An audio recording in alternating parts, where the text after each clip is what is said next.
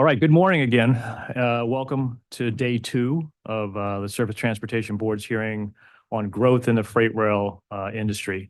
As we did yesterday, we will have just a few housekeeping items to take care of this morning. Please, everyone, if you haven't already, silence your cell phones. And once the witnesses begin, we ask that you would please take any and all conversations out of the hearing room in respect to the witnesses. For the witnesses, again, our microphones are a little sensitive and temperamental. So in order to speak and also not just hit the button in front of you one time, there may be a delay when you do so. The problem is when more than one mic, only one microphone can be recognized. So if another microphone is on, we're not going to be able to hear you. And if we can't hear you, then we can't record it for the record. So we're going to have our court reporter will interject and let you know if they can't be heard. So just remember when you're not speaking, please turn the microphone off at the time. Also, we're asking everybody to, if at all possible, stick to the allotted times. We've got the clock here that will help you move through as your guide. 1 minute before your time expires, there'll be a yellow light. When your time is expired, you'll see the red light, and we ask that you summarize and conclude your remarks. If you have slides, let us know, and we can have them up on the screens when the time comes. We'll also provide you, I think there is a remote control there that you can use to guide you through the presentation. As we did yesterday, because of the number of witnesses and we want to keep this moving in a timely fashion, the board members will each have 5 minutes of questions for the panelists. We will only have questions after all panelists have spoken. And if we need a short follow-up by the members, we can do so. But we'll do it keeping in mind that, again, time limitations and we need to move through the panelists. This hearing is also being streamed on YouTube, and the link is available on the board's website. Transcript of this entire hearing will be placed on the board's website after the close of the hearing, and a recording will be made available as well. Today, we're going to hear from panels 7 through the end of the speakers list. We're going to take a 30-minute lunch break today. Hopefully it'll happen between 12:45 and 1 o'clock. We will also have short breaks in the morning, if need be, in the afternoon between the panels.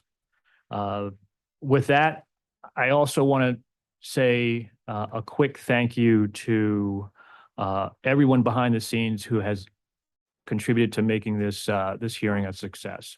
So we have a number of staff members who you see around this dais, and you'll see coming in and out who've done a phenomenal job, keeping us moving and really making sure that this runs well. So out of our Office of Proceedings, our Managing Director, OPAGAC, our IT folks, my Chief of Staff, all the attorney advisors, I just wanted to recognize everyone who's been a part of this and to say thank you for all of your work and for making this a success.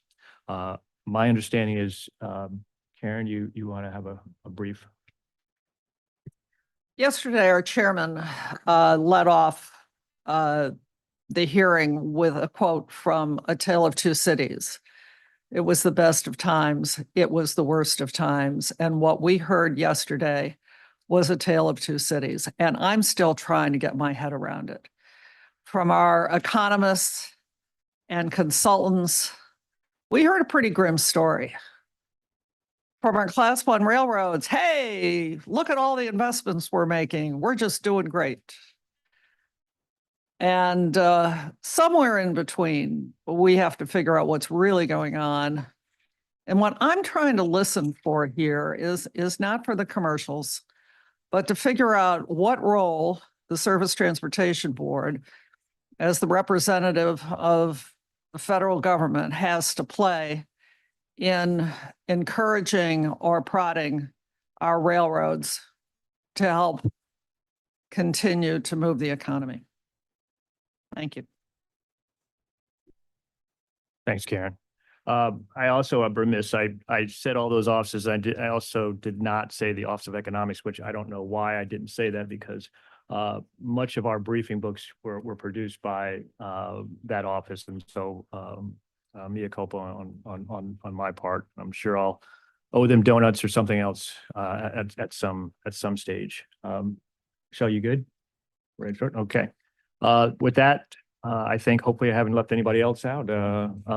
Let's begin. So we have panel 7 is made up of Ms. Monica Freeman, Chair of the National Industrial Transportation League's Rail Transportation Committee and Director of Rail Transportation at CHS Incorporated.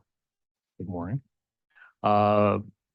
Mr. Michael Seifert, President and Chief Executive Officer of National Grain and Feed Association. David Burchett, who's the Chairman of the Board of the Private Rail Car Food and Beverage Association. Good morning. And we have our former chairman and panelist, Dan Elliott, GKG Law. Welcome to all of you. We look forward to your testimony, and Monica, the floor is yours. Good morning. Yep. Is that good? Okay. All right. Good morning. Chair Primus, Vice Chair Hedlund, Member Fuchs, and Member Schultz. The National Industrial Transportation League, or NIT League, appreciates the opportunity to appear before you today on growth in the freight rail industry. As you said, I'm Monica Freeman, Chair of NIT League's Rail Transportation Committee and the Director of Rail Transportation at CHS. I also have had the privilege of participating on the Surface Transportation Board's Rail Energy Transportation Committee, RETAC, as an alternate, and I look forward to continuing in the role as a member. NIT League is a trade association whose mission includes advancing the views of shippers on industrial freight transportation policy matters since 1907. NIT League members include U.S. companies across a wide variety of industries who rely on efficient, competitive, and safe transportation systems within the United States and beyond to meet their supply chain requirements and the needs of their customers. NIT League members move billions of dollars of freight and employ millions of individuals in the supply chain. CHS is a diversified global agribusiness cooperative owned by farmers and member cooperatives across the United States. Its 10,000 plus dedicated employees around the globe have a single purpose: creating connections to empower agriculture. CHS helps drive sustainable growth for its owners and customers with a strong, efficient supply chain, access to global markets, and exceptional products and services. My remarks today are on behalf of NIT League members and their vested interest in freight rail growth. Freight rail is essential to many NIT League member supply chains. Our diverse membership depends on rail service to ship a variety of bulk commodities, including grain, chemicals, paper and forest products, cement, and others. Many NIT League members, including CHS, can ship certain commodities only by rail, and many of those facilities are captive to one railroad. Freight rail offers many benefits compared to other modes, such as safety, economies of scale, and environmental impacts. Thus, NIT League strongly supports the expansion of competitive, efficient, and cost-effective rail service that meets the needs of rail customers. The board's hearing announcement referenced declining or stagnant freight carload volumes over the past decade and beyond, based on the Bureau of Transportation Statistics data. As we discuss how to grow freight rail volume, it's important to consider some of the reasons why customers are often disincentivized from increasing their volume of rail shipments. One significant reason is the lack of railroad-to-railroad competition. With only 6 Class I rail carriers and with 4 of them responsible for moving 90% of our nation's rail freight, competitive market forces have been significantly significantly reduced by railroad mega mergers and acquisitions. The lack of robust competition leads to annual freight cost increases disproportionate to the value of service or the broader economy, unreliable service, and the inability to negotiate reasonable contract terms, including service protections. These factors disincentivize shippers from increasing their freight rail shipping volumes and investment. PSR, the industry implementation of precision railroading. To meet Wall Street's performance expectations, including maintaining low operating ratios, also have not benefited rail customers. PSR has lowered costs for the railroad, but has resulted in constrained and congested networks, reduced capacity, the increasing use of embargoes, degraded velocity, and limited resiliency. PSR has not helped rail customer supply chains become more productive and efficient, which also hinders growth. In preparation for this hearing, NITLEAG surveyed its members to better understand the factors that impact their ability to ship more volumes via rail. The responses boiled down to 3 common factors: unreliable service, high rates, and lack of bargaining power. Service concerns focus primarily on the Class I railroads.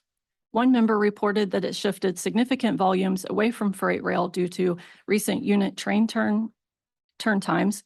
To protect its supply chain, the company was required to ship a similar alternative commodity that could be delivered more reliably using 2 alternate transportation modes. While in some cases, the opportunities to ship greater rail volumes will be permanently lost, the good news is that in other cases, the modal shift due to inconsistent rail service could return to rail when service improves. Another shipper explained that when rail cars are delayed and bunched together in transit, they resort to truck deliveries for raw materials. Trucks fill their storage, preventing timely unloading of rail cars when they arrive, and leads to demurrage charges. Consequently, they face the cost of both expediting trucks and demurrage fees. Moreover, recent increases in demurrage rates, over 30% for standard commodities and even higher for hazardous materials, exacerbate this issue. For instance, a small facility receiving about 100 cars of hazardous material per month with just 1.6 average days of dwell could incur over $50,000 in monthly demurrage charges. Non-competitive rates have caused some NITLEAG members to ship products that otherwise would move by rail to other modes. Even though members would prefer to use rail, high rates cause them to consider and select alternative modes. While other members express frustration with high rail rates, some commodities must move by rail, no matter what the cost for safety and operational reasons. In those cases, the company must accept the lower margins or attempt to pass through cost, which is not always possible. Regarding lack of bargaining power, another obstacle to increasing rail volumes is the lack of leverage in contract negotiations. Without more robust rail-to-rail competition, shippers have limited bargaining power in contract negotiations. This leads to one-sided contracts in the railroad's favor and prevents shippers from obtaining service protections and negotiating more reasonable rates. If another mode can offer more reasonable terms and conditions while remaining cost competitive, it will often be selected. When asked what specific rail carrier actions would cause NITLEAG members to ship more volume by rail, the common responses were service reliability, improved communications, and lower rates and accessorial charges, better cycle times, greater utilization of the short lines. Service reliability is critical and especially consistent with the trip plan. Especially consistency with the trip plan. Occasionally, misses are understandable for unexpected events, but NITLEAG members would require far more consistent service to shift greater volumes to rail. Improvements to local first mile, last mile service is also needed. Avoiding reduced service days and missed switches can create a domino of adverse effects.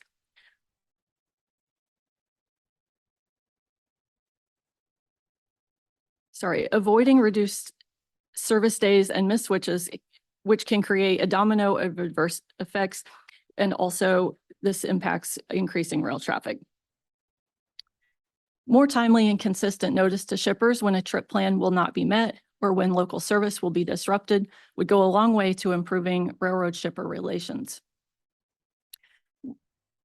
When asked what factors would cause NIT League members to increase capital investments, members reported that lower freight rates and accessorial cost, better cycle times on equipment so that shippers can better spread the monthly rental rate of private cars over more traffic, and more rateable, consistent first mile, last mile service would help incentivize such investments.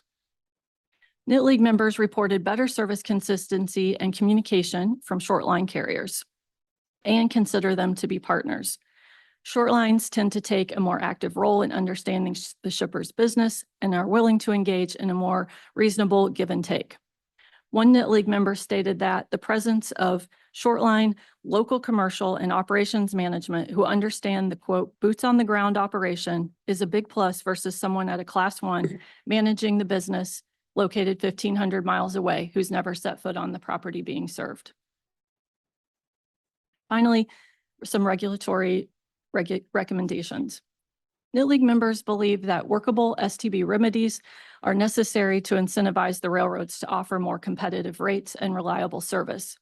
Holding railroads accountable when their actions harm their customer supply chains would help incentivize more traffic to move via rail. Consistent with NIT League's policy initiatives, the following are recommendations for the board.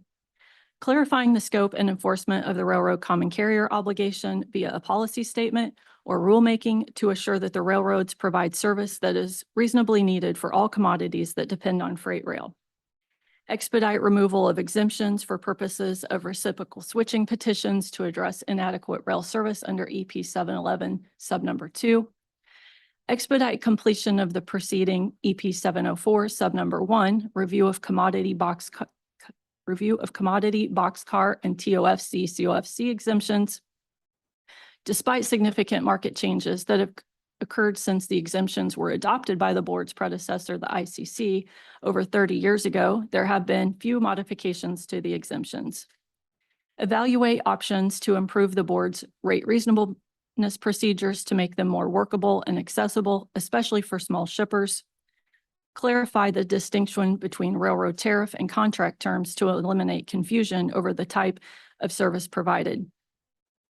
And finally, work with Congress in identifying new statutory authority that the board requires to provide effective oversight for rail traffic that is based on today's market conditions instead of market conditions from 40 years ago. We have additional examples in our written testimony that we submitted.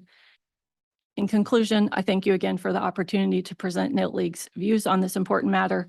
I'm happy to answer any questions you may have at the end of the panel. Thank you. Seifert. Good morning. My name is Mike. Good morning. My name is Mike Seifert, and I'm the President and Chief Executive Officer of the National Grain and Feed Association, or NGFA. I want to begin by commending Chairman Primus and the board for bringing stakeholders together to help find solutions to grow the freight rail industry.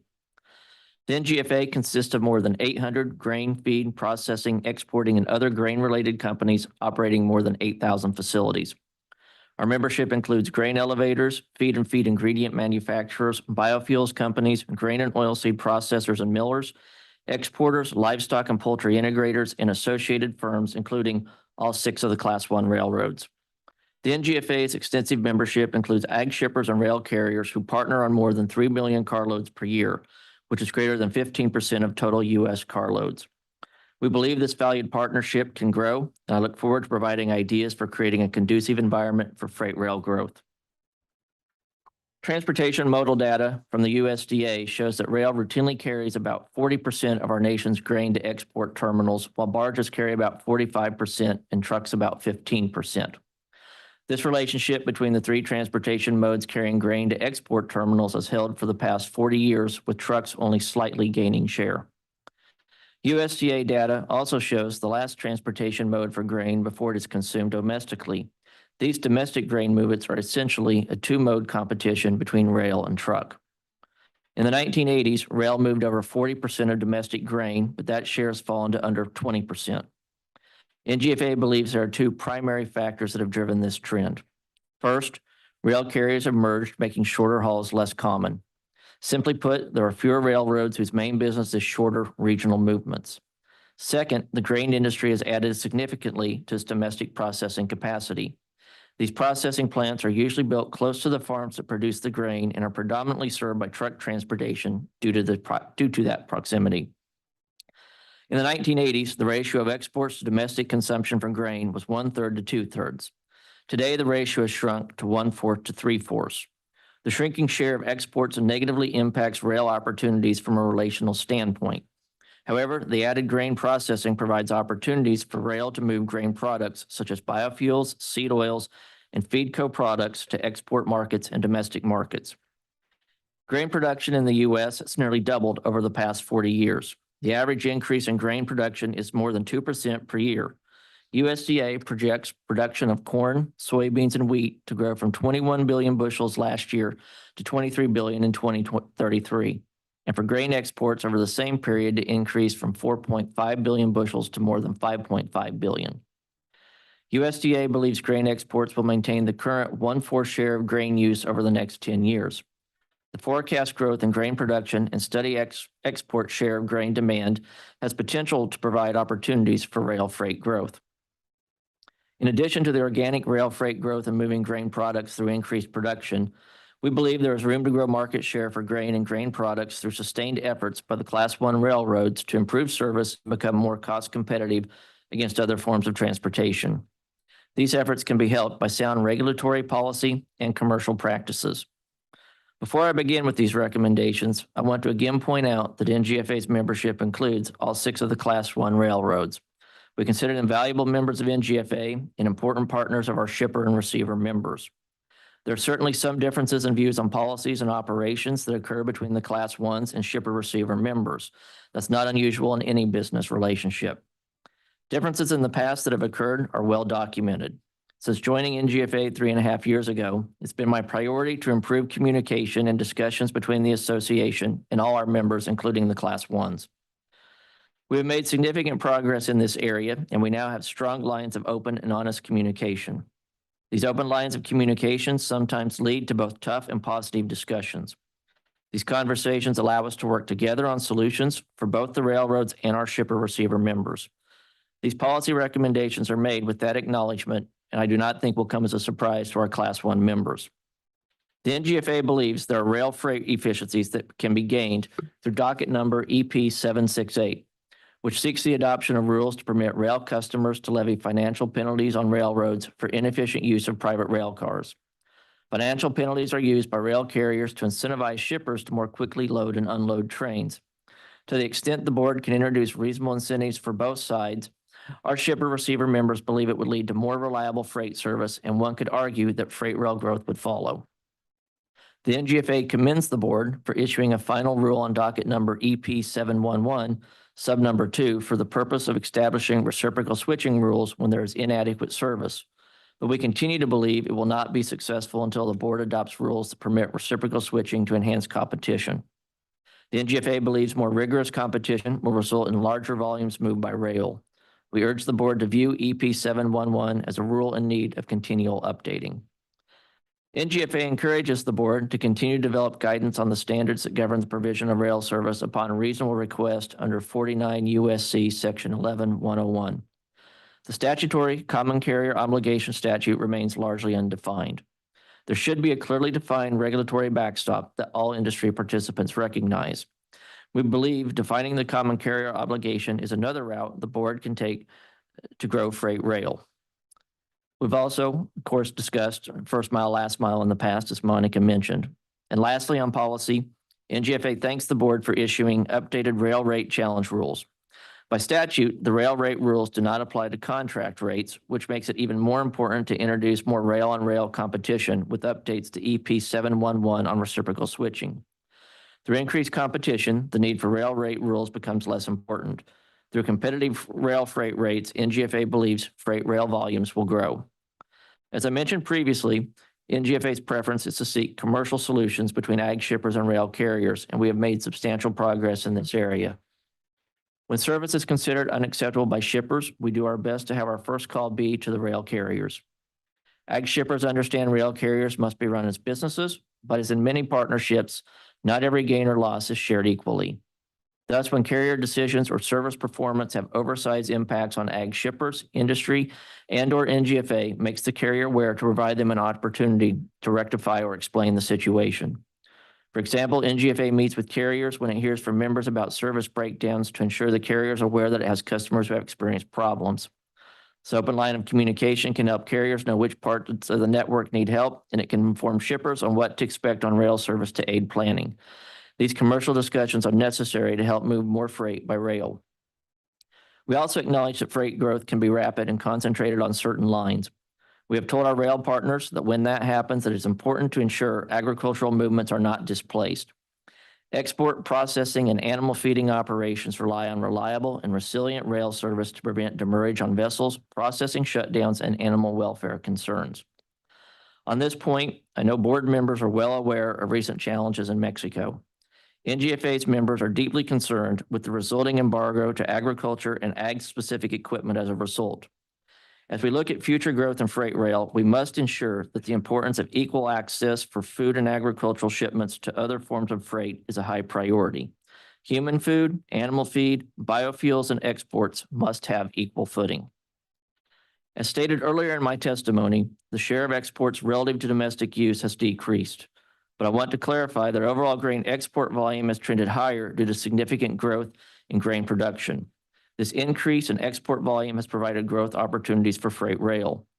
However, I would like to note significant increases in grain production and supply chain investments in Brazil and Russia have improved their ability to compete for global market share.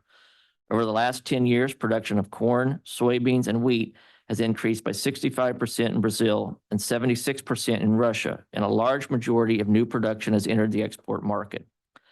I'm noting this increase in international competition to stress the importance of competitive rail access and rates and a rail system that moves U.S. grain when it needs to move and keeps it competitive in the international marketplace. I do not know what the future holds for other grain exporters such as Brazil and Russia, but I would not bet against the American farmer and American agribusiness and our nation's ability to compete.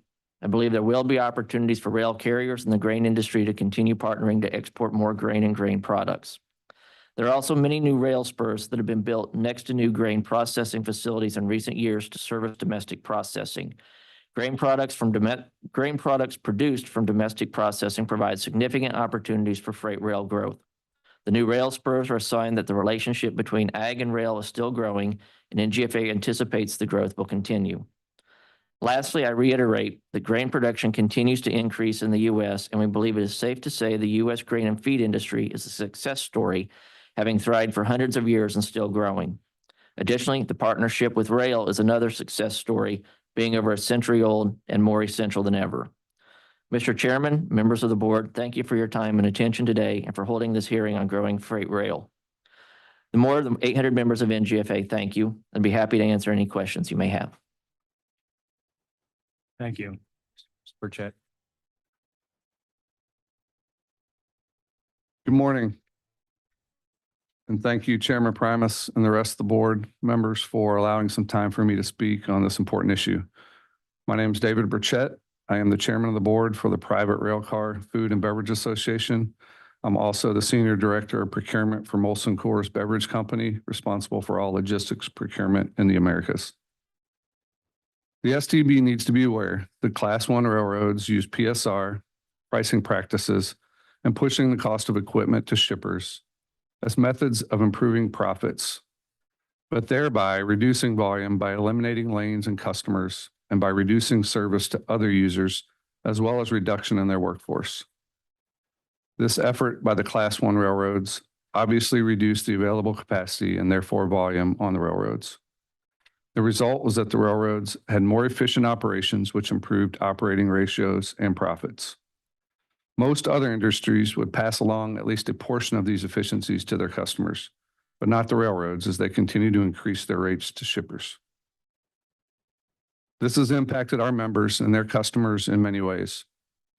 In general, it makes the railroad a non-user-friendly alternative to move freight more efficiently, safely, and cleanly than other modes of transportation. This reduction in capacity and service by the railroads forced many shippers to increase the volume that they shipped over the road. Over the period of the last 5 or 6 years, truck volume has increased while rail volume has continued to decline. Still today, many shippers have limited options in working with the railroads. They claim their services have improved, and they have marginally, but obviously because they've eliminated volume, hence congestion, hence the need for employees and equipment, but still with higher rates to their remaining shippers. We need the assistance of the STB to help the railroads understand that rail must remain a viable alternative for those shippers who want to use the rail service. We can do this through the elimination of exempt commodities, greater regulation of contract moves, and by addressing the true meaning of railroads' common carrier obligations. If the railroads could work with shippers by providing good service, user-friendly alternatives, and competitive pricing, this nation's rail networks would immediately see increased volumes. Some of the concerns that we feel have led to reduced volumes on rail are as follows. Equipment. The railroads continue to push ownership of cars to shippers. For many shippers, the cost of these cars is not offset by the lower rates offered by the railroad, therefore increasing overall cost to shippers, but improving margins for the railroads. Furthermore, increased transit times mean private car owners get less turns of their equipment and hence ship less volume. If a private car is held on the rail too long that's loaded, the railroad charges shippers. But if the railroads hold empty private cars in their yards, there's no recourse for the shippers to cover the cost of idle equipment. Being the private Railcar Food and Beverage Association, we were created specifically due to the challenges and inefficiencies that the railroads have created for the members in our association. Consequently, we urge the board to institute reverse demurrage to encourage railroads to act more efficiently when using our rail cars. The railroads feel demurrage positively incentivizes shippers to turn their equipment quicker, but they don't want it when they hold up shippers' cars for a lot of time. This is a barrier for some shippers to putting more freight on the rail. Service.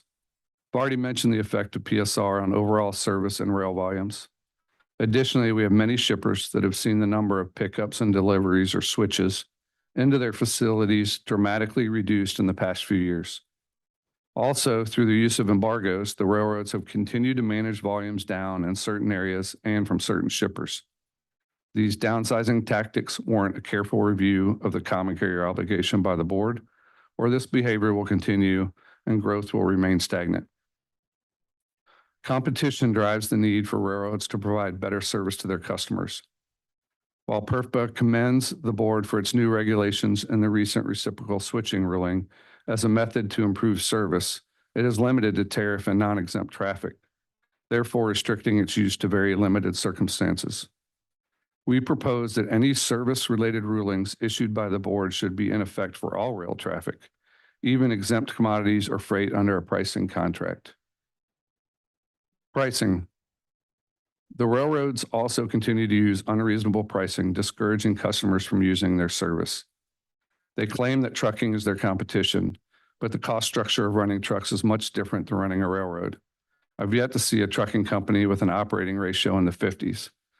I don't think I've even seen one below 80. Trucking rates follow basic economic principles in a competitive environment. When demand is high and capacity is lower, as we had during the COVID years, trucking pricing increased significantly. As capacity became more available and demand for goods has fallen since, prices for trucking has decreased. Even though volumes have decreased on the rail, I think if you ask most shippers if their rates have fallen to get more volume back on the rail, they'll tell you no. Pricing continues to go up and operating ratios continue to go down. The railroads have also used pricing to limit STB oversight. They price tariff rates much higher, knowing that shippers will want to negotiate contract rates lower to save money, but then preventing any STB oversight. Even intermodal freight over these last few years has been priced non-competitively, moving a tremendous amount of volume onto trucks. We urge the board to continue to look at policies that foster competition between the railroads versus other modes of transportation, such as expanded reciprocal switching, similar to what the Canadian railroads follow, as well as new rate review processes that ensure fairness in pricing practices. The impacts from rail pricing, service, and equipment use have adversely affected our members in many different ways. Some have no other option than to ship by rail and have to take on these higher costs, impacting their businesses and the cost of their consumers, while others have been limited on the amount of freight they've been able to ship by rail, even though they would like to ship more. A few specific concerns from some of our members are as follows. One stated, our soft costs increased dramatically over the last few years, adding a new line item to be considered when we priced our rail shipments. The soft costs included slow turn times based on miles per day, fewer switches, an increase in temperature abuse due to slower service on problem cars, and demurrage. The push factors to make shippers look for alternative transportation modes have increased over the last few years to a point with the higher soft costs that rail pricing was not competitive compared to truck rates for short and medium length rail shipments. Comments from another one of our members are as follows. While we have not made a wholesale reduction in our volumes on rail to any one location because we can't survive without the rail movements, there have been instances of reduced rail volumes during various periods. Below are some examples. Out of Portland, Oregon, we have split rail volume with bulk trucks due to reduced inconsistent switches and increased rates. In Chino, California, we've had numerous issues with boxcars being broken into, so switched to trucks to mitigate risk of contaminated or stolen product. In Lodi, California, have had to convert to bulk trucks at times due to communication issues at interchange between the UP and BN, causing significant delays. In Phoenix, Arizona, have had to convert to bulk trucks on numerous occasions due to missed switches and poor interchange communication between UP and BNSF. Comments from a third member as follows. We've had a multi-year initiative to increase boxcar shipments, but service issues to our customers and pricing not being competitive with trucking have limited where we've been able to transition more volume. Moreover, several of our members have raised specific actions the railroads have taken to reduce switches to their plant locations. One member was told the railroad was doing so due to a labor shortage. Also, several members have raised the concern about rail theft and how the railroads limit their liability for cargo losses. The railroads prefer to eliminate competition by other means instead of trying to be competitive through better service and pricing, thereby increasing volume by doing so. Just last month, there was a letter sent to Congress urging them not to increase truck rates. The AAR was one of the organizations signing the letter. Are the railroads really so concerned with the safety of drivers, even though there have been improvements in braking technology, as well as cameras on trucks to help identify emergency braking situations? Or is this because they want to eliminate further competition and continue to raise prices without limits? Without the efforts of our federal regulators, the railroads will continue this practice of providing less and charging more. The net result of this means the most efficient and environmentally friendly form of transportation across this nation will continue to be used less, and shippers will be forced to seek out other alternatives. Thank you for listening to our position today, and hope our regulators will be able to take effective action that will bring more volume back to our rail network through removal of commodity exemptions, greater regulation of contract carriage, and improved definition of common carrier obligation and reverse demurrage. Thank you from the shippers of PERPA. Thank you, Mr. Burchett. We appreciate that. Let me actually just start off with you. Is it because of your connection with Miller Coors?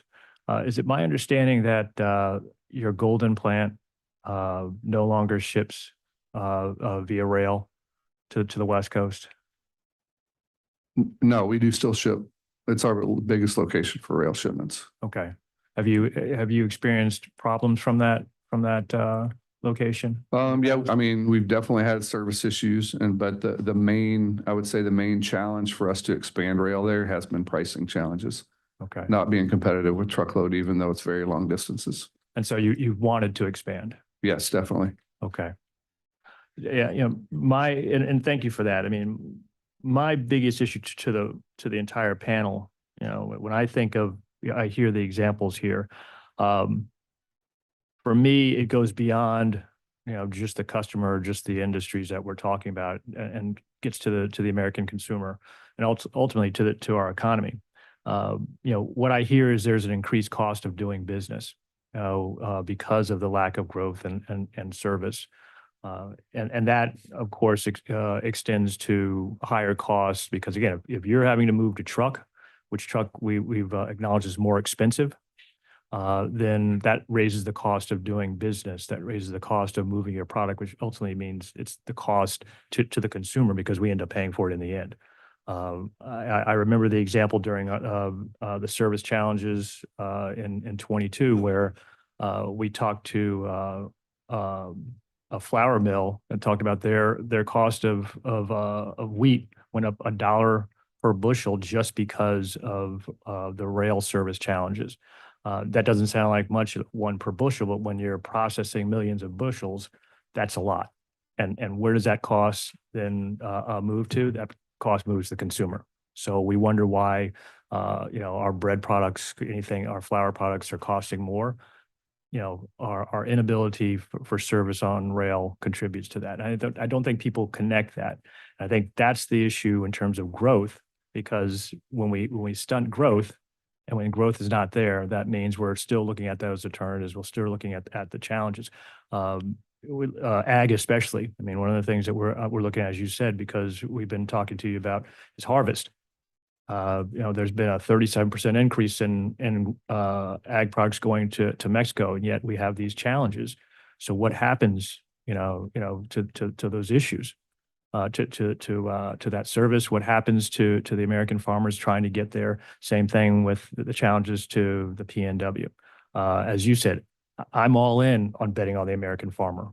I believe that it's our responsibility to support the American farmer from this body. But we have to make sure that we have a rail transportation system that can get their product to market. It doesn't do it any good if they're having bumper crops if we can't do that. And I think that's what inhibits us is when we don't have that growth and we don't have that service. So in the short time that I have left, I'm wondering if the three of you can talk about what the lack of growth does to your businesses, or does to groups within your business, and how it constrains growth within your own industries, and what the implications are. As you said, Seifert, about the loss of market share. If we can't get growth, if we can't get our products to the market, what that does. So can the three of you elaborate on that, please?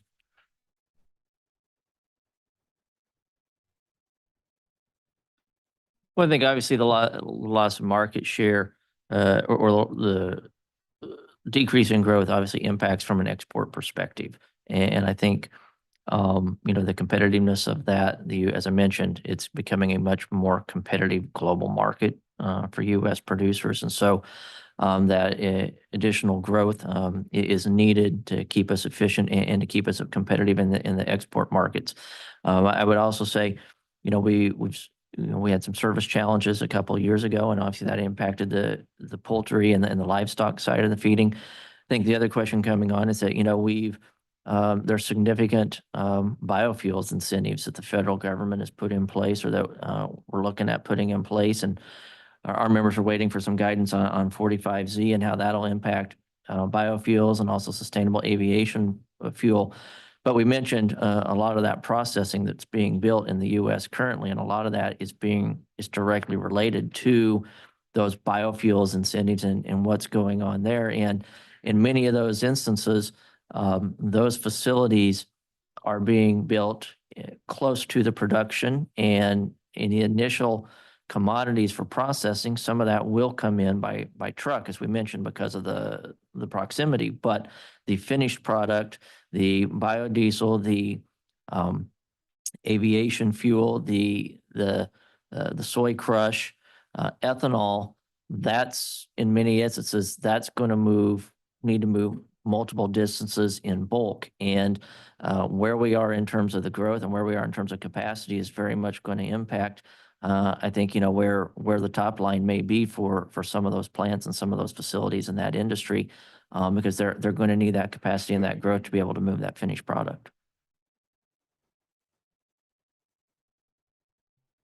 Yeah, I think for our members, a couple of things. As you mentioned, it's the cost. So the impact is that the cost then goes to the consumer, who then buys less or has less money to buy these products with, or it has to be absorbed by these companies. So, you have 4 companies out there that are gaining while hundreds are either losing or having to pass that on to their consumers. Many of the members for PERFBA are either going to switch it to rail if they can't get the service or the cost, or switch it to truck if they can't get the cost or service they need from rail. Again, potentially impacting costs and then passing those on to consumers, while others who have to use rail and have these high costs or poor service are definitely either taking these costs or passing them on to consumers. So I think the impact really comes from, when prices are higher to the consumer, they are going to be purchasing less, which impacts everyone.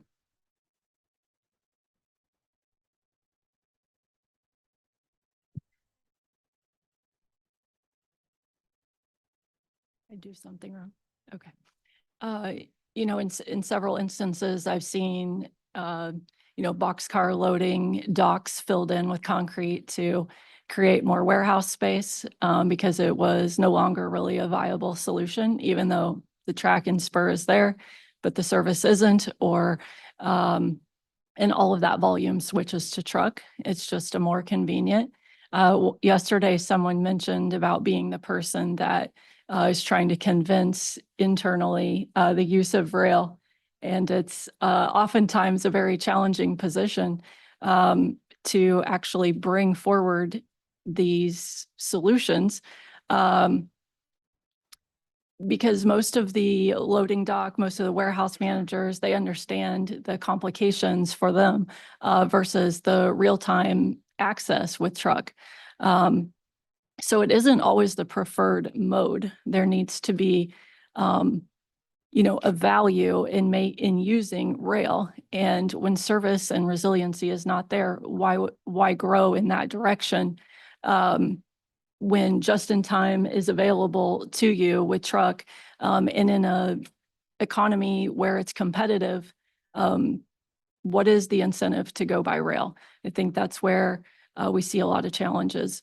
And then it was also mentioned yesterday, but I think is really true about how many times terminals or warehouses are being built without even consideration for rail. They aren't even close. And maybe the economy, the opportunities come later, but then you have to build a transload and you have to truck that product to a location to put it on rail.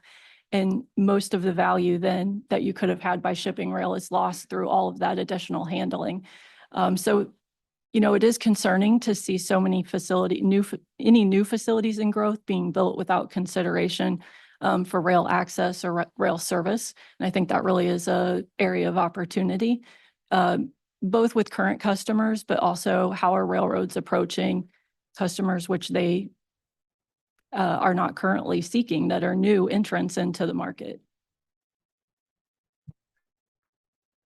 Thank you, Mr. Chairman. Pricing has been mentioned by the panel. Mr. Seifert, I want to talk to you briefly about rate review. In light of recent court decision, could you maybe revisit the problem statement? And do you have any views on whether or not the board's methodologies work for egg shippers? And if not, why not?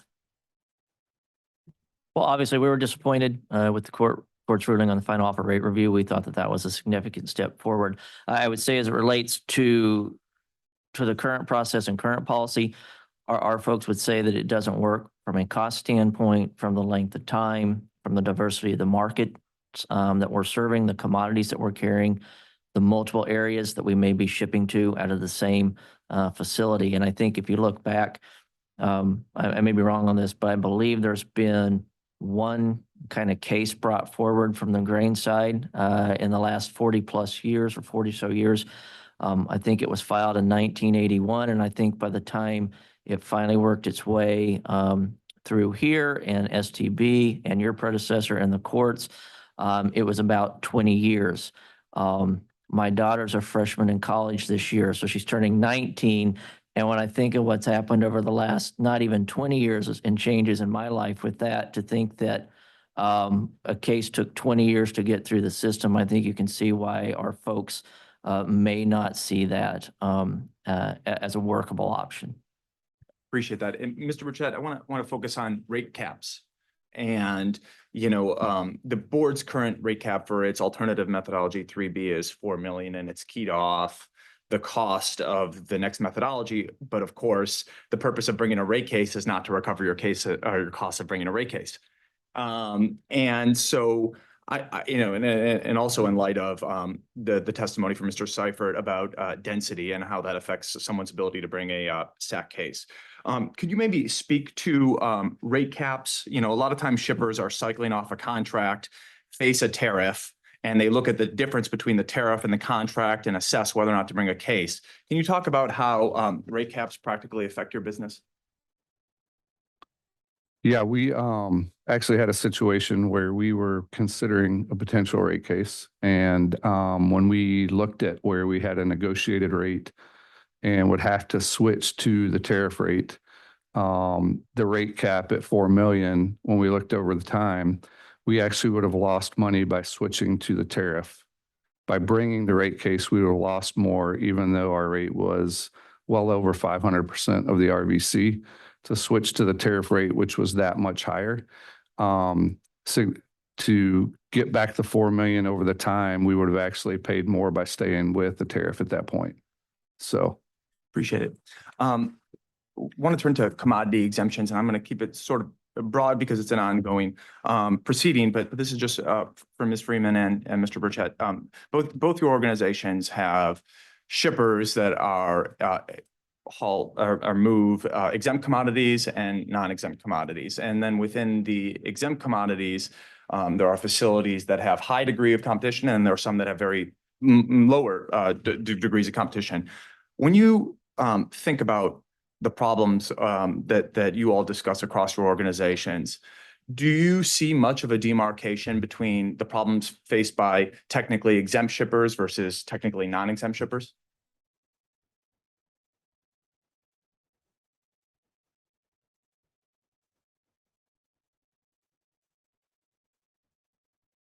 That's probably one I'll have to take back, to be honest. But I think it's a good question. I'll take that back to our group. I'm going to follow his lead if that's okay. I need some advice from the technical team behind us. Let me ask it the question a different way, or at least a separate question that maybe gets at the same thing. Is I'm sort of wondering the extent to which a class based on commodity is the most appropriate guide for the differences among the shipping public. Most often I hear differences across shippers based on the particular forces hitting the facility. So, if you've got 2 railroads or 3 railroads, that might be, whether or not you're exempt or not exempt might be in a different place than if you just have 1 railroad, even if you're technically exempt.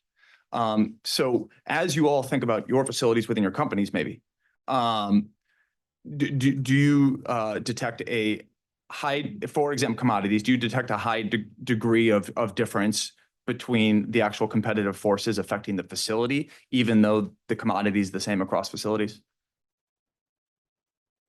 Yeah, I think I can speak to this one. So I think inherently the challenges that we have are the same across no matter what the commodity is. I mean, obviously there are some differences in equipment types and how something is loaded, unloaded, how long it can sit versus not sitting.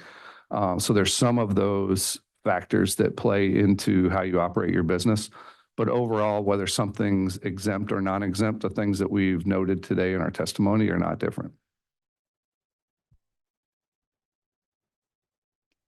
And I would agree. The main factors that you have to work with is there railroad competition that you can use to negotiate, and or are there factors that allow you to move to an alternate mode? Those are really the 2 key factors you have to discuss. And beyond that, I think it's very limited and not specific to commodity from my experience. First of all, I want to thank all of you for the specific recommendations that you have made. That is certainly what I came to this hearing to hear what can we do? What can we do better? What should we prioritize? But I have two questions for you, Mr. Seifert. 2 years ago, we had a drought in the upper Midwest that dried up our major rivers. And barging grain became unavailable for a significant period of time. Can you tell me how well the railroads reacted and stepped up to fill the needs of your members when they couldn't go to the river? Sure. I think in those instances, and obviously that was when we were still having some challenges as well. But I would say we've had low water the last 2 years and we've got low water again this year. And I would say, particularly I think last year, as maybe a better reference point when the system was running a little better, I would say that our members would say in those instances where you could shift over to rail, that it worked for getting down to the Gulf. But I think obviously you can't move all that capacity that you move from barge over to rail, and you have facilities that are set up to be able to handle rail coming in. You have facilities that are not set up for handling rail. So I think in those instances where they could move over, that they would say that it worked for them. But I think, it's important to understand too that the capacity is not there to make up for everything that we can't ship down in barge. But our sense in talking to our members is that the railroads that could service the facilities that did have rail options, that they worked with them to move as much of that over there as they could. Given climate change, maybe this is an issue that we all ought to be looking at more seriously and looking at investments to make rail a better alternative if we start losing our rivers on a major basis. Mr. Burchett, I recently was on the road, and I'm on the road a lot. And it's one of the benefits of having grown children, let's put it that way. And that's where I learn stuff. And I was going through a city that hosts the headquarters of one of the largest beverage companies in the world. And I wanted to sit down and talk to the person who managed their rail operations, and was told that their new owners have basically abandoned rail. They're not using it. They found the cost of using rail because of damage to their commodities simply didn't make sense. And I was shocked. They're not one of your members because they don't use rail. Mhm. But could you comment on that? I mean, I'm just astonished. Yeah, I mean, when you think about just the beverage, the of what goes into beverage production, the qualities of a finished beverage product, they're heavy, they're compact. When you ship it on truck, you don't use a whole truck. There's a lot of space left in that truck and that's where, some beverage companies are probably the ones that are pushing for heavier truck weights because they've got room in those trucks. And the challenges with rail, definitely damage is one that you have to work through. But I think there are other beverage shippers that are shipping a significant amount on rail. But it's a lot more work. There's challenges with it, as Monica stated. What are the benefits for switching to rail? Because the services takes longer to get to their end destination. There's potentially more damage, and yet there's no cost benefit, even though it's a more efficient and should be less costly form of transportation. And again, something that's going to be hitting us more and more environmentally friendly. And so that is concerning when you hear a shipper with a product with those qualities that says, we're not even going to consider rail. Lastly, a personal note, I want to pat ourselves on the back. that we helped save a railroad in the San Luis Valley of Colorado that delivers a lot of barley to Golden. And it would have Yes, it been, does. Thank you. it would have been 26,000 truckloads Mhm. across the pass if that railroad had not survived. Yep, thank you. This question is from Ms. Freeman. Your testimony encapsulated what so many shippers have said to me, which is, okay, gotcha, thanks. Your testimony encapsulated what so many shippers have said to me, which is in order to ship more volume by rail instead of truck, service has to be predictable. And, while nothing will replace good service, I wondered if you could speak to what role transparency on the network might play in the decisions of your members to ship more volume by rail.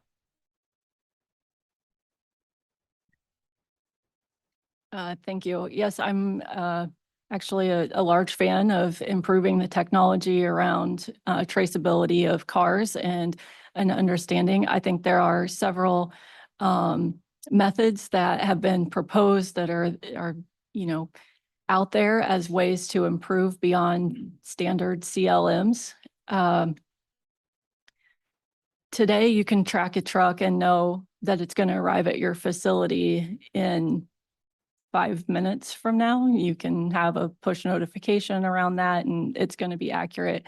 And while I don't think the reality, the Domino's pizza example is referenced a lot, while I don't think rail shippers expect that, nor do I think from my experience only, I will say that that's even necessary for rail. I do think that having transparency and accuracy to the ETA is, even though we say it a lot, it's still understated in importance. I'll share an example of what happens in our elevators when we're loading. We expect a shuttle to arrive 110 or 15 rail cars. We have our staff ready to load based on the ETA we're expecting for those cars. The anticipation or the expectation is that we will complete that activity in 11 hours from the time that the rail cars arrive. Our crews may expect the cars to arrive at 4 o'clock and they work all day with the anticipation that when it arrives at 4, that they'll spend the next 11 hours finishing their day doing that until that's complete. But then when that estimated ETA is not correct, the cars are parked 25 miles from the elevator because the crew's out of time. All of the components that go into that, that change the arrival at the last minute. Now we send them home or we keep them, and you're making decisions about people's lives and their safe work practices. And then also just all the business, obviously all the financial components that go into that. But we think a lot about what that does to the, work-life balance and the safety components of working in our facilities. So just to illustrate the importance of the accuracy of the arrival of cars and finding a technology that allows for transparency to the customer. Still believe understated, and something that as an industry, I think we have to all work together to figure out what that next phase is going to be. I know Rail Pulse was mentioned yesterday and think certainly there's a large opportunity there, but a lot of work to be done, I would say, for it to be the long-term solution. Thank you. And then Mr. Seifert, this is a question for you. You indicated that grain production is projected to grow significantly over the next decade. What would you say is the single most important thing that the carriers could do to support that growth? I think the biggest thing they can do is to ensure that we've got the capacity and the flexibility to move, whether it's to the export market or to the domestic market. And I think, that's one of the changes as we've been seeing, is that exports are still important, but we talked about how it's gone down, and you've also seen changes. Mentioned the changes domestically with what we're seeing with biofuels, and we think that's going to change some of the flows. But even when you think of trade, you think of China from an ag perspective. But last year Mexico surpassed China as our largest export market, and just some year-to-date numbers I looked at. U.S. exports January through July of this year. If you look at the main commodities our members ship, which would be corn, beans, wheat, distillers grains, and soybean meal, to Mexico, 21.8 million metric tons, to China, 12.9 million metric tons.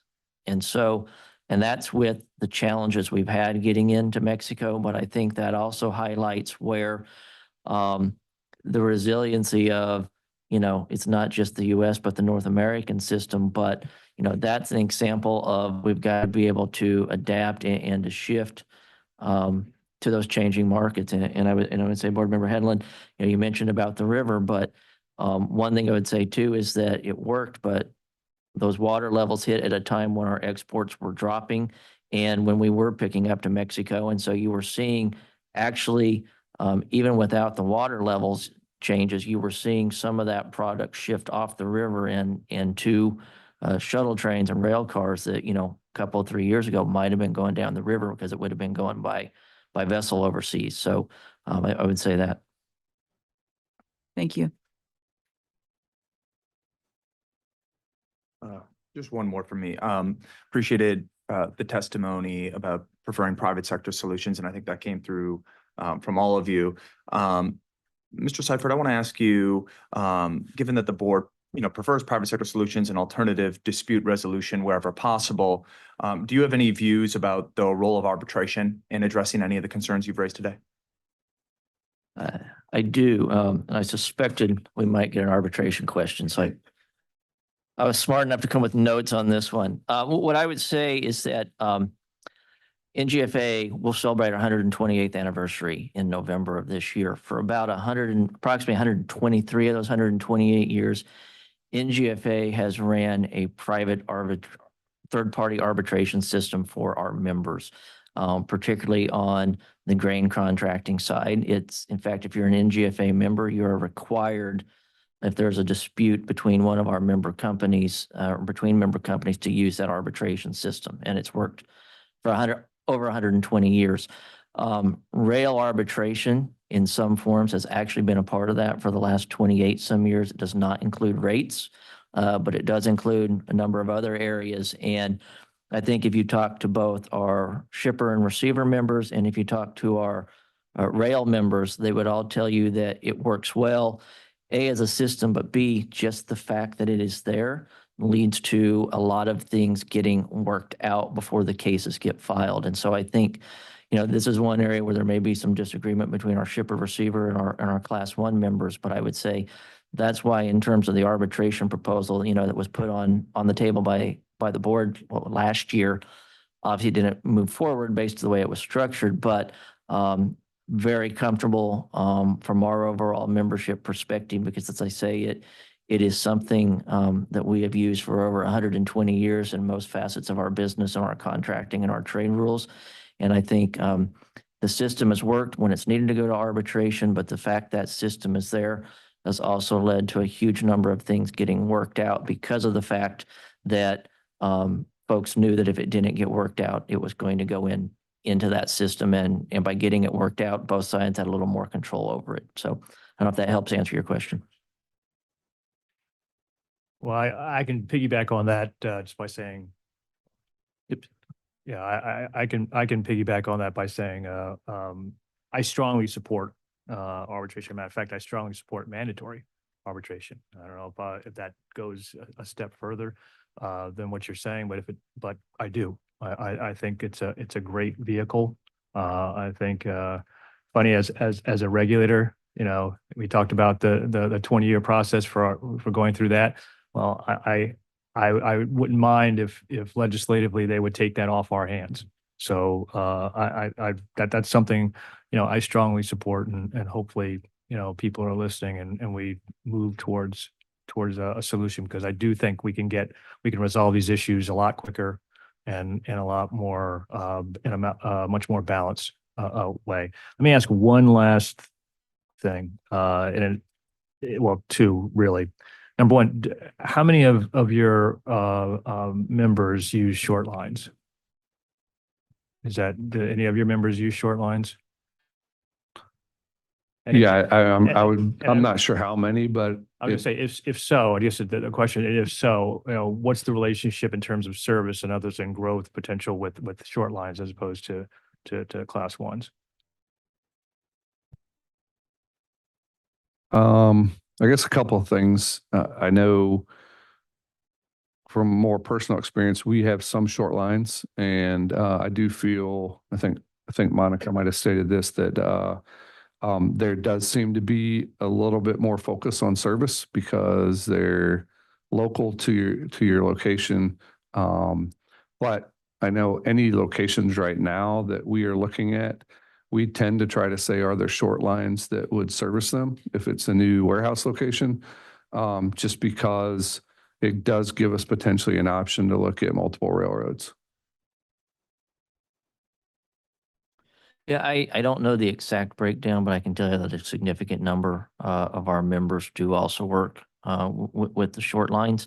And what we would hear, and we had short lines as members as well, but I think what we'd hear from our ag shippers and both our short lines is that, probably is a little more focused there, again, local nature, but I think also when you look at some of our facilities that are using the short lines and, what they're shipping, in those instances, truck versus rail really does become a competitive issue in some instances. And so there is a true incentive there to provide that service, I think, to not go to that alternative route. And so, I don't know the exact number, but it is a fairly significant number of our members I know that are using short lines as well. I agree. I don't know the exact number, but certainly I think many times the trifecta of perfection is to find a short line with dual access, where you can have local service and then access onto, more than one class one. And that's for me, whenever I've been involved in those types of projects. And I think, I hope David would agree, that's really where you find your most suitable solutions and your most flexibility is to have short line local service and then access to multiple class ones through that short line. And my last question is for the three of you. Yesterday, we heard, we had for the class ones talk about growth and how they're prepared to grow and they want to grow and earn your business. So a response to them from that declaration, what would you say is the number one thing for each of you that needs to happen for your members to answer that call to grow? I mean, part of when I think about that, I think the complex nature of what happened in terms of the service issues of the last several years, it's sort of the Peanuts cartoon of Lucy having the football, and waiting for Charlie Brown to do it. And, over and over again, she pulls it. But now there's a point where, no, we really want you to grow. We really want to grow. So, what do you have to hear, or what are you looking for your membership and others to be convinced that, hey, this is worth investing in, this is worth, partnering in that growth?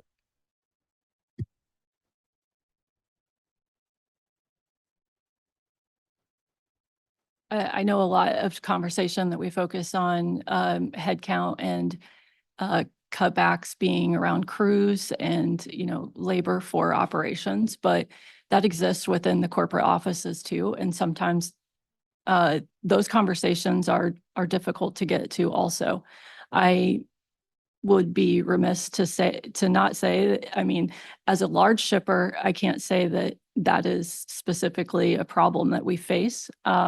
We're blessed in that way to be large enough to get a lot of conversations. And so I'm speaking specifically on behalf, I think, of smaller shippers that have expressed concerns with the ability to have those conversations, that want to grow and, you know,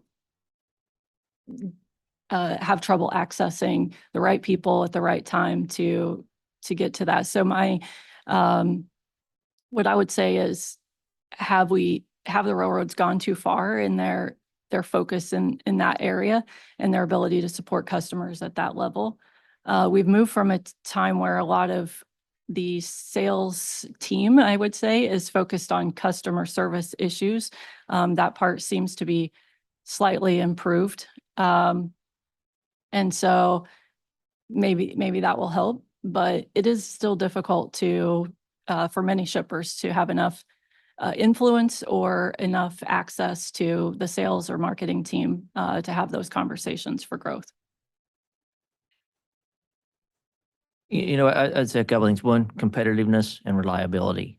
You know, we've talked about that. It has to be competitive, whether it's domestically or international, and reliable. Got to know that it's going to move when it needs to move, and we're not going to be sitting there. You know, it's one of our friend from class 1 mentioned to me a few months ago. He said, "Look, I get we can't be doing up and down on service. We've got to be consistent at some level because." If you've got somebody who spends several million to build a truck loadout facility, they're not coming back to us. And I think that the other thing I would say, I go back to the point I made, and I'm going to go back to the Mexico example. But I think part of it too is knowing that equal footing, even if there's going to maybe be higher value freight at different times, that if there's a commitment to move and the facilities have been built to move it, and I say that in that, and I'm going to maybe go a little over my skis here, but I think if you would ask some of my members, they would think some of the Mexico issues and the challenges we've had with both getting shuttles into Mexico and then getting shuttles back, where the turn time is about doubled, that you see much higher value or was considered a higher priority perhaps from a national perspective being shipped out while other cars are being held there. And I think that's something that's going to be very important too, that if, you know, if the commitments are made to move product and to build facilities, that those commitments are upheld, even if perhaps higher value product comes. And I work for a publicly traded company. I represent publicly traded and private and co-ops, but I do know if you're not reliable and you can't provide service and you're not competitive, you're not going to have growth. And so I would say those will be key priorities from our members looking forward. It'll sound a little cliche, but I'll expand on both of them, but it's cost and service. Service from a standpoint is they've got to invest in better visibility. Monica mentioned it, but there are TMSs today, the transportation management systems, that if I come in this morning at 8 o'clock and I'm supposed to have a truck delivered today at 2 o'clock at my facility, I can get an alert that says that truck's still 500 miles away. It's not going to be here at 2 o'clock. Make a phone call, adjust your schedules, whatever you need to do to try to adjust to that by having that data. We don't get anything like that from the railroads, and the cars could show up 3 days early or 5 days late, and then we're stuck with trying to adjust our workforce to make sure we get things unloaded so that we don't get demurrage charges. So service is key. I do think reliable service, but visibility and access to understand where your cars and your product is important, and the technology's out there. Secondarily, I think cost, I think it's been mentioned, a number of times, but the railroads are pressured to lower operating ratios in the 50s versus other modes of transportation that are much higher. And that's driven by Wall Street. And I don't know that we're going to be able to change that, but there are inherent things that are with rail that are different than other modes of transportation that make them less desirable. Longer transit times, which force people to increase inventories, damage, loading and unloading times, and dunnage that takes more than trucks. So for them to be a viable option, they can't look at trucking as competition. They've got to be lower priced so that the shippers are incentivized to use them more.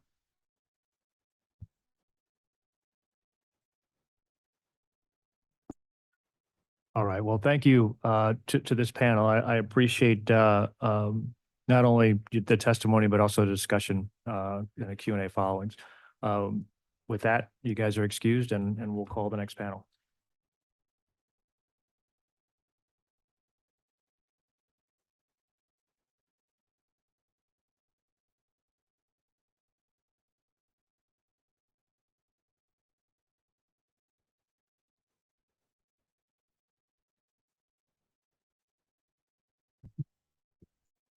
So I've got a request to speak a little closer. Can you guys hear me back there? Is that better? Okay.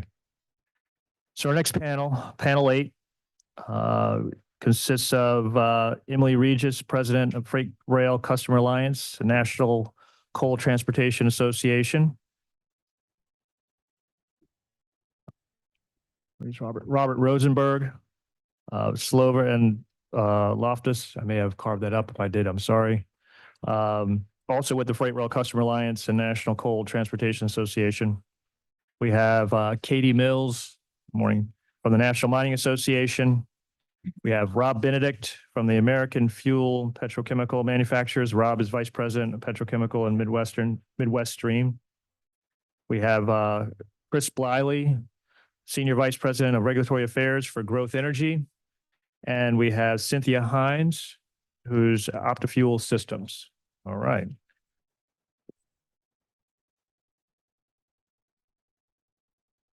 Going to give a second for Michelle to get back, or you call her.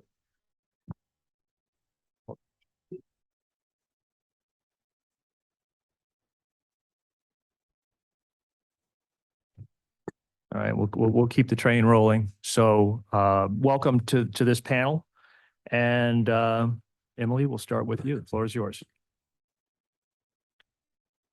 Good morning, Chairman Primus, Vice Chair Headland, and members Fuchs and Schultz. Thank you for holding this hearing and the opportunity to appear before you. I am Emily Regis. I work as Fuel Services Manager for Arizona Electric Power Cooperative, or APCO, a rural electric generation and transmission cooperative in southeastern Arizona. My job involves dealing with both BNSF and UP, as well as a short line railroad on a near daily basis. I've been doing it for almost 25 years, during which much has changed. I wish I could say that all that change has been positive, but that is not the case, especially in recent years. I'm here today on behalf of two organizations, the Freight Rail Customer Alliance, or the FRCA, and the NCTA. FRCA is a National Association of Shippers and Shipper Associations seeking reliable rail service at competitive rates. NCTA is an association of electric utilities, coal producers, and a wide variety of commodity shippers and equipment manufacturers associated with coal supply and coal transportation chains. I'm honored to currently serve as president of both organizations and as a RETAX shipper representative. And I'm accompanied today by Robert Rosenberg of Slover and Loftus as counsel. FRCA and NCTA very much appreciate the board holding this hearing on growth in the freight rail industry, or lack thereof. The topic is important and timely. Our written comments presented significant data documenting how railroad traffic grew fairly dramatically in the first 20 years after the Staggers Act. That growth, much of it from coal, was good for the railroads, shippers, and the country. All that changed starting in the early 2000s. Freight car loads have fallen substantially since 2000. Intermodal has grown, but total freight ton miles are essentially identical to what they were in 2000, despite increases in some interim years and an overall increase in truck ton miles over that period. Rail has lost a lot of market share to trucking despite its inherent advantages. The question is, what caused this loss in volume? We believe, and the data shows, that railroad prices are the primary cause. From 1980 to 2000, railroad rates declined substantially, especially in real or inflation-adjusted terms, and after adjusting for changes in the traffic mix, according to the board's own analysis. Starting about 2004, railroad rates increased substantially, even after adjusting for inflation. The over-recovery relative to cost increases if one adjusts for inflation using the RCAF-A, which tracks changes in the railroad's actual cost of production instead of the GDP implicit price deflator used in the board's study. The rate increases have not been by accident. The railroads have been quite explicit about wanting to increase rates, especially with the adoption of precision scheduled railroading, or PSR. The railroads have said directly that they want to focus on raising rates, increasing their margins, and reducing their operating ratios at the expense of volumes. And that is what the data shows. It would be one thing if the railroads needed to raise rates in order to survive, but they don't, as the railroads have generally been revenue adequate for many years, approaching 20 by Wall Street standards. The rate increases might be more tolerable if they'd been matched by improvement in service, but they have not. At APCO, our recent cycle times are close to double what we experienced just a few years ago. To paraphrase some former STB chairs, the railroads are charging more for doing less. So let me now shift focus to coal. The substantial decrease in coal volumes is no secret. The reduction is largely due to increased environmental restrictions, heavily subsidized wind and solar, low natural gas prices. Those forces and their interaction are often variable, as is their impact on utilities' ability to burn coal. These days, coal is sometimes economic to burn and sometimes not. And I recognize that railroads do not control these forces, but neither do utilities. Despite the use of the best forecasting models in the industry, predictions of volume demand and the market often fall short of reality. Railroad efforts to require things like ratable monthly volumes just make it more difficult for utilities to schedule deliveries and burn coal. The decline in coal volumes is inevitable. The question is whether railroads have made it better or worse. And the answer is they have made it worse in several respects. First, they increased coal rates disproportionately, as shown in our written testimony. Second, they provided inadequate service. In particular, during 2021 through 2023, when natural gas prices spiked, there were tens of millions of tons of coal. 50 million tons in Wyoming in 2022 alone, according to the Wyoming Mining Association, that the railroads were unwilling or unable to deliver. The coal non-deliveries force utilities to burn natural gas at triple or quadruple the cost per million BTU. For example, a trainload of PRB coal might have a delivered cost of $500,000, but replacement gas might cost an additional $1 to $1.5 million or more. And those extra costs were likely passed along to ratepayers or absorbed by utilities and other generators. The situation changed in 23 and 24 when extremely low gas prices reduced demand for coal generation. Railroad service generally improved during this time, largely due to low volume for many other commodities, including coal. But this does not make up for the earlier delivery deficits. That's a net loss. Also, the level of railroad service is not now universally adequate. To track and document the level of coal service, NCTA surveys its members semi-annually and shares the results at the RETAC meetings. The most recent survey responses from the first half of 24 reveal that 43% of the 26 plants that responded experienced longer than normal or historic transit times. 78% reported delays from lack of crews, 78% reported delayed train pickups, and 43% reported lack of available locomotive power. When each unit train load of coal costs the customer $500,000, much of that goes to the carrier. The railroads should be going out of their way to provide power and crews and adequate service for their customers. At this point, there's no reason to expect the railroads to achieve sustained improvements on their own. Railroads cater to investors, not customers. But customer market pressures are not enough. For 20 years, the railroads have been raising rates and reducing volumes, creating periodic service meltdowns, and providing inconsistent service even during the relatively good times. Regulatory agencies such as the board exist to address market failures and market dysfunction, which has become the unfortunate norm in this industry.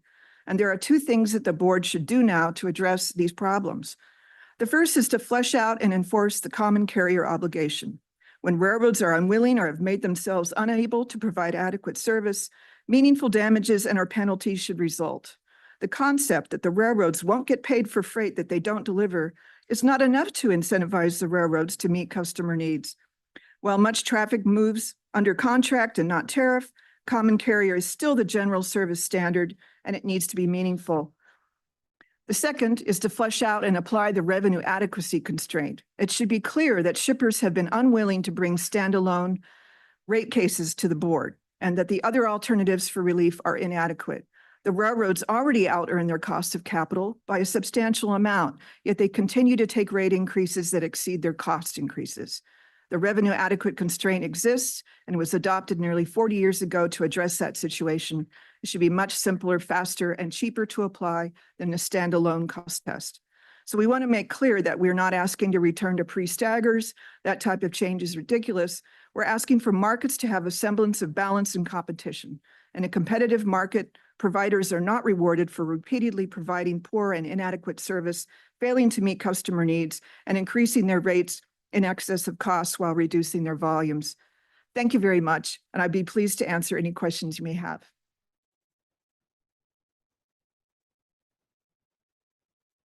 Good morning.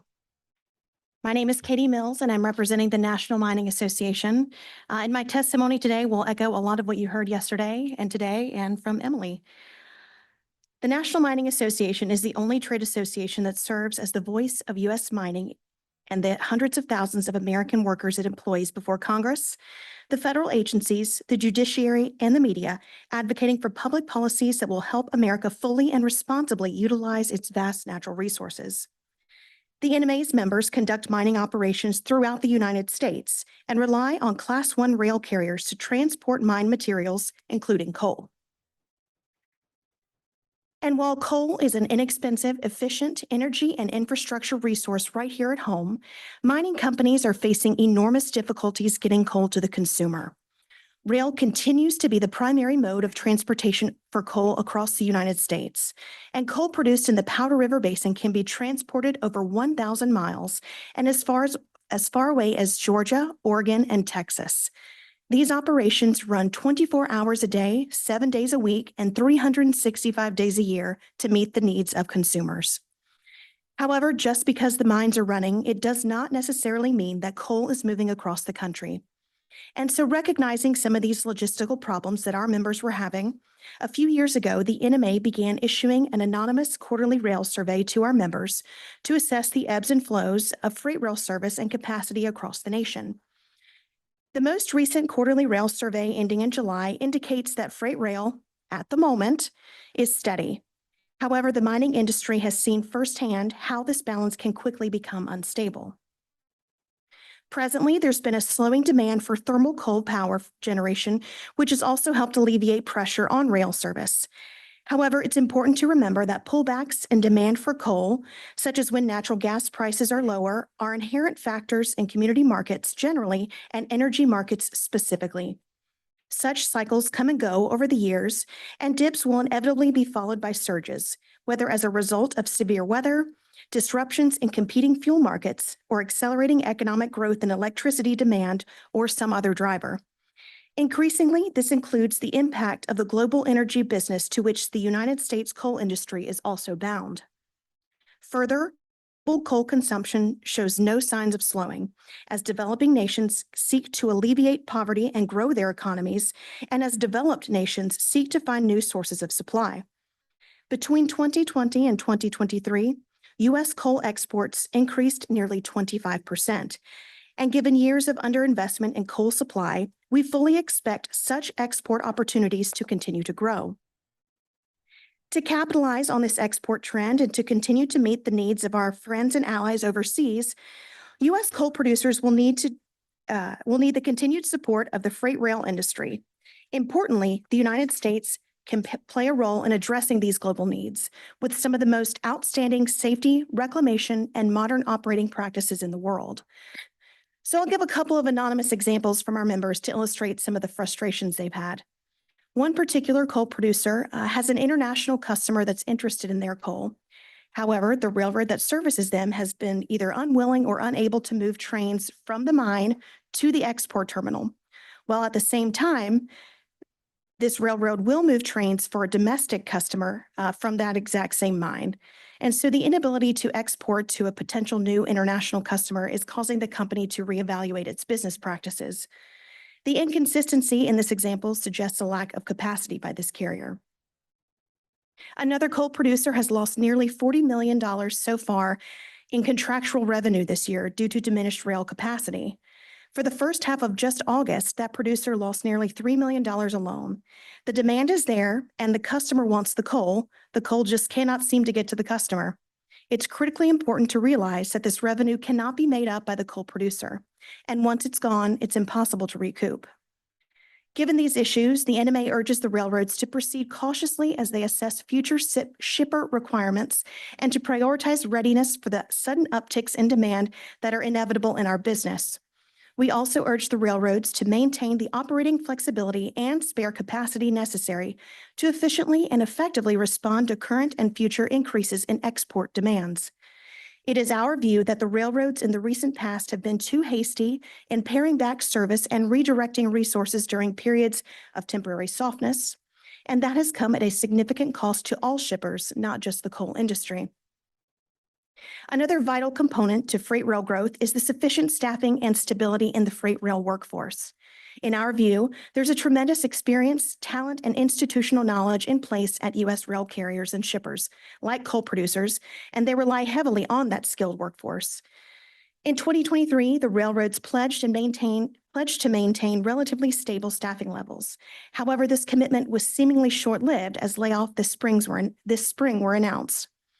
These layoffs have resulted in cutting mechanical forces across key coal yard locations and further strained capacity to crew, power, and move train sets.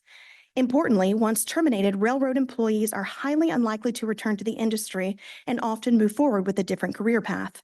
This reality makes it difficult for railroads to quickly restaff the necessary workforce as market conditions fluctuate.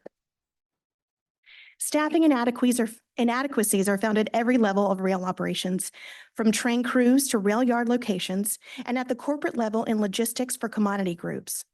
Members have found that the lack of corporate attention paid to service for shippers has made service delays lengthen, and shippers lose valuable customers if they cannot get coal delivered in time for domestic customers and pay demurrage fees for exports as docked vessels await deliveries. To the extent possible, the NMA urges the railroads to continue to cultivate a high-performing workforce and a deep bench, and to avoid the kind of churn that can lead to an erosion in overall performance. The NMA and its members want to be part of the solution, and that's why we're here. We need to be able to move both thermal and metallurgical coal domestically and to our international business partners, who increasingly require it to keep the global economy healthy and functioning. And all this depends on a high-performing rail system with consistent and reliable service. And we welcome the NMA and its member companies stand at the ready to assist in any way possible. Thank you, and I look forward to your questions. Thank you. Thank you for providing this opportunity to testify before the board on this very important issue. Virtually every aspect of the U.S. economy depends on the freight rail network to provide reliable service so we can remain competitive in a global market.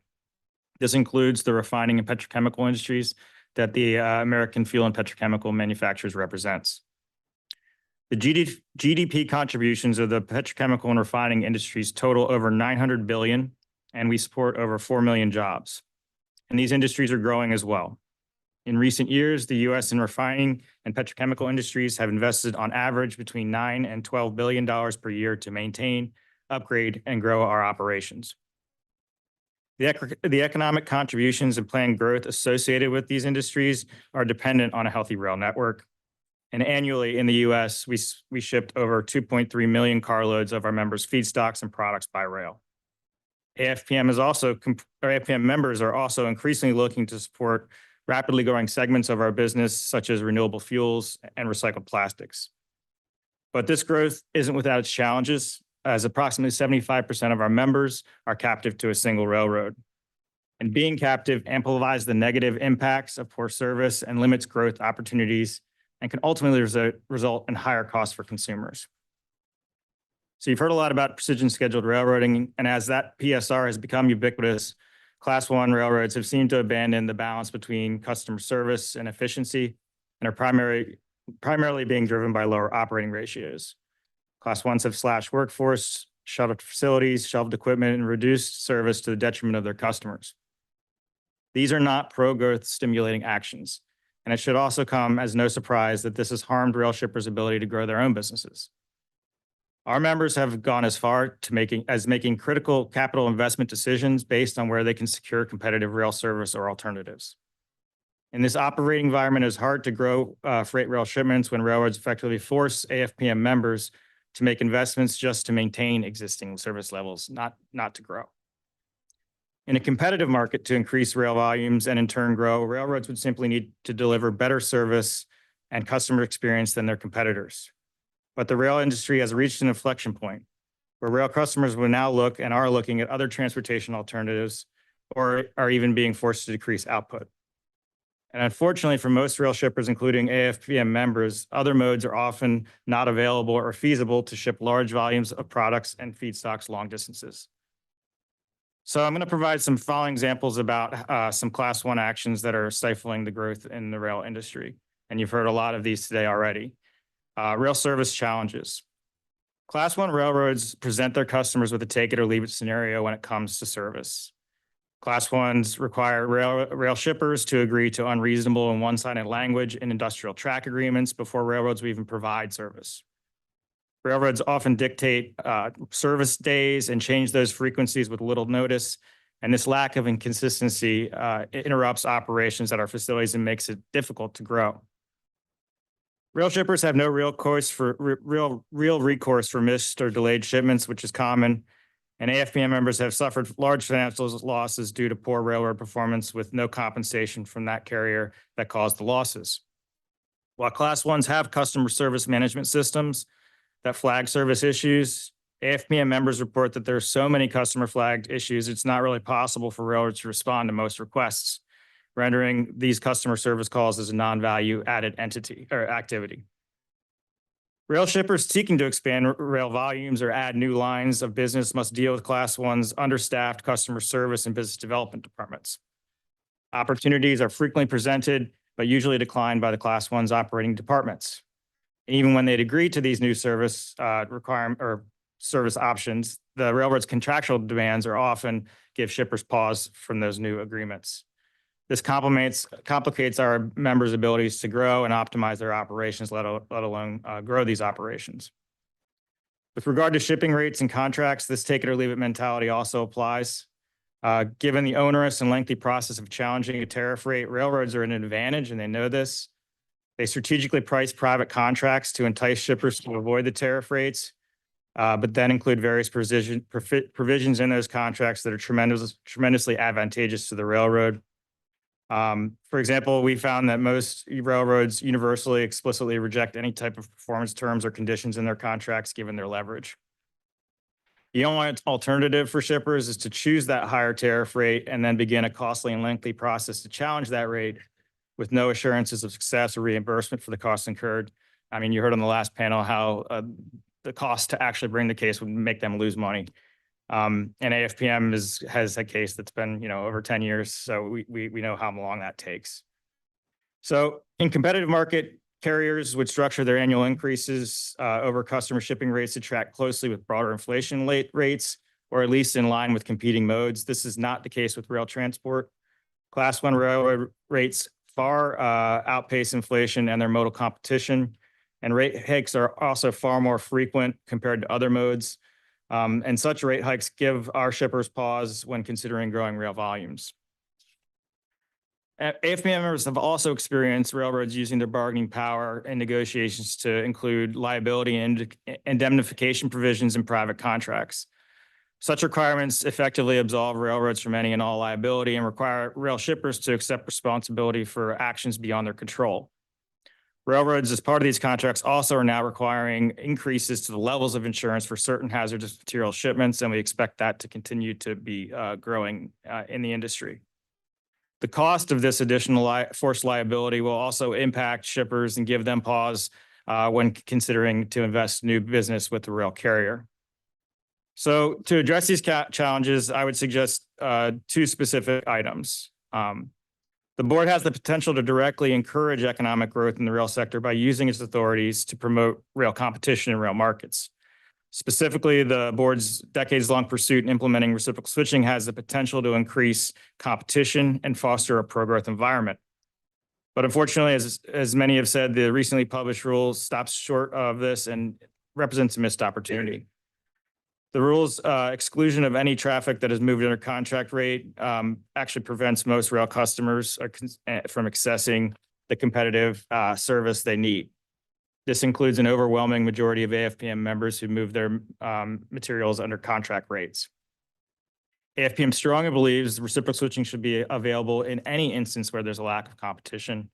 AFPM also believes applying reciprocal switching, or at least the service metrics associated with them, to contract rates is essential, given railroads' considerable market position, dominant position when negotiating private contracts. The board should use metrics as a ground of prescribing future reciprocal switching arrangements that become effective after the contract expires.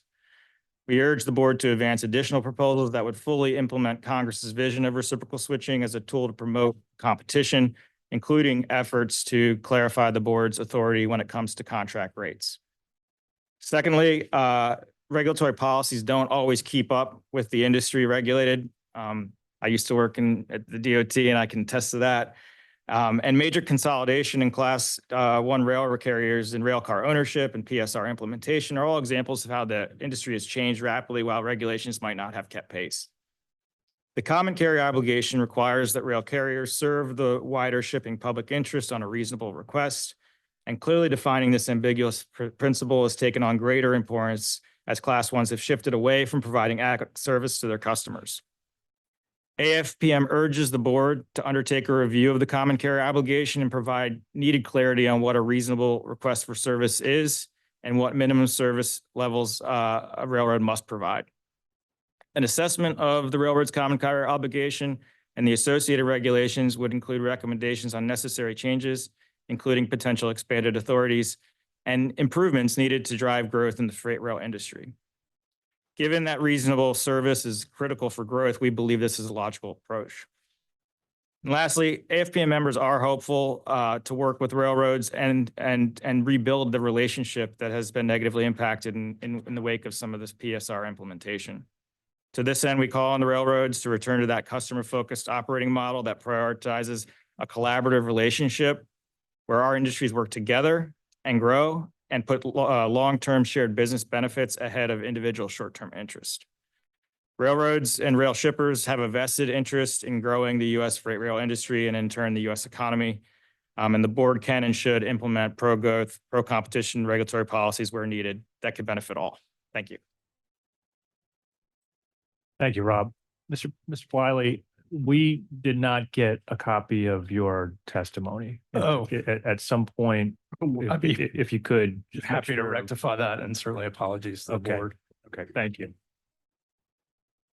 Thank you for the opportunity to testify today. Given rail's importance to the biofuels industry, American agriculture, and to our nation's fuel supply, we're very appreciative that you're holding this hearing to discuss the importance of growth in the freight rail industry. My name is Chris Blally. I'm the Senior Vice President of Regulatory Affairs for Growth Energy, the nation's largest association of biofuel producers.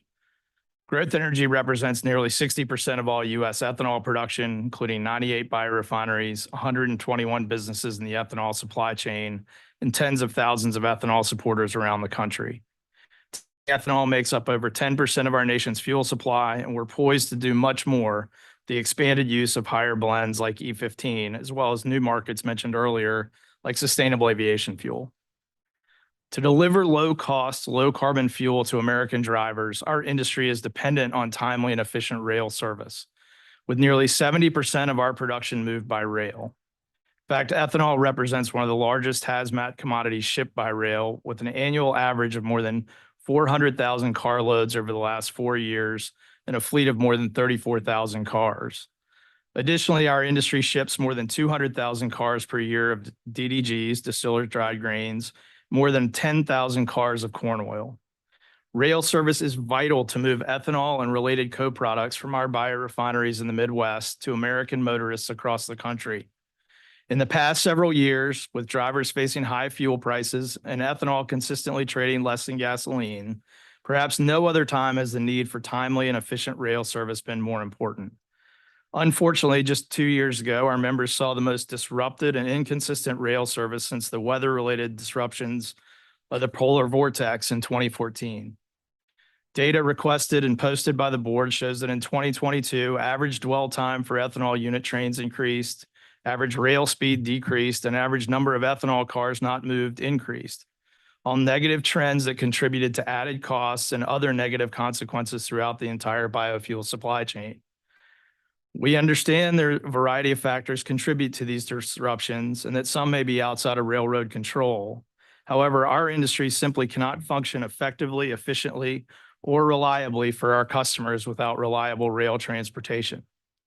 Aside from a few days of planned maintenance, our plants run 24 hours a day, 365 days a year for a commodity that is constant demand. Not showing up with ethanol to a fuel blending facility means that a blender or retailer cannot make finished fuel. As a result, that American consumers could pull up to the pump with no fuel. Our plants and marketers are forced to adjust and plan as best they can, but if one train takes nearly 2 weeks and the next takes 2 days, makes advanced planning and even real-time troubleshooting all but impossible. Unfortunately, there's little to no recourse for our members and other shippers if a railroad fails to meet its obligations. Rail rates have continued to increase and service continues to be inconsistent. Importantly, for today's hearing and looking ahead, growth opportunities for biofuels and American agriculture can also offer tremendous growth opportunities for freight rail. However, that's all dependent on timely, efficient, and cost-competitive rail service, being able to deliver significant increases in rail traffic. Taking E15, a 15% ethanol blend, just as an illustrative example, if we move nationally from our current E10 fuel to E15, we would use nearly 7 billion additional gallons of ethanol and nearly 2.5 billion additional bushels of corn, essentially a 50% increase in our feedstock and produced ethanol. Taking recent trends in carload data into consideration, we would need the ability to move an additional 200,000 carloads of ethanol beyond what our industry is shipping today. And that's a relatively small step for our industry. Thinking about even higher blends like E30, sustainable aviation fuel has been mentioned, the needs and potential for rail growth could be even more significant. But as we've repeatedly heard, efficiency and costs must be addressed. We appreciate the board's attention to these issues. We stand ready to work with the board, the rail industry, and other stakeholders to discuss further opportunities for growth across our collective industries. Thank you very much for your consideration, and I'll be sure to get written comments to you. Apologies.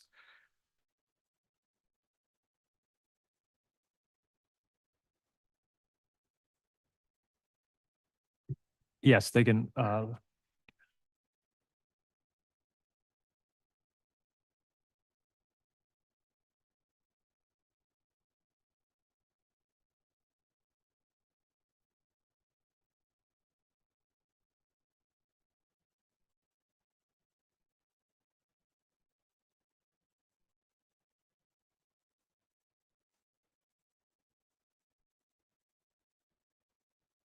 And then I'll practice.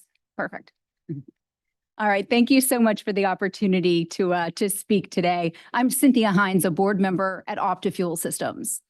OptiFuel Systems is a next generation supplier focused exclusively on zero emission locomotives and refueling solutions. Today, I'd like to spend a few minutes exploring the pivotal role that earlier stage companies like OptiFuel can play in this complex environment, and where perhaps these contributions can intersect synergistically with some of the goals you've all set forth today. From profits to the railroads, to resilience, to enhanced safety and U.S. job growth. U.S. economic vitality, competitiveness, and national security hinge on our locomotive technology. Our railroads are a masterpiece of logistics, strategy, and infrastructure, powered by technology engineered to last a lifetime. And so while the focus of this presentation today will be on strategies to leapfrog the constraints imposed by obsolete technologies, the reason we're discussing these constraints is not because the technologies were flawed, but because they've served us so well. Diesel locomotive technology was so good, our railroads ran on it for nearly 100 years. That's a high bar to beat. So the issue is simple. Without supplier innovation, our industry has become dangerously dependent on obsolete technology. So while Class 1 railroads have committed to improving profit margins, growth, and reaching zero emissions by 2050, they are currently limited somewhat into limiting measures, such as modernizations, a focus on the longer routes, and using a smaller number of diesel locomotives to pull longer trains, the very things that constrain both growth and service. U.S. rail is a 200-year-old industry with only 2 suppliers, And in normal times, that's fine, but these aren't normal times. In times that demand innovation, our railroads and railroad employees are left vulnerable and constrained. So while tenured suppliers excel at later stage strategies, innovation is not their strength. Since Tier 4 went into effect in 2015, locomotive purchases you can see have plummeted. And railroads are getting a lot of heat for this. But my question is this chart the sign of just the Class 1 railroads digging in their heels, or is it the sign of a dangerous shortage in viable supply? To regain market share from trucking and drive growth in intermodal traffic in some of these shorter routes, railroads need affordable, nimble locomotives that are highly efficient, durable for extended operation, and deliver dramatically lower emissions. I want to comment for a moment on a comment I heard yesterday from Jill Mulligan at BNSF. She said, gosh, yeah, but these CARB regulations, she said BNSF will have to pay $800 million per year into a fund for locomotive technology that doesn't exist. And these next few slides are for Jill and her team, right? To catalyze change with the Class 1 railroad, in our opinion, we needed to present an option so compelling that action becomes unthinkable. So imagine zero-emission locomotives that not only match or exceed diesel performance, but also deploy seamlessly. What if they can improve uptime, boost profit margins, and fit within existing CapEx budgets and equipment replacement cycles, with fuel at a price comparable to or lower than diesel? What if these same locomotives could also enhance safety, be maintained by railroad employees, and attract a next-generation workforce? The question is, how do we get there? How do we ensure this energy transition in rail doesn't disrupt operations or compromise our supply chain's integrity? And most importantly, how do we make it not just greener, but better? When we talk about innovation in rail, the real benchmark is whether we can do it better, safer, more efficient, more nimble, more reliable, and more profitable. Can we match the ingenuity of our predecessors with solutions that blend cutting-edge equipment, practical collaboration, and optimal use of existing resources? Can we re-inspire the resiliency and economic vitality of the U.S. railroad network for the century ahead of us? But when every zero-emission technology seems to come up high on price and short on performance, what do? And I think that moments like this offer a prime opportunity for innovators like OptiFuel and established industries to collaborate. Over the past decade, OptiFuel Systems has evolved from a visionary startup into the model for next-generation clean tech suppliers, developing end-to-end solutions that include locomotives, assured fuel supply, infrastructure deployment, and fluid implementation plans. Today, OptiFuel is not only redefining what's possible with zero-emission locomotives, but also demonstrating the viability and profitability of a full energy transition in U.S. rail. Our predecessors created the world's most efficient freight rail network. And to protect this advantage, we must strategically align the entire supply chain. Aligned fuel production is the foundation. I couldn't have come after a better person talking about these fuels. U.S. locomotives require over 4 billion gallons of fuel per year. And looking back at history, we see U.S. crude oil production surge from the 1920s to the 1950s, just as our railroads were transitioning from steam to diesel. This was the foundation for a robust supply chain that powered not only railroads, but the wealth of our entire nation. So if anyone sees this energy transition as merely an environmental mandate, I hope to change that perspective today. This transition is the biggest opportunity of our lifetimes. We need tycoon thinking. Start with long-term, 100-year profit, 100-year strategy. Great business leaders know that before solving the problem, you look at the opportunity. We can build in flexibility for battery, overhead electric, and hydrogen, any energy source we want that may be viable in the future or may work now for lower horsepower applications.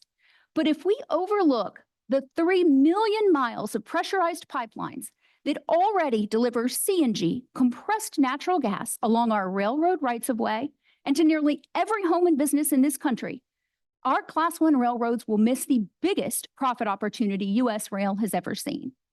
But wait, I know what they're probably saying, but Cynthia, natural gas has emissions.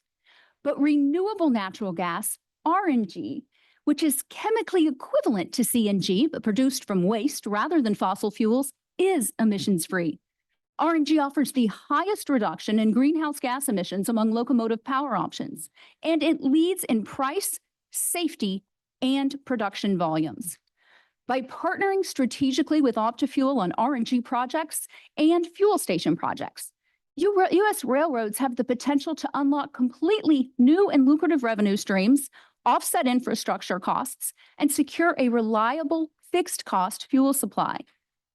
But what about the technology? Can RNG-powered locomotives really go the distance?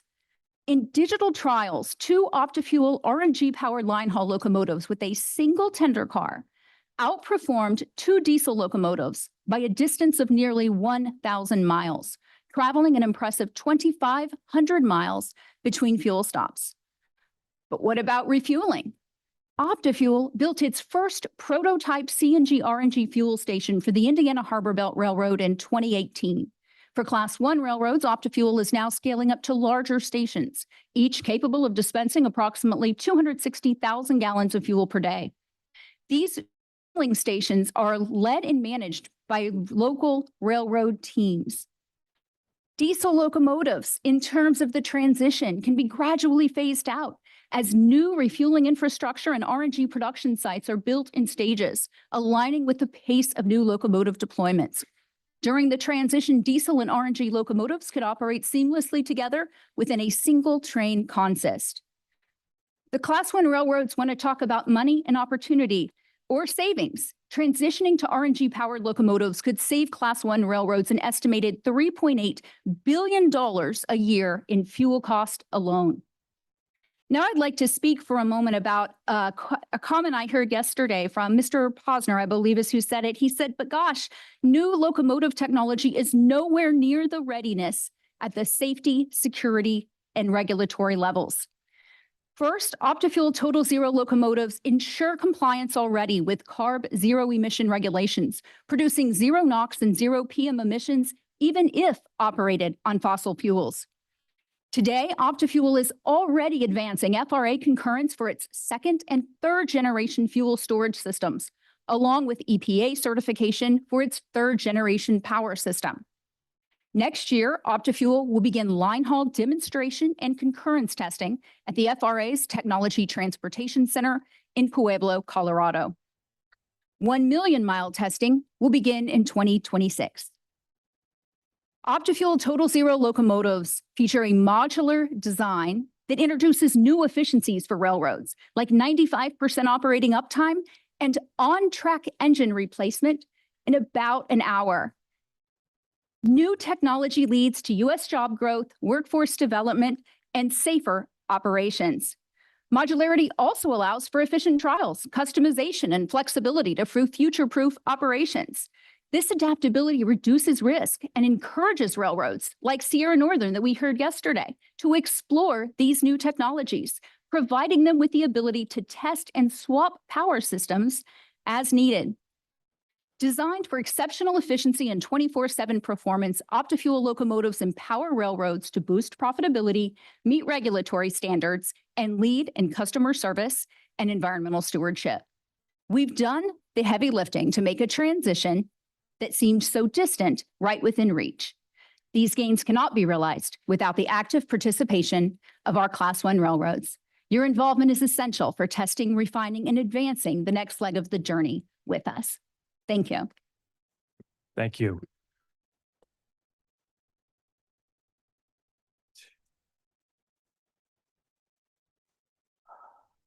So let me start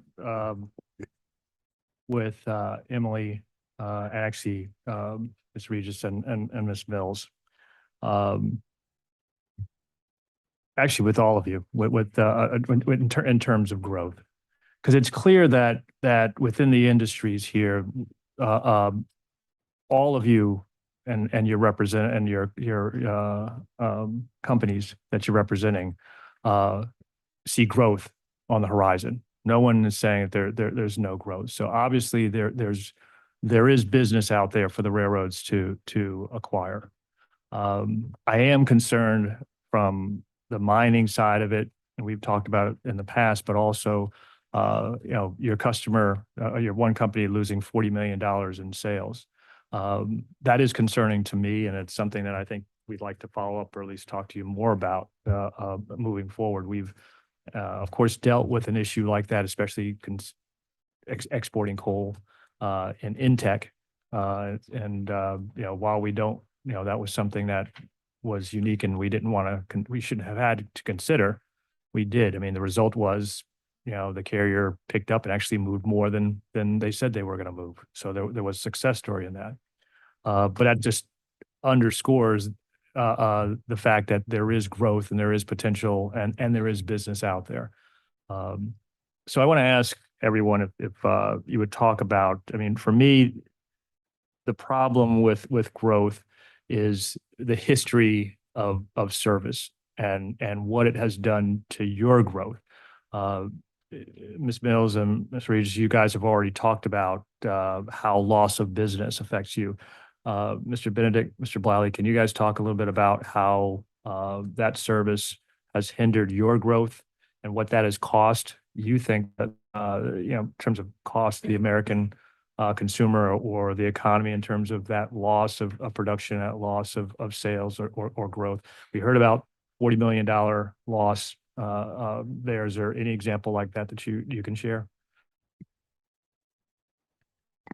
I would say that we had I can't give you an exact number, but I can give you an example. We had a member looking to expand on their facility at an additional operation.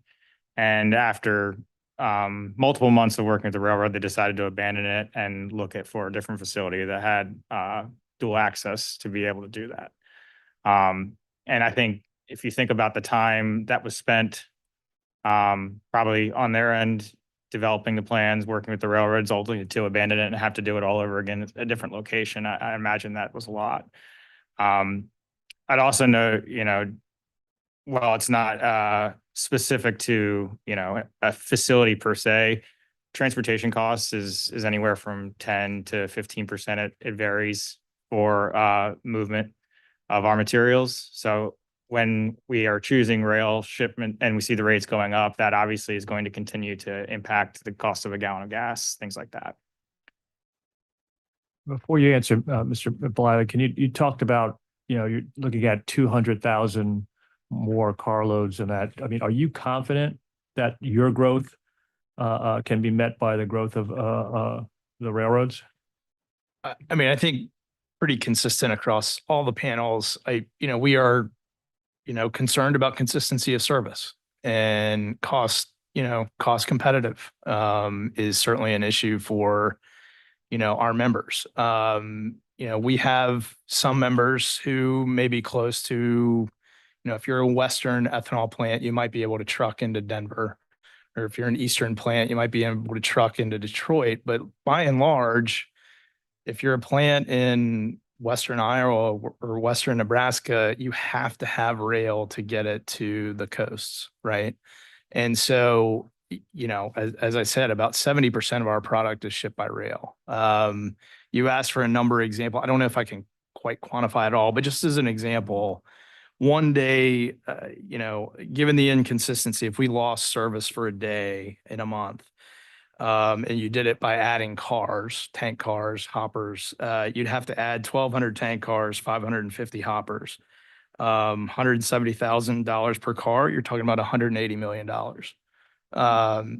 Again, that's, multiplying it out. But, I think the consistent theme here is there's a lot of growth opportunity out there for us, particularly with low carbon fuel markets on the West Coast. We've had federal clean fuel incentives.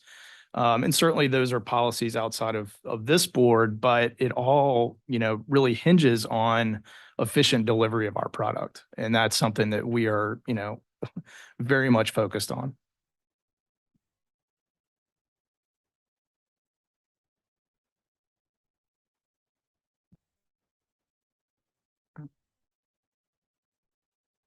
Thank you.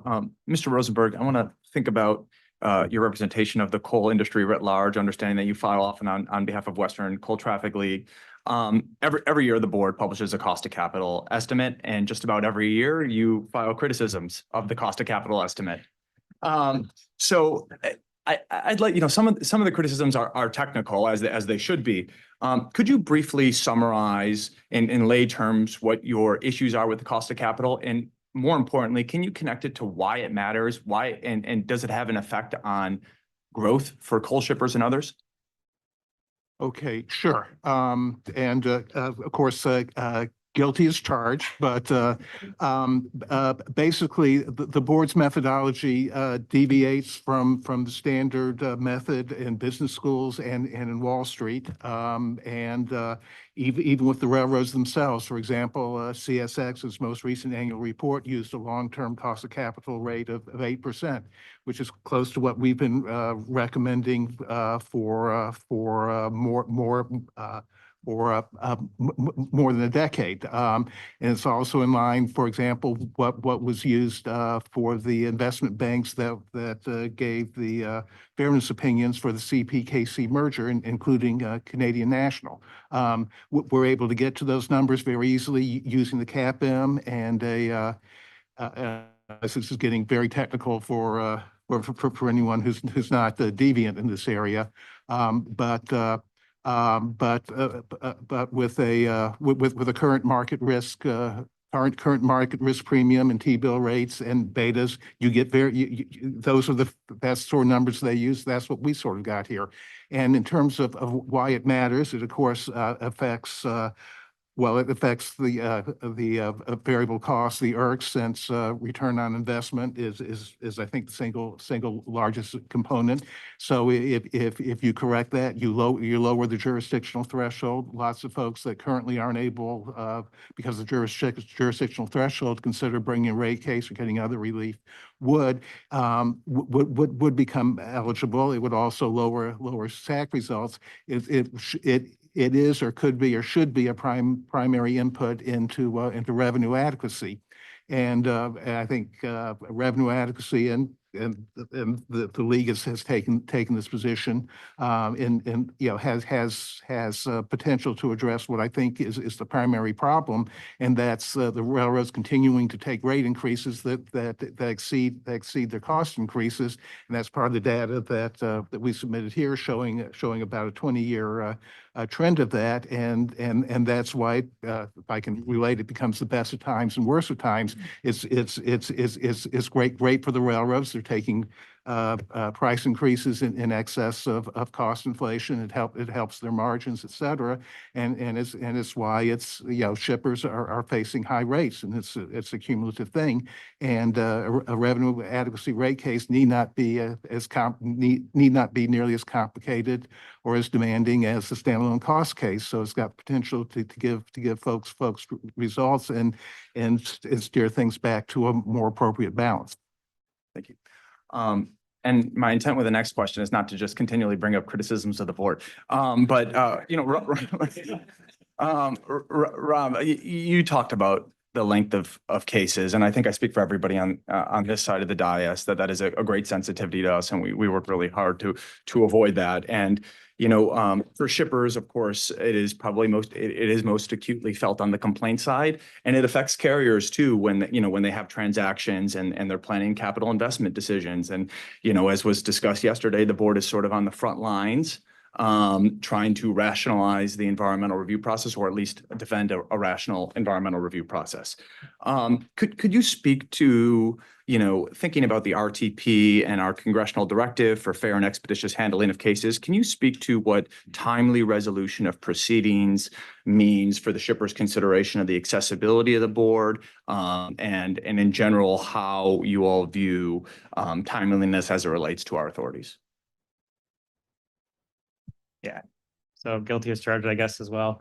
I will say I do appreciate it. I, worked in a regulatory agency. I know everything that you are all going through and how complicated it is. So I don't want to take it as a slight to the hard work that STB is doing. As far as timeliness, I think, I would point back to our comments on the four We proposed a couple different alternatives as far as what timeliness looks like.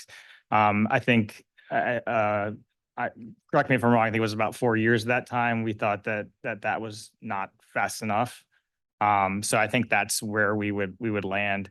But ultimately, I think the concern about bringing the case is not only about the timeliness, but as that ticker keeps on going, those dollars keep on going, as that behavior keeps on happening. What if we don't win? Excuse me.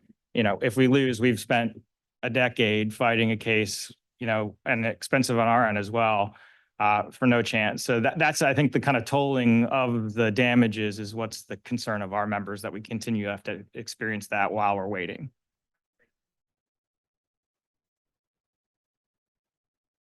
I'm a resident of a coal producing state, the state of Colorado, which used to produce a lot more coal than it does today. I've actually been down in the mines at Oak Creek, which is an amazing experience. Nothing like the mines at the Museum of Science and Industry I used to go to as a child in Chicago.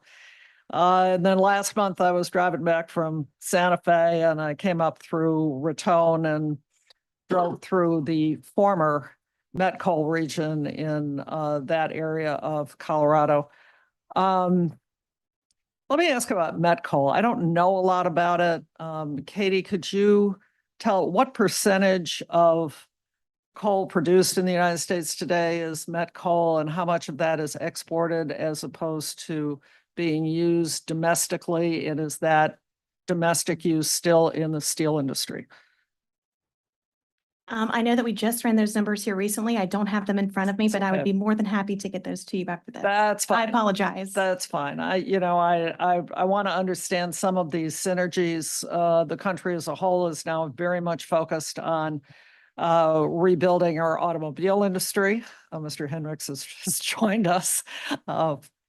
And as well as our steel industry, which is on the front page as we speak.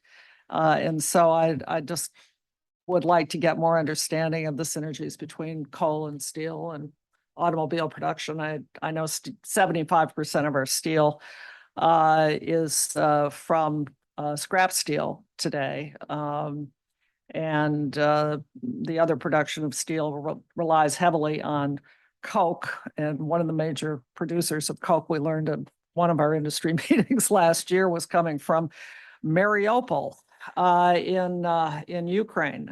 So, because we don't have blast furnaces in the United States that produce that kind of coke. So this is just if you could get some more information on those aspects of the coal industry, I'd appreciate it. Thank you. I'd be happy to do so. Thank you.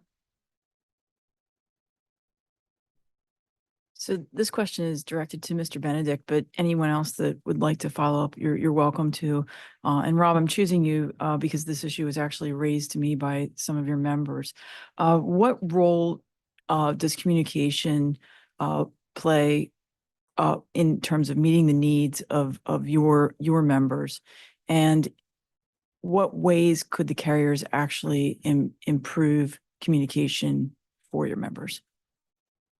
Yeah, I think it's been incredibly important, and you heard some of the panelists earlier today talk about solutions between the private parties, and obviously I think our members, that's the first thing we want to do. So you also heard about customer service departments and sales staff being cut as well, and I think that's been the major issue. It seems much less like a collaborative win-win for both situation than it has been in the past, if you can get someone on the phone. And I think the important thing, our operations, you can't just dial up and dial down a refinery or petrochemical facility.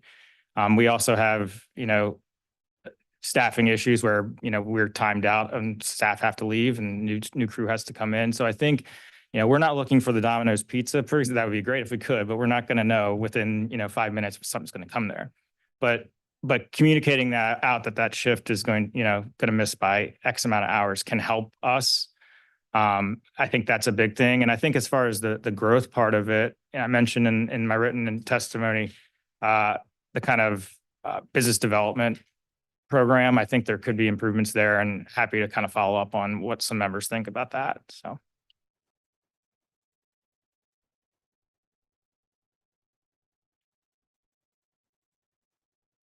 Anyone else or?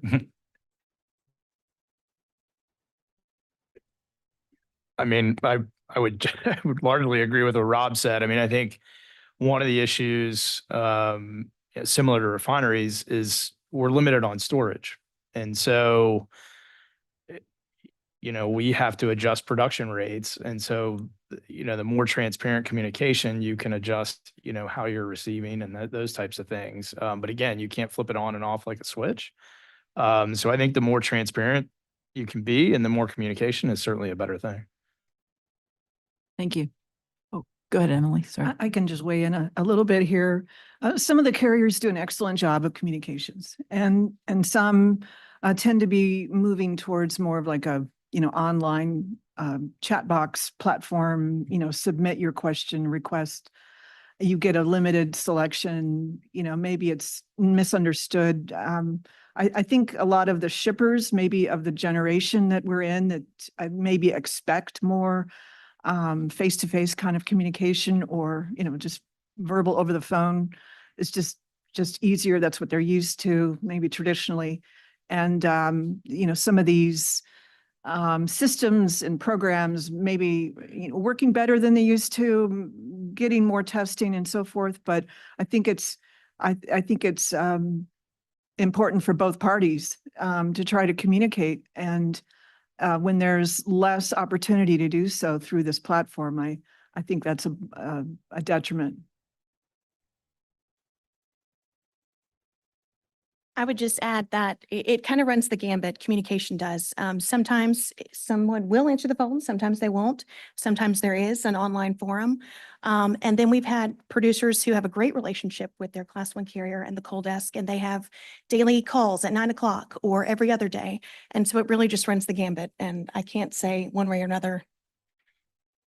That's all I'll say. Thank you. I just want to end the same way we ended the last panel. If again, we've had the railroads here. We have two today that are going to talk about their growth strategies.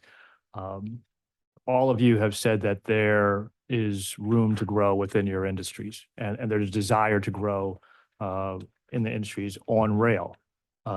So my question to you right now would be, what's the message that we give to rail from your groups? What is I would say the overarching issue that has to be resolved, that should be resolved, that ought to be resolved for rail to understand and to receive the growth that you guys anticipate? I can start with that. I would just maybe remind the industry, particularly coal shippers and producers, we own most of our equipment. We've installed the infrastructure. We've taken on the maintenance of all of that unloading, loading of rail cars. We make this available to the railroads at no cost. It's wide open for them. If there's a surge in demand or a request for demand, they just need to bring the power and the people. Everything else is pretty much in place to grow, and the producers can ramp up. And if there was more, ability for the railroads to respond to that type of request, I think you might see some more efficiencies as far as export traffic, maybe even in the domestic market as well. I'll narrow it down to three things: increase staffing, increase capacity, and increase competition. I like those three. So I'll say those as well. But I think also I mentioned communication. I think there's abilities there to build those relationships. And I think that, a good hard look is have we squeezed all the juice out of the PSR lemon, and are we chasing operating ratios that are giving diminishing returns? I think that's a question. We'd rather grow business by, growing traffic as opposed to getting worse service. That's right. I would echo all the previous, but really, consistency and reliability. I mean, again, 70% of our product is shipped by rail. We need rail. We have a lot of opportunities for growth, but it's got to be consistent. It's got to be reliable. And I'll add just education on existing trends. It sounds like yesterday, listening to some of the railroads, there is a trend in their business picking up from some of the very sustainable fuels that we heard trends on today. And I think those same types of trends also exist within technologies, existing technologies, whether they're ours or anyone else's. It sounds like there's a lot of really great resources out there, education, and then collaborative meetings like this could really support. I would view it a little bit differently. For the shippers and the producers, growth is defined in terms of volume. For the railroads and particularly the investor pressures they face, growth matters in terms of profits and operating margins. And that creates the tension. And and if investor pressures don't change, the railroads have no reason to change. I don't disagree with that. I would just close by saying, I think I would probably say that everyone here has a publicly traded company that they represent. So they all have Wall Street pressures too. The opportunity though is how they both balance each other out. Again, you guys have to meet your board and your shareholders' requests in terms of what they need. They do too, but there's an imbalance there, as you're saying, in terms of where they looked for profit. I think, we've got to change the math there, as we said yesterday, where the pressure has to come from Wall Street about growth and about sustained growth, which will ultimately turn into that profit. So I want to thank everyone again for this panel. Again, a very informative panel. I appreciate your comments and your willingness to come before us. We are actually still on time, so we're going to take a 10-minute break for everyone to stretch their legs and do what they have to do. When we come back, we'll hear the next panel.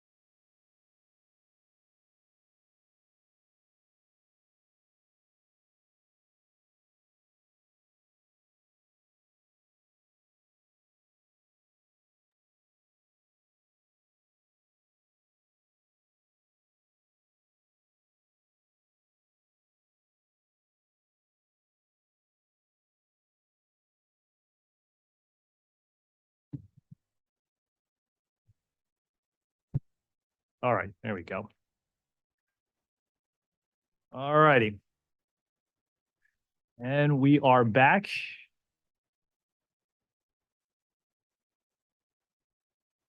Panel number 9. This morning will feature representatives from Norfolk Southern and CSX. Representing Norfolk Southern this morning is Mr. Ed Elkins, who's the Executive Vice President and Chief Marketing Officer. Good morning. And representing CSX Transportation is the President and CEO, Mr. Joe Heinrich. Good morning. And Kevin Boone, the Executive Vice President and Chief Commercial Officer. We are very happy to have the 3 of you here this morning. I will say, especially for Mr. Heinrich, thank you for taking the time. You are the only CEO to make it through, and I do appreciate you doing so. I know the others had time constraints and other issues to do so, but I do want to make a note of saying thank you for doing so. We're going to change the order a little bit. We're going to give Mr. Elkins first crack at this. You have a presentation, PowerPoint presentation? Yes, sir. Okay, let's get that up on the screen, and then the floor can be yours.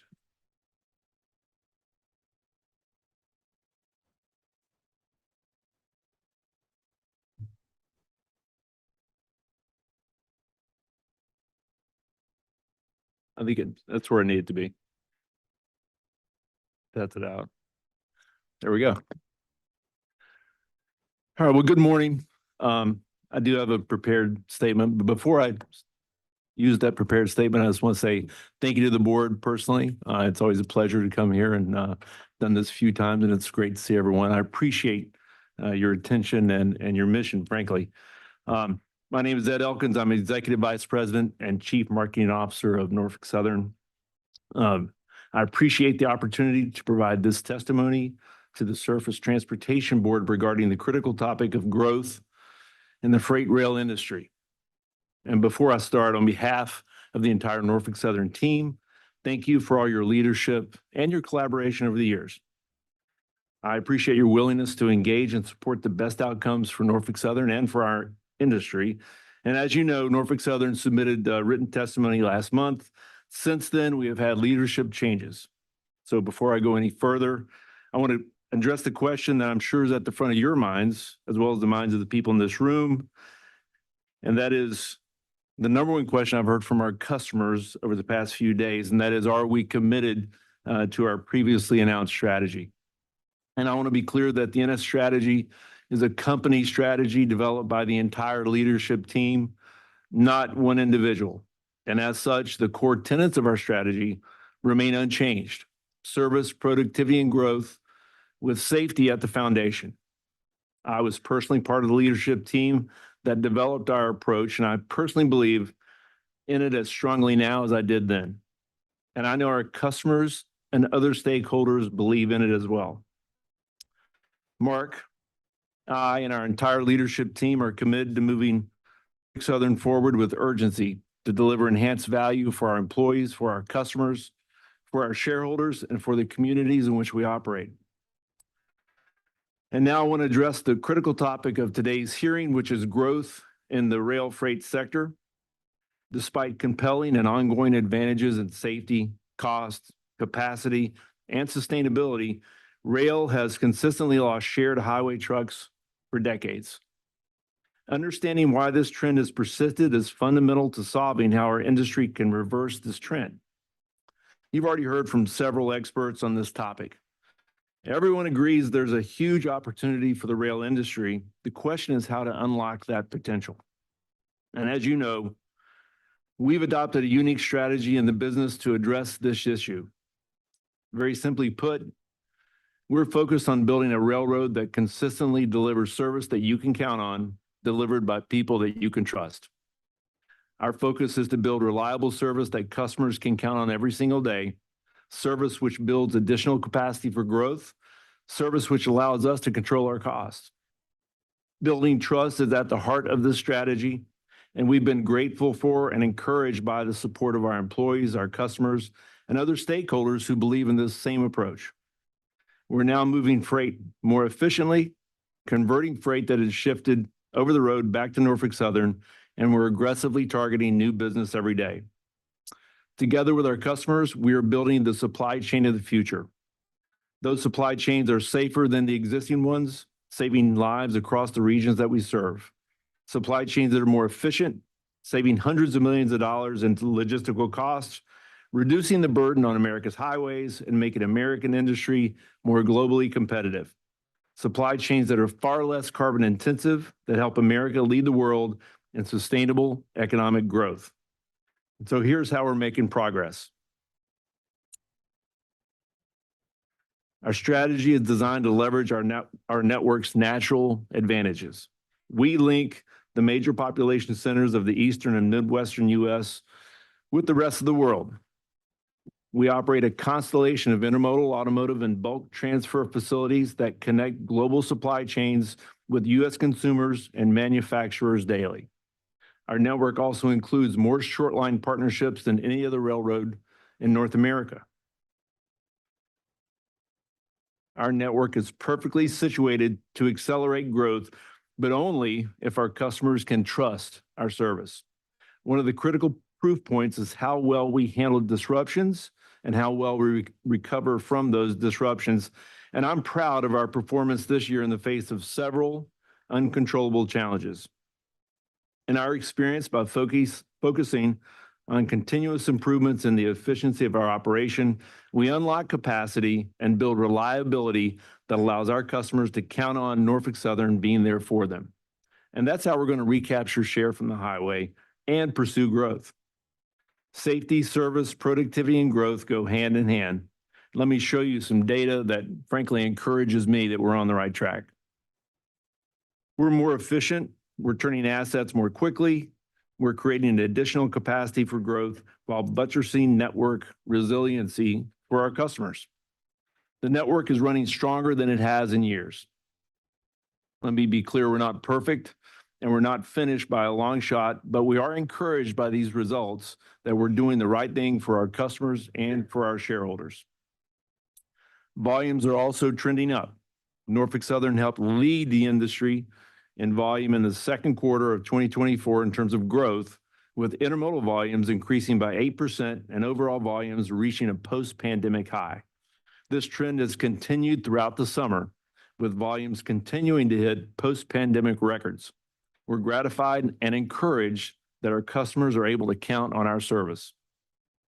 Now, building the supply chain of the future requires direct investments to increase capacity and enhance fluidity. In 2024, we made a number of critical long-term investments, including the purchase of the Cincinnati Southern Railway, which is shown in red, and infrastructure upgrades along what we call the 3B line in Alabama, shown in yellow. And these investments will pay dividends for decades to come. Building the supply chain of the future with our customers is not just about investing in our physical infrastructure.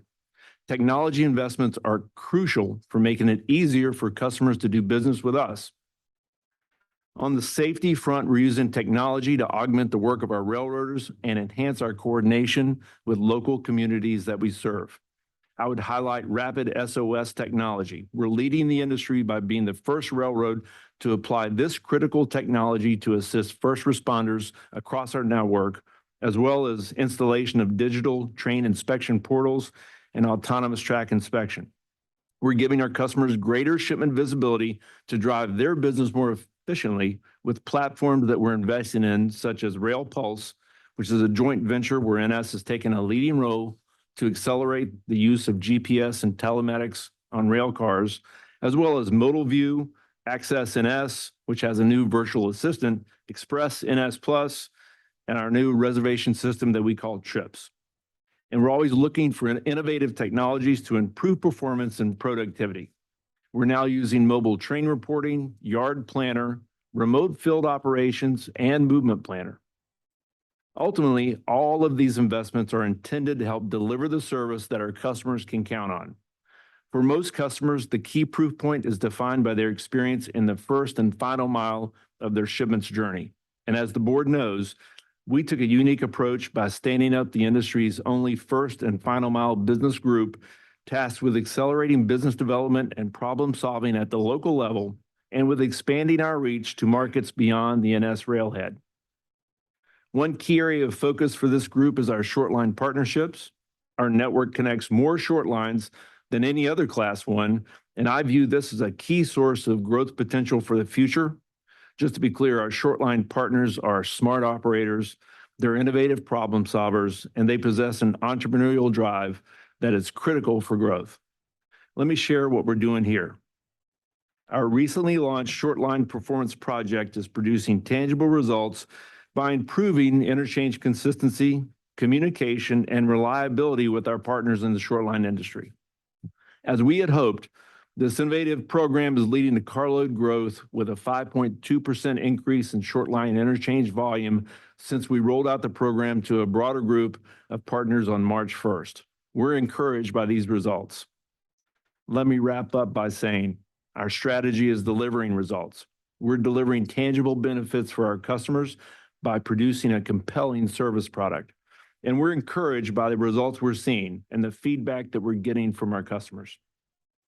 Our strategy is a balanced approach to service, to productivity, and to growth, with safety at the foundation. All 20,000 Norfolk Southern team members are focused on producing service that you can count on, delivered by people that you can trust. We're committed to doing the work required to build the supply chains of the future with our customers and propelling growth in the freight rail industry. Thanks again for your time. It's great to see you, and I'm glad to answer any questions that you might have. Thank you, Mr. Elkins. All right, thank you. Thank you, Ed. And thank you to each member of the board for the opportunity to be here. Both Kevin and I are excited about this topic. We actually submitted testimony, and hopefully all of you got a chance to see it. I'm on. Nope. All right. Thanks for the opportunity. No problem. It's all right. Okay. So just let me reiterate what I said earlier, which is that both Kevin and I are excited to be here and about this topic. We actually submitted testimony. Hopefully you got a chance to read it, but in order to give respect to you and also the time we have together, we're not going to read it because I'm sure you've read it. And what we're going to do is hopefully facilitate more time for dialogue and the discussion around this important topic. I will say a couple of things here in the initial minutes, and I'll ask Kevin to say a few things, and then we'll open it up to be part of the conversation. All of you know that I had the advantage of being a customer of the railroads for over 30 years, which brings a unique perspective into this role. Actually, next week will be my second year anniversary at CSX. Time does fly. And when I got this opportunity and chose to come out of retirement to do it, as you all know, we came forward with a thesis that the railroads need to change. And CSX has to be a part of that change. And that change has to be driven by the need to provide better, more reliable, dependable service. And that's been the foundation as to why customers have moved away. I use the term customer, not shipper, intentionally. I have for 2 years because I was a customer. I was not a shipper. And customer has a different relationship. Shipper sounds like a transaction. Customer is a relationship. And so we use that term importantly at CSX to try and change the mindset of this 197-year-old business. Importantly, though, our belief has been all along that you cannot deliver the kind of service, reliability, dependability, repeatability that customers deserve and want without your employees being part of that solution. And I was surprised when I came in this industry to see the animosity and the hostility in the relationship that existed between management and employees, especially in the field. And so we've worked really hard as part of One CSX to try and change that dynamic. I wear the shirt every day to be part of the team, that we have pride in how we treat people. And so our One CSX initiative is all around making sure employees feel valued, appreciated, respected, included, and listened to. All those words are important. Why is that important to this conversation? Because without more and better service to our customers, we're not going to see growth in this industry because we've given customers reasons to move. I know I did it for 20 years. I was a plant manager at many plants in both GM and Ford. I also ran manufacturing. I ran logistics and transportation at Ford. And for decades, we got rid of rail docks. We put in truck docks, and we no longer in the auto industry ship engines, transmissions, frames, sheet metal by rail. It all goes by truck. Part of that's inventory reduction and working capital reduction and just in time, but a good portion of that couldn't depend on rail. Even though it was lower cost, better for the environment, we know all the reasons. So our thesis, again, is all around, we have to provide better service to our customers. We do that through a better relationship, a better environment for our employees, which also helps us recruit and attract and retain employees, which is really critical to have the capacity. We are the only railroad that has grown its employment levels since 2019, pre-pandemic, in order to provide those levels of service and also in order to have the capacity necessary. We led the industry in the U.S. in growth in merchandise volume last year, and we're having merchandise volume growth this year as well in markets that are down. And that's a testament to the service. The last thing I'll say, I can show you all kinds of numbers. You guys get more numbers than anybody I've ever seen. And I see the R1 reports and stuff, and I'm still trying to figure out all that data. But what I look for is what's our net promoter score of our employees? Is it getting better? And what are our customers telling us? And I'm proud to say in each of the last 3 Journal of Commerce surveys with intermodal customers, we are ranked number 1. Last year, Loop Capital put CSX at the top of operating performance in the industry. And this year, Stevens Group surveyed customers. We were number 1 across all the network. That, to me, is what we need to do to grow the business. Service leads to growth, and that's what our foundation is, and that's what our theory is. And you can't get service without your employees being engaged and being part of the solution. And that's why we spent so much time talking about that topic and why we've led the industry in paid sick leave deals and new operating agreements this year, tentative agreements on the national contract, and all the 30,000 plus employees who've attended family days over the last 18 months. These are the kind of things the industry needs to do to get better at service so that we can grow. Because customers have options and they've chosen with their pocketbook and their decision-making to choose other options. I'm gonna let Kevin talk a little bit about what we're doing to facilitate that growth, and then we'll open up for conversation. Thanks. All right, great. Thank you, Joe. Good morning, maybe almost afternoon here. I really appreciate the opportunity today to talk about all the great work we're doing. We're focused, obviously with our customers and partnering to grow together. Service, as Joe mentioned, is foundational to our growth story. And as Joe mentioned, more engaged and collaborative workforce will deliver an improved service product to our customers. Our people, especially those in the field, are key to driving reliable and efficient customer service. Our focus on service also includes people and technology investments that we are making in our customer solutions groups today, which prioritizes a proactive approach to customer engagement. We are looking for ways to measure those things that are important to our customers, and it can vary industry to industry. Working to create more alignment with customers on goals and measuring the things that matter. Creating transparency around data that can strengthen the partnership and how we work together. Creating one source of truth. We have a diverse portfolio that touches nearly every industry in some way. To achieve our growth objectives, we have to be successful across many different initiatives. There really isn't one silver bullet. As we think about strategy to grow, it is focused on a few key areas. First is growth with our existing customers, utilizing technology and partnering to identify new opportunities to expand CSX's wallet share. Second is industrial development. There is no greater vote of confidence than the customer making the decision to select CSX, the CSX network. These are tens, if not hundreds, of billions of dollars of investments that can last for decades. The great news is we are seeing tremendous success with over 500 new projects in our development pipeline today. Customers are choosing CSX with our project pipeline at levels we have never seen. We're also targeting new markets, leveraging our value proposition that includes environmental benefits through emission savings, but also helping communities by taking trucks off the highway. Our strategy includes targeting emerging industries, including renewable fuels and battery production, to ensure their supply chains are benefiting from the access to CSX rail. And finally, we're focused on expanding the reach of rail. This is focused on making investments that can reach customers that do not connect to the CSX network today. There are many examples, from combining truck and rail, highlighted by our TransFlow and ISO tank initiatives, extending the CSX network through new connections that allow customers to reach new markets, network improvement projects that deliver new and more efficient service to customers, and finally, working with our Shortline and other partners to target growth.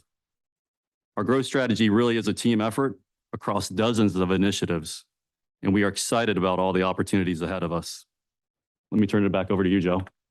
All right, thanks. Well, we're here to serve, so let's have a conversation. Thanks. I don't know if we have any jobs here available for you, but you're welcome to it. Hey, I want to thank again both railroads, because I think when it comes to making the hard decision to shift away from where we were going, i.e., sort of the PSR type model of chasing that OR. I think having a good OR is important. I think suboptimal, as I said before in my opening statement, it's not, and I think we were chasing that suboptimal. I think it takes courage to do so, especially considering pressures from Wall Street, and I'm going to ask questions on that. But I think we've heard the last day and a half that there is a desire amongst shippers and amongst customers. They want to grow. They are primed to grow. We just had a panel here that talked about the desire to grow, and they have it in their forecast too. And so it's not a matter of going out and trying to find business. Business is there. It's about making sure that the partnerships that you talked about actually exist. And I think even I heard that from the customers and the shipping groups before, that they want to know that the railroads are going to be there when they need them. They're going to be there when service picks up. They're going to be there when there are challenges and someone to talk to, someone to communicate with. And I appreciate the acknowledgement of that fact that we haven't been doing that, but also moving towards that. I think growth, honestly, can be an easy thing, but I think it's a trust issue in my book. And we have done a poor job from the railroad perspective of building up trust with our partners, with our shippers, with our customers, to allow them to think that the railroads will be there when that growth, when that economic uptick happens. As someone else again said, we were in this roller coaster for so many years that, okay, yes, we laid off people on a bad time, but when everything went up, we didn't have the people to serve them. And so service then degraded. By the time it got up there, we'd already hit our peak and we're on our way back down again. And so there has to be a meeting and a willingness to partner and say, okay, we'll be with you during the low times. We're going to be with you when you climb. We're going to be with you at the top. And the whole idea of that growth. And I think it's something that Elkins, you said, not perfect. I don't think anybody in the industry is looking for perfection at all. I think what most people and what we're looking for as a board, I believe, again, is consistency, is resiliency, and an ability, honestly, to be transparent, not only with us, but with the customer and with your partners. So they're not running to us and saying, we don't understand what's going on. We didn't hear, they never told us that they were switching before our dates. They never told us that they were, these things were happening that are going to affect our company, our industry. And I think that's the big issue. But I want to ask you, a couple questions. And one is, both of your railroads have been under pressure in different respects at different times from Wall Street, in terms of demanding, in terms of short-term gain, in terms of, again, lower OR and return. I had these conversations with the analysts yesterday in particular, because I believe that Wall Street also needs to be part of the solution. in terms of not understanding that they acknowledge that pricing, pricing power, that whole thing is going to end. You know, the law of diminishing returns will eventually kick in. And so they're going to have to turn to growth. My thing is, well, why hasn't Wall Street recognized that and start pushing that as well? And I want to get your opinion on, you know, I know you guys have to answer to your shareholders. I know that there's an issue there. What's it going, and I've said this yesterday, it shouldn't be up to us to regulate that movement. It should be up to Wall Street and others to understand that there is a gain in long-term outlook, long-term growth, long-term viability. You know, what do we need to do to sort of influence that? So I'll throw it to you, and then Joe, if you want to answer that. Well, I would start with this. You know, you saw the slide I put up that showed some of the significant capital investment that we made recently. We're competing for capital in the marketplace from investors who can put their dollars, you know, where they wish to put them. So we take that very seriously. You know, our investment capability is really dependent on how good we are, how well we compete for those capital dollars. So it's a reality, and we acknowledge that. You know, the operating ratio is a ratio. There's a cost component to it, and there's a revenue piece to it. And we are very focused on making sure that we're controlling our costs in the right way and doing the right things for our employees and for the communities that we serve. But we're intensely focused on how we can grow the operating revenue as well, because it is an unexplored territory, so to speak, an undiscovered country in terms of real growth conversion, primarily from the highway to the railroads. And I say the railroads writ large because that's what it is. It's an industry phenomenon.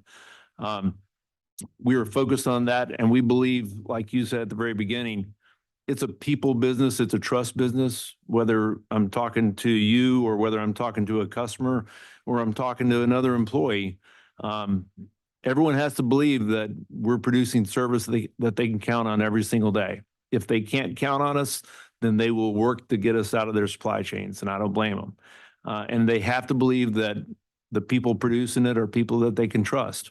We don't have millions of people willing to pay for our services, or millions of entities willing to pay for our services. It's a fairly small group of industrial customers in the U.S. that occupy the space where railroads can very successfully compete and grow their business. And it really requires relationships, and a relationship that goes beyond transaction, beyond just this year, but really a decades-long generational relationship with a long roadway of success for them to count on.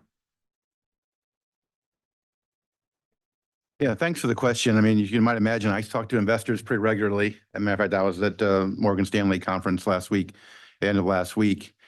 There is a segment of the investment base in the rail industry that's been trained to focus on the more short-term element of just focus on cost reductions that are in your control, and take as much pricing as possible, because those, at least in the short term, are believed to be within your control. There's long-term ramifications to both, but that's part of the perception. We've been working really hard to change that dialogue. Cost control, efficiency is always going to be important in every industry and every business. But as you know, the operating ratio is cost over revenue. We actually moved away from using OR as an objective, largely because while it's just a metric, it's just it's just a calculation, it has become symbolic of the cost-driven element of the equation. And in many ways, actions were taken to optimize the numerator without focusing a lot on the denominator. We want to be focused on both. So here's the issue we face as an industry, is credibility with investors. Because for as long as people can remember, I mentioned this last year at several of my remarks at many different forums, every conference we go to, everybody talks about growth. But yet I said, how's it working? We haven't demonstrated it. And it's been going on for as far back as I can see, because it's what people want, but yet we haven't been able to deliver. So if we keep doing the same things we were doing over and over again, we're going to get the same results. And that's largely what's happened in the industry. It's easier to control the cost element, rationalize some of your lanes, and go after the costs, which a lot of the short-term money wants to see happen, but they're in and out. The long-term investors, do want to see profitable growth. I use those two words together because they're important. And we have to do a better job of educating our investment community that, number one, that we actually are on a path to deliver that, because there's a credibility issue amongst our companies in that respect. And second of all, that our actions are actually going to lead to that.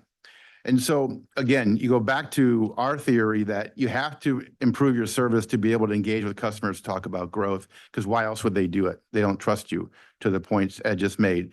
And so we have to build that relationship. And I'm proud of the work we're doing that's allowing for that dialogue to happen. And we're seeing the fruits of that labor in an uneven economic environment, admittedly, because there are fits and starts to the economy, and some things are going pretty well and some things aren't.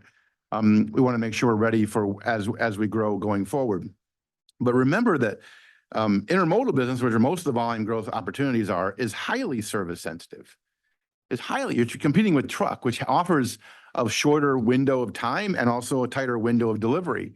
So we have to compensate for that by providing better service in other ways, whether it's the relationship, whether it's the communication, whether it's the price, or whether it's the speed or other things of that nature. But I can tell you that we get the question all the time, CSX, you have some of the better margins in the industry, but yet your multiple is one of the lowest in the industry. Why is that? From investors. And it's growth question. It's where's coal going to go? Where's it been and where's it going? Because we have a strong coal franchise, even though it's down significantly where it used to be. But it's also around that possibility of demonstrating that we can grow. And we're taking a different approach. I just told you, we have more manpower than we had before pre-COVID. We are focused on service and better relations with our employees and better culture. But if you go back to the furlough discussion that you just had, Robert, which is around in 2020 when COVID hit, all the railroads and all the other industries, by the way, laid people off. Why didn't they come back in the same level in the rail industry they came to other places, auto industry example? Because the environment was one such they didn't want to come back to. And that's what hurt us. So we have to keep investing in making this an environment people want to be a part of. So as we ebb and flow, and we have downturns in the economy, we can sustain the employment levels, but we also can have a place people want to return to for their careers because they want to be here. And that was something that was changing. And that's back to this, for lack of a better word, the terminologies, I won't refer to them, of what was driving the behaviors. And so that's what we're so focused on. It's not just out of kindness of our hearts, which is important too. It's because it's going to be better business. But we have to prove to investors we can do that, as well as customers. There's a lot of prove it stories here, admittedly, but we're in it and we're excited about it. And I think we're 2 years into it. We're proving that it can work. Excellent. I just want to let the board members know if they want more time, and since they didn't use all of their time, we actually have more time for questions. So I'll come back. I have a few other, but I'll come back, Patrick. Well, Joe, that's actually a perfect segue, talking about labor and staffing for growth. And I'm respectful of the board's jurisdictional boundaries, but of course, numerous shippers here today have talked about the importance of staffing for growth, for growing their own businesses. Could you just give us a little bit more detail on the progress with your negotiating labor agreements and, elaborate on, what you see as the way forward on that front? Sure. Important topic. I mean, I think you guys know we survey our employees every year, and last year we did twice and this year we've done once. And we had over 11,000 comments, 3 surveys, written comments. Some of them were chapters in books. And I read every single one of them because I wanted a really good sense for what's on the minds of our employees. And that includes all of our union employees. The reason why I bring that up is because other than safety related issues, which are always important and prominent, of course, the number one issue that we heard, other than how management talks to them and treats them, which is something we're working on extensively, was around what happened in the last round of negotiations and how they felt. Back to this, do you want to work here as a place you want to be? And it took 3 years to finish the agreement. I think you all know that. I was actually announced as CEO of CSX the day the tentative agreement was reached. A few months later, I was only a few months in the job, and I'm the only CEO in Congress walking around the days they're voting, trying to convince people they should do that, getting fingers pointed at me for what I didn't do, but what I was a part of now. So as an industry, we've had a lot of conversation around this and about how do we learn from what happened last time and try and demonstrate that we can do something different. and create a better environment. And as a coalition, a voluntary coalition, we worked hard together to see if we could find a way to reach early agreements. We weren't able to get there as an industry for various reasons. All the railroads have different perspectives on things. But that led us to a point where we were able to quickly at CSX go forward. And, over half our workforce is now represented by tentative agreements, 11 different unions out of the 13 prominent ones, 15 different agreements in all. We've had our first 2 ratifications already passed, which is great. And this is months before we're even required to even serve, Section 6 notices and then start the process. Why is that important? As many of you probably know, I led 4 national negotiations with the UAW at Ford, so I have a lot of experience. If all your time and energy is spent fighting at the national level on wages and benefits, you never get a chance to talk about the real meaningful stuff to people and to the companies at the operating level. And that's what happened last time. We spent 3 years fighting over single-person crew and not getting agreements. We never got to talk about how we make the railroad safer, better, more efficient, and frankly, work on some of the scheduling and things that are important to our employees. Now we're going to have the time over the next 5 years with the national agreement hopefully behind us to spend the time on those things, which will make us more efficient and safer, but also a better environment for our employees, which again goes back to better service to our to our customers. Because again, as I've learned in this industry, the most impactful thing you can do to serve customers better is have your network run fluidly. And what's the number one challenge on a daily basis to the network running its best? It's crew availability, actually. It's not locomotives, it's not weather, even though you have those moments. And why is it crew availability? It's all the issues that we have. So you want to get back to improving service, you got to get back to solving those issues locally, but you got to give yourself time to do that. And the relationship has to be not broken at the national level. I appreciate that very much. And I want to turn to the board's authorities. And I just want to first make note that, both CSX and NS talked about the importance of sustained service quality. And it's been well documented, every 3 to 4 years, there are various service disruptions, and that, completely erodes confidence. And, people cannot make the shift to rail if they have those periodic disruptions because there are huge increasing marginal costs. And so I just want to express my appreciation for that outlook. Thinking in that context, what do you see as the most fruitful initiatives for sustained service improvement? And if you could tie it to specific ways the board can either enhance the public benefits of those initiatives or facilitate new initiatives that you're considering that have a nexus with the board's work. Yeah, I'll start. I think a couple things, and I appreciate the recognition that I think it's fundamental that the industry has to do a better job of handling the full economic cycle, right? And the last couple of decades have taught us that. We're trying to learn from that and apply those lessons to what we think is a better approach, and that's to deliver a service that is consistently on time, or I would define it as a consistent low variation service over a long period of time, right? That's sort of the base equation for service for our customers. And I think when I think of how you can help us, there's probably 3 ways. The first one being, continue to hold us accountable to what we tell you. Just like I told you previously, we need to be able to deliver service that you can count on, right? And be people that you can trust. And so I think the board serves a tremendous role in that regard. The second one is railroads rely on interoperability. We're still using the same knuckles that we were using 100 years ago for a reason, because every rail car has to work with every other rail car. And I think having that same sort of uniformity in terms of regulatory environment across the states is very important for us. Local and state variation makes it problematic for railroads in general to operate very efficiently. And probably the third one is look at ways that we can invest together for growth in terms of either physical infrastructure or technology. I think of the Heartland Corridor project, which is now 15 years old, and no one remembers it anymore. But it was a great project at the federal level that helped us deliver a very valuable corridor to the U.S. that's still delivering a lot of benefits today. So that's 3 ways. Yeah, very good comments, Ed. And I'll say a couple more things. I mean, first off, I a request of this board is that when we can, timely approvals of things that are pro-growth and pro-competitive, would be helpful. I wasn't here for the Pan Am discussion, but that's a great example of something that took a long time. That frankly was a railroad that was in disrepair, that we were willing to put hundreds of millions of dollars in, but took a long time because there's all kinds of opposition and all kinds of things. Not all your fault, by the way, I know that.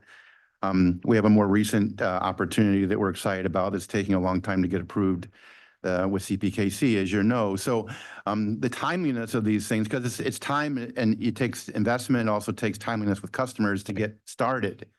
So I would ask that you continue to, where you can, to, the timeliness of approvals on things that are pro-growth, pro-competitive would be helpful. It's not in your jurisdiction, but certainly a lot of the things that this administration this time have done around CRISI grants and things have been very helpful to our industry. I think that it was referenced in the earlier panel, and it's not again in your jurisdiction, but I think it's really important to note is that this industry is a network. And, Ed mentioned it, when we all get better with service, the whole industry gets better. Because the customer experience, I remind people all the time, is holistic. If we do really well and our interchange partner doesn't, that's still a bad experience for the customer, or vice versa, if we don't do well. And so raising the standards of service by all of us makes us all better and frankly makes this opportunity for growth even better. So holding us all to higher standard levels on service is reasonable and frankly helpful, even though we might not always appreciate it every day. And the other thing I'll say is we have to collectively embrace technology in a new way, in a better way. Over time, technology is undefeated. So why try to fight it? And that's companies, unions, agencies, regulators, et cetera. This industry needs to evolve more quickly. I came from an industry that was fighting on technology every day and frankly had a lot more support from the same Department of Transportation for doing things that, and I know it's not in your area, but I think we're all in this together. And we have to find ways to make this, make technology innovation part of the solution on safety, on efficiency, on service. And, we'll find ways to better use our talented people. If we end up having a few extra, there's plenty to do. The last thing I want to say about our opportunity for growth is now's the time. While we're not fully loaded up, whether it's NS or ourselves or any other railroad, now's the time to be investing for that cycle when it does come. We oftentimes tend to, whether it's manpower or capability at a yard, we tend to want to work on that when the moment comes. And we're very actively investing in a number of yards right now that we don't need the capacity today, but we want to be able to switch more cars and be more efficient when the volume comes. And, we mentioned Cumberland as one example of that, but there are many other examples we have going on right now. And I think we're encouraging the industry to be, within reason, showing signs of getting ready for that would be helpful as well.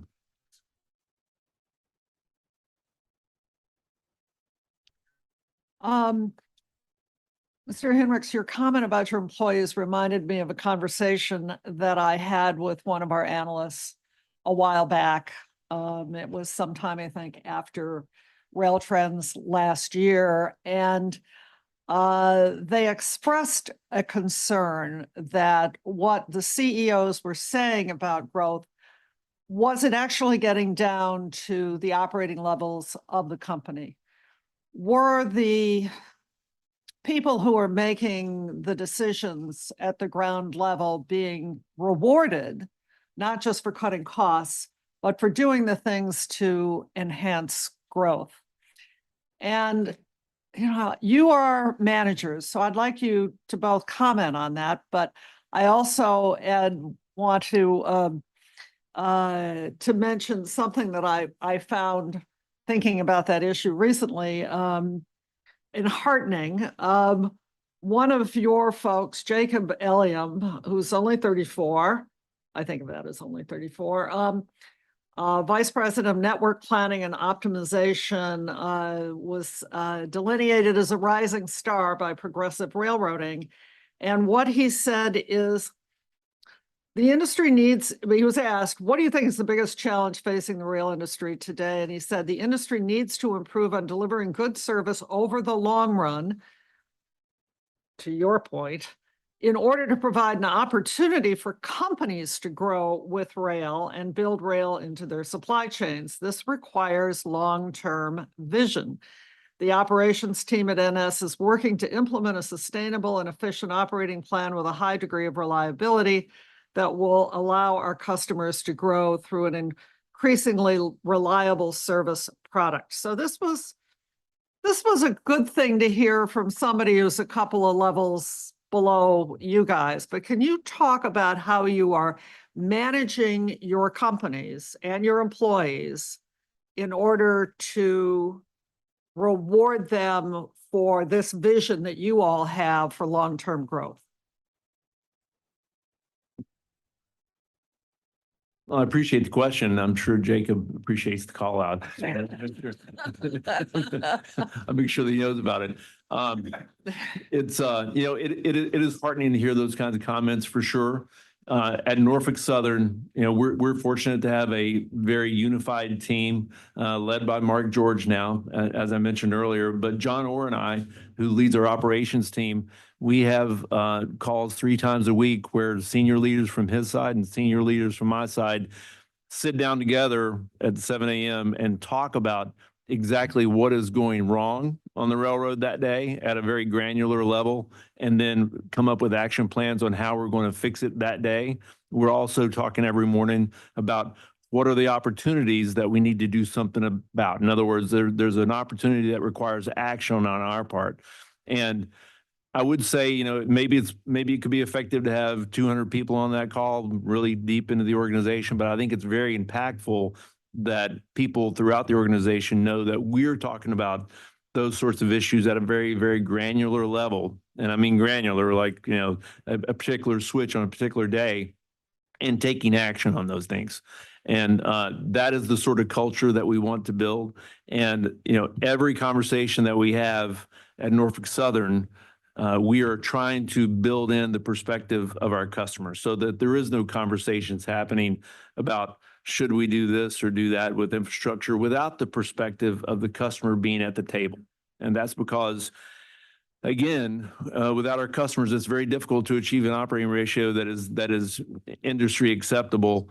And we take very seriously the mission that we have to service the U.S. economy. And that does mean, servicing the economy with a service that you can rely on every single day, because what we have learned over time is that given enough reason and given time, folks will work you out of their supply chain, and they should, because that's what they're getting paid to do if you're not adding value.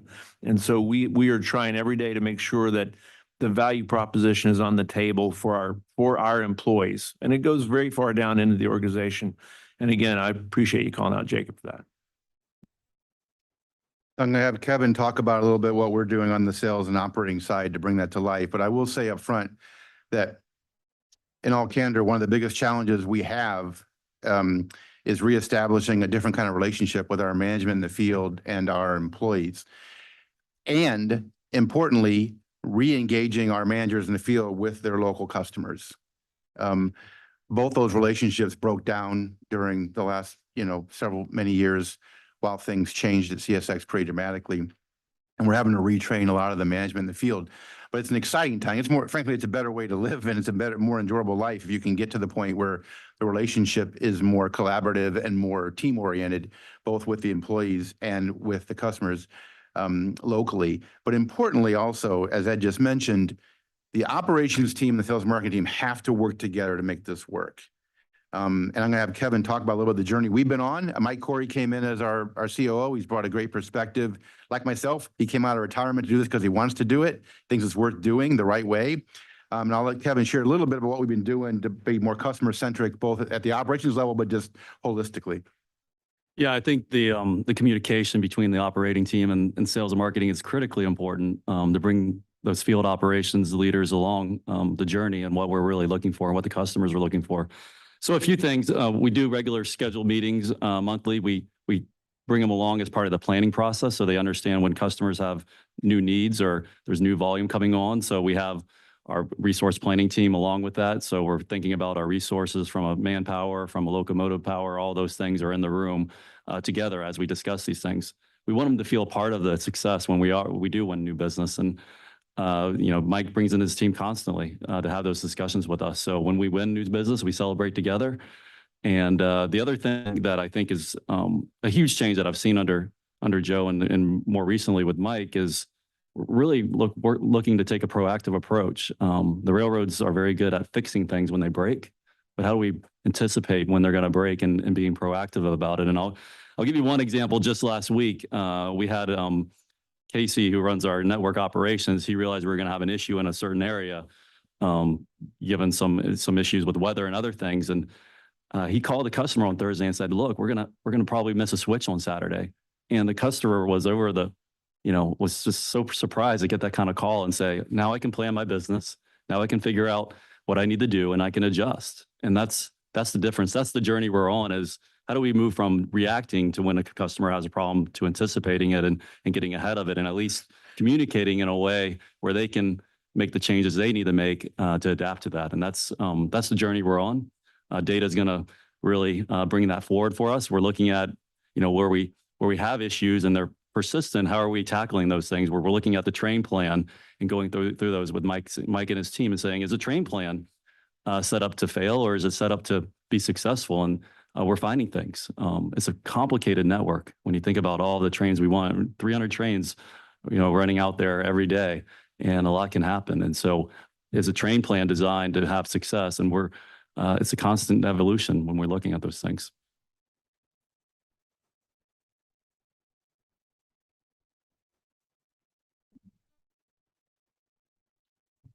I'd like to commend both CSX and NS on your response to the Key Bridge collapse. When I visited Baltimore this past spring with Patrick, I was truly impressed by the quick action that both of your organizations took in order to keep freight rail moving, despite the fact that the port remained closed. So thank you for that. My question to both of you is, what role did Resiliency play in allowing for your organizations to provide that quick response? So a couple of things. I mean, first of all, I think the more collaborative working relationship that our operations and sales marketing team have together allowed us to quickly get everybody together and say, what's the art of the possible? And, we had an intermodal train set up running from New York to Baltimore within, a day or two, very quickly, to be able to provide some of that relief. But actually, I'm going to give you another response that is related to the labor conversation, because this is how we see the world. There's another part of what happened at the Key Bridge that also is important. When obviously getting containers in and out and getting trains set up, which both of us were able to do. And I know that both NS and ourselves were using the Norfolk port and the New York, New Jersey ports to help make that happen. But we have a big Curtis Bay export coal port. And so we have coal customers who are impacted dramatically by that. And quickly we had to try and reroute trains to Newport News and ultimately to be to those two pier that we use down there that are not owned by us. And this is the benefit of the relationship getting better. 2 years ago, if we'd asked volunteers first of all, asked the union if we were able, they would let us do it, and then asked volunteers to transfer quickly from Cumberland or Baltimore down to Newport News temporarily for a month or two while the bridge is down to supplement our resources to be able to move more trains, they would have, we'd have had a very quick, short conversation that would usually involve a lot of words that are not really kind. And so the relationships evolved where we had, within the next day, we put up we got approval to do it, and we had 80 some people offered a transfer for a month or two. And we didn't need that many, but the point is that's the difference. And that's the resiliency and that's the adaptability that we can have when you've got both the operating and sales team working well together to quickly come up with a work plan, to come up with a new train, and also your union relationship and the understanding of why service is so important that allows you to adapt it quickly. And so those are two examples of how it happened so quickly, but indicative of where we want to be in the future and why all those foundational elements are critical to allow us to be able to do that going forward. Those are great points. And I'd build off a couple of them. First of all, you saw the slide with the flywheel of productivity. It's very important. It's a very important concept that as we become more productive, the system becomes more fluid. we actually are building up resiliency that you can apply to things that go wrong, because there's always going to be something going wrong somewhere. So having some capacity for resiliency is really important for our manufacturing effort, and we're manufacturing service, which you can't store. So it's fundamentally something you have to have there, and we are working really hard to build that up. The second thing, and this goes to what Joe referenced, goes back to what I said also, which is trust, right? We had to build a pathway of trust with our customers that we could find alternatives for them. We had to build up pathways of trust internally with our employees to say, we're going to be able to do this thing, which is, divert 500,000 tons of coal a month to another facility.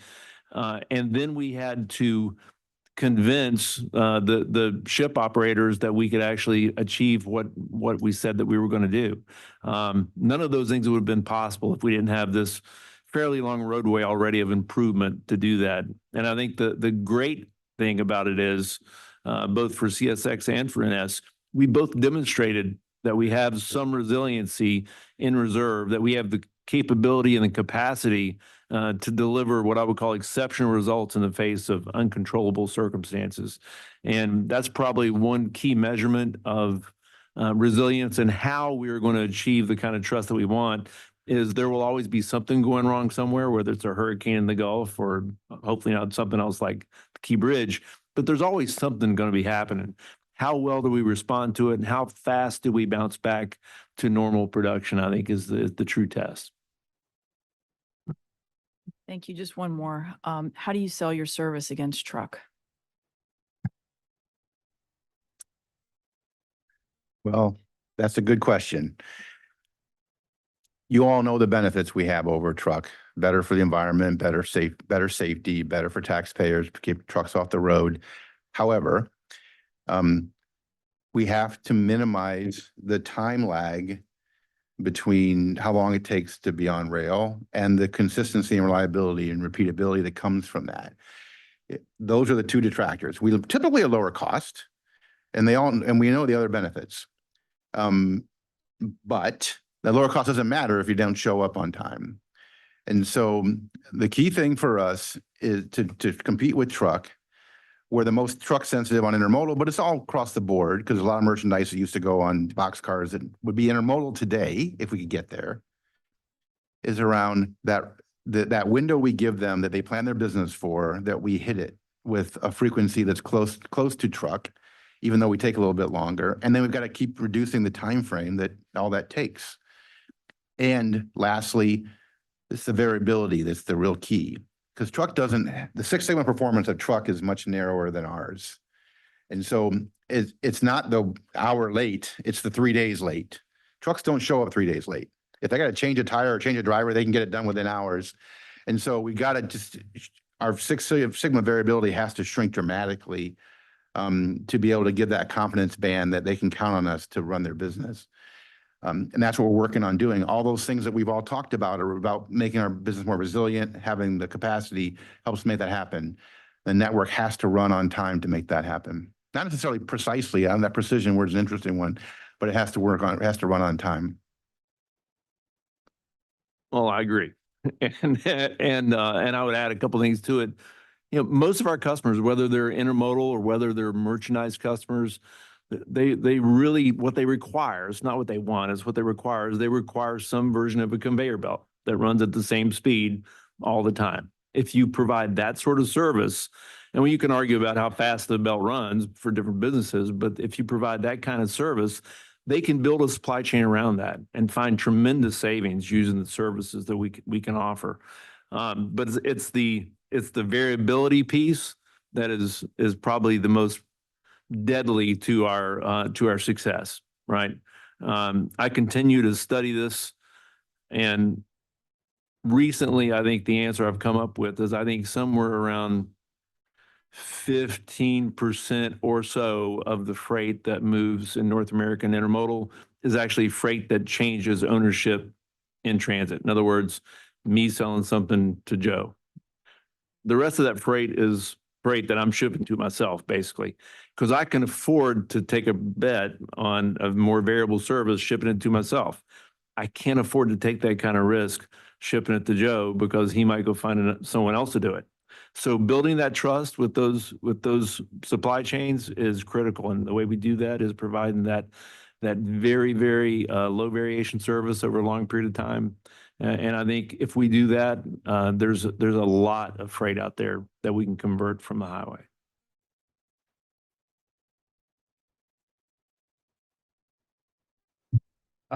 We've got a little time, and I want to just come back to a few things, even just what you just said, you finished with. I mean, the idea, and we've heard time and time again, is that trucking is, per tonnage more costly. It's less efficient, it's less safe, and it doesn't have the environmental advantages as rail. You put all that on paper, you realize, well, why are they leaving? Why is truck still outperforming? Why are people leaving rail to that? And I think you guys summed it up great. Because of that, lack of resiliency, that lack of that conveyor belt. And I think the great news for me is that's controllable by you. We talk about outside forces, whether, it was weather, none of that really matters. What matters ultimately is actually what you can control, is that consistency, that resiliency, and that transparency. As Kevin, as you said before, you make a phone call to someone and say, hey, we're having trouble, we're not going to make that. That's a world of difference to folks who have to hire crews to offload, get things ready for that. So that means they can plan better. And I think, in a 21st century economy, that's all, if you talk to all of your customers and coming from automotive and others, where it's real time delivery, where you're going on, they operate on that transparency and that communication. If something's wrong, they need to know it so they can adjust. And the fact that we don't do that, I mean, honestly, talk is very cheap, in this day and age. And, one of the challenges and why I appreciated both of you being here in terms of what you're doing internally to change that culture and that mindset is that, we hear everyone comes and every railroad says they want to grow. But again, that talk is cheap when it doesn't translate into resiliency, into transparency, into consistency. Because people, like I said, it's like the Charlie Brown, comic, Lucy says, trust me, I won't move the football, and then, that trust is built, you run and wait to kick and they move the football. And after so many times, Charlie Brown's gonna go play soccer. He's not going to worry about kicking the football again. And that's what's happening in the network is we have people who leave the network who don't come back. And that in turn, puts pressure on the network when they're trying to grow, trying to recover of how they're going to do that. So, but I want to focus on, and one other thing I'm going to do, and I'm going to, for questions, Patrick alluded to, and you holding to a higher standard. I don't think the role of the STB is to put roadblocks or speed bumps in front of the network to prevent it from its success. I think what we do in terms of the regulatory obligation is to put up guardrails to keep you centered and to keep you moving forward where you need to go. Whether it's the common carrier obligation, just reminding you that the obligation for you to do something, to honor that commitment is there. It's not to keep you somehow to bind you. That is the obligation that you've already set in place. Some of the other things that we put in place are also there, not as a stumbling block, but as to keep that flow moving. And I think of it that way. And I think when we look at these things and when we look at improvements and anything, it is always seen as a guardrail, not as a roadblock or as an impediment. And I think one of the things I said that we can't do is I think Wall Street's an impediment right now to growth because of where they're looking from a short-term perspective and long-term. So one of the questions I wanted to ask you guys before we break for lunch is really around how you're looking at, we looked at, when we look at growth, a lot of times it's the bigger, companies, the bigger, products, but I think there's a lot of growth within the small and mid-size customers.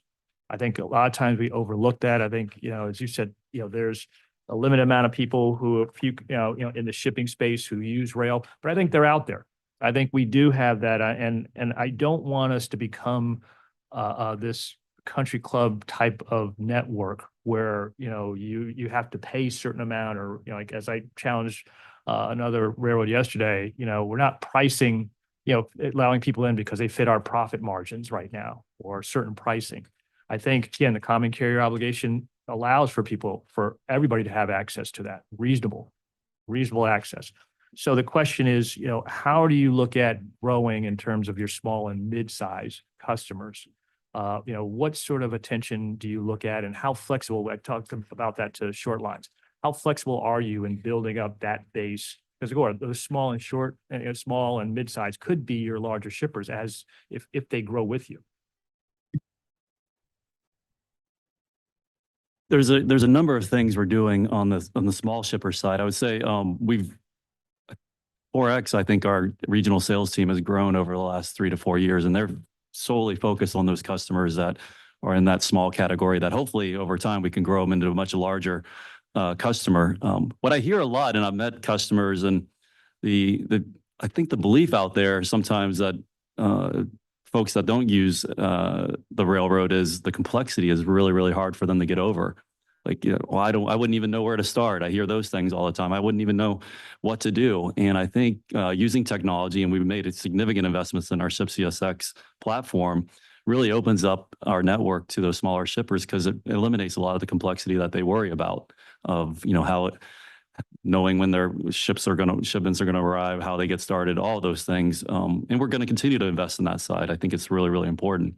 I think a lot of the small shippers are also the ones that, when I mentioned previously, they don't physically touch the railroad today. So how do we reach them? How do we combine rail with truck in a seamless way where they're not having to go out and reach out to the railroad and separately manage the truck and all of those things, and creating one source where they can go and get a all-encompassing kind of freight move for them. So those are the other things that we're trying to think creatively about, is how do we partner with others? We bought a trucking company where we have a seamless one price offering to those customers out there that make it really, really easy to explore it. And we're seeing customers adapt those opportunities for us. So it's multifaceted in how we have to approach it. We have to, but I do think a big part of it is reaching those customers that don't today physically touch our network and showing them that there's an opportunity to use us in a different way that maybe they didn't know about. And those are the things that the team is focused on. We even have a receiver group today, a number of people, they're not freight payers. They don't pay the freight, but we're trying to understand what their needs are because they're getting the freight shipped to them. And the more we understand their needs, they're influencing freight. And we're asking, why are trucks coming in your bay when you have rail service today? How do we influence your customers so they're shipping to you? So it's a lot of different initiatives. There's not one silver bullet, as I mentioned before, that's to tackle that market, but it is a huge opportunity, we believe, over time. Yeah, you heard me talk earlier about our first and final mile team that we stood up, and there's a couple components of it that are directly related to our smaller shippers, or what I would call developmental shippers, however you want to phrase it. The first is our Rail Integrated Solutions Group, which of course incorporates transloading as a dimension of shipping. As Kevin mentioned, there's a large number of potential customers who want to use rail but aren't located next to a railroad, and we can help them solve that in a very seamless way. The second thing that we do is we have our field sales group, which was stood up specifically to address geographically every single customer, really every single switch on our railroad. So you think about, there's 5,000 or so switches that go to an industry on our network. Every single one of those has someone's name on it who's responsible for, is that customer growing? Are they active? Do they need anything? Or how are they doing? As a second dimension, we often have, and the more you get into it, the more you learn. We often have customers who either want to reestablish service at a particular location, or it's really a new customer who's coming into an old location, let's say, or maybe it's a customer that has changed ownership. So someone else bought that facility. Dealing with us as railroads can be problematic when you're starting out, so to speak. There can be a lot of bureaucracy and red tape involved there. And through Kathleen Smith's leadership, she works on my team. Her team took a really hard look at all of our processes associated with smaller shippers or new shippers coming onto our railroad, and tried to really streamline the processes and remove all those impediments that, were good for somebody, but not for the customer. And we were able to take down the average time for a customer to actually come on board by around 80%.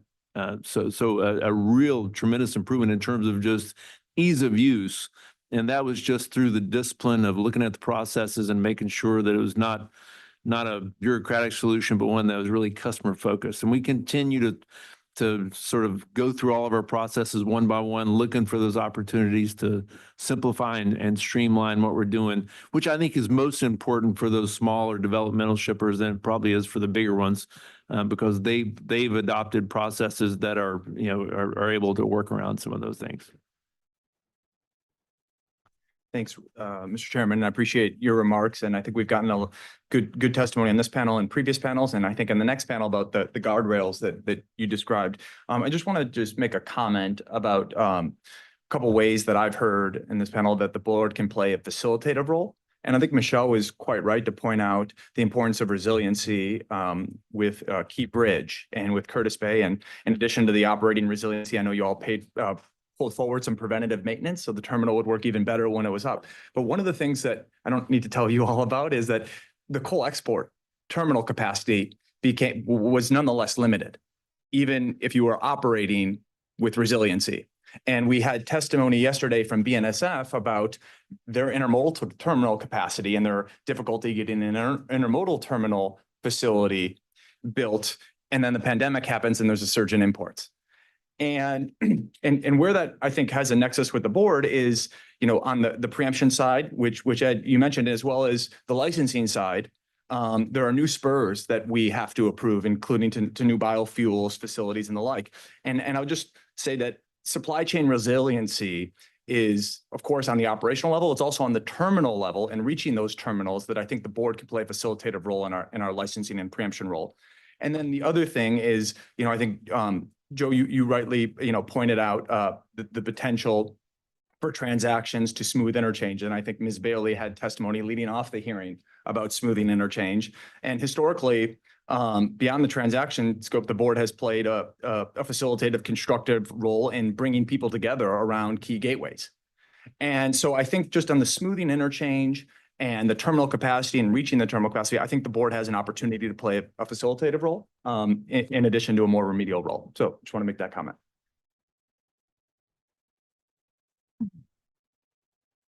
Joe, Wall Street's gotten a lot of bashing in this room and from current and former members of the board. But the capital markets are not a monolithic entity.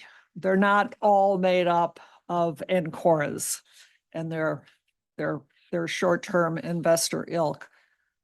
There are investors out there that take the long view, primarily the pension funds. And the pension funds, in my experience, have been major investors in infrastructure projects. I was a bond lawyer for 30 years, and we looked to the pension funds to help finance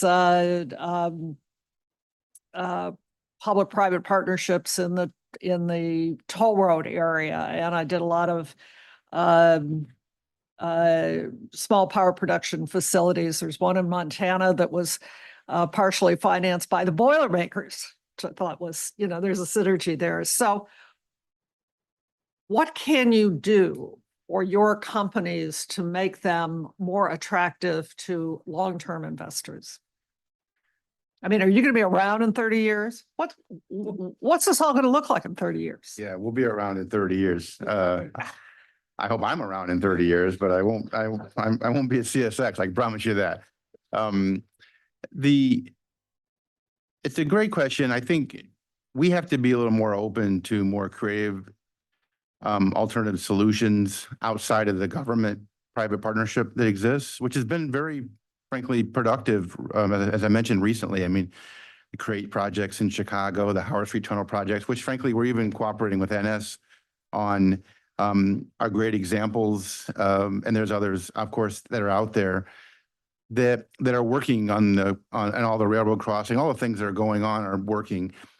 We don't typically have issue with funding major projects because we generate, as you guys have commented on, we generate some capital. I'm concerned about who's buying your stock. Yeah. It's interesting. I watched this very carefully. Kevin was an analyst before he joined us. So we had this conversation a lot. Our actual investment base has changed in the 2 years I've been here.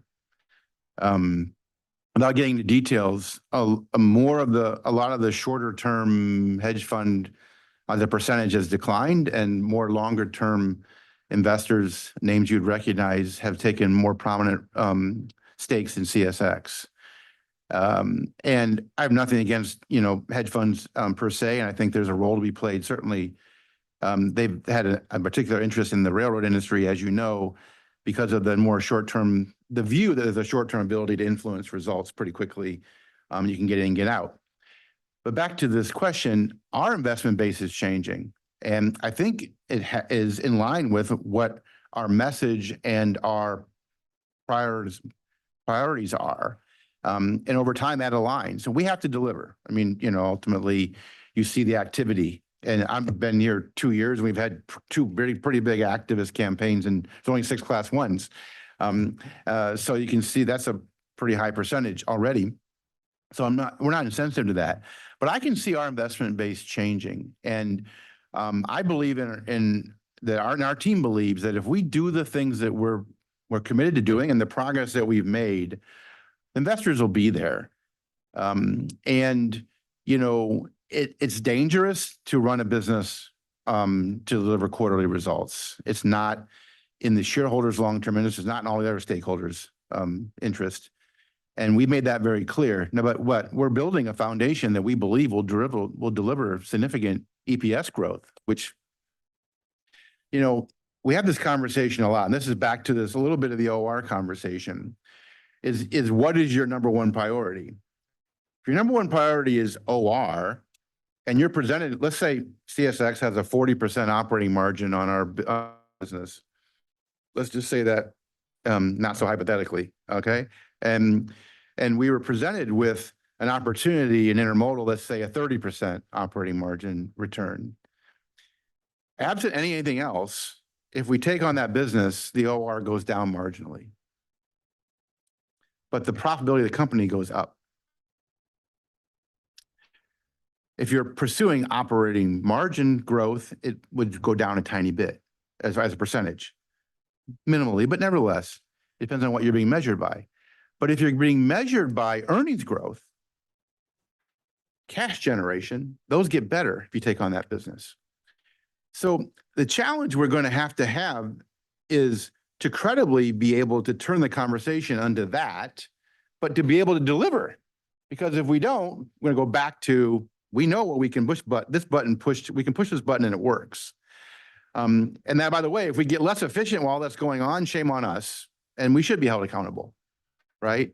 So the view of all this has to change. And from an investor standpoint, absent all this other noise, what investors want is EPS growth.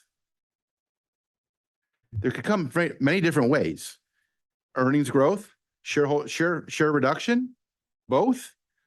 But earnings growth can come from many different ways, cost reductions, but also revenue growth and margin expansion.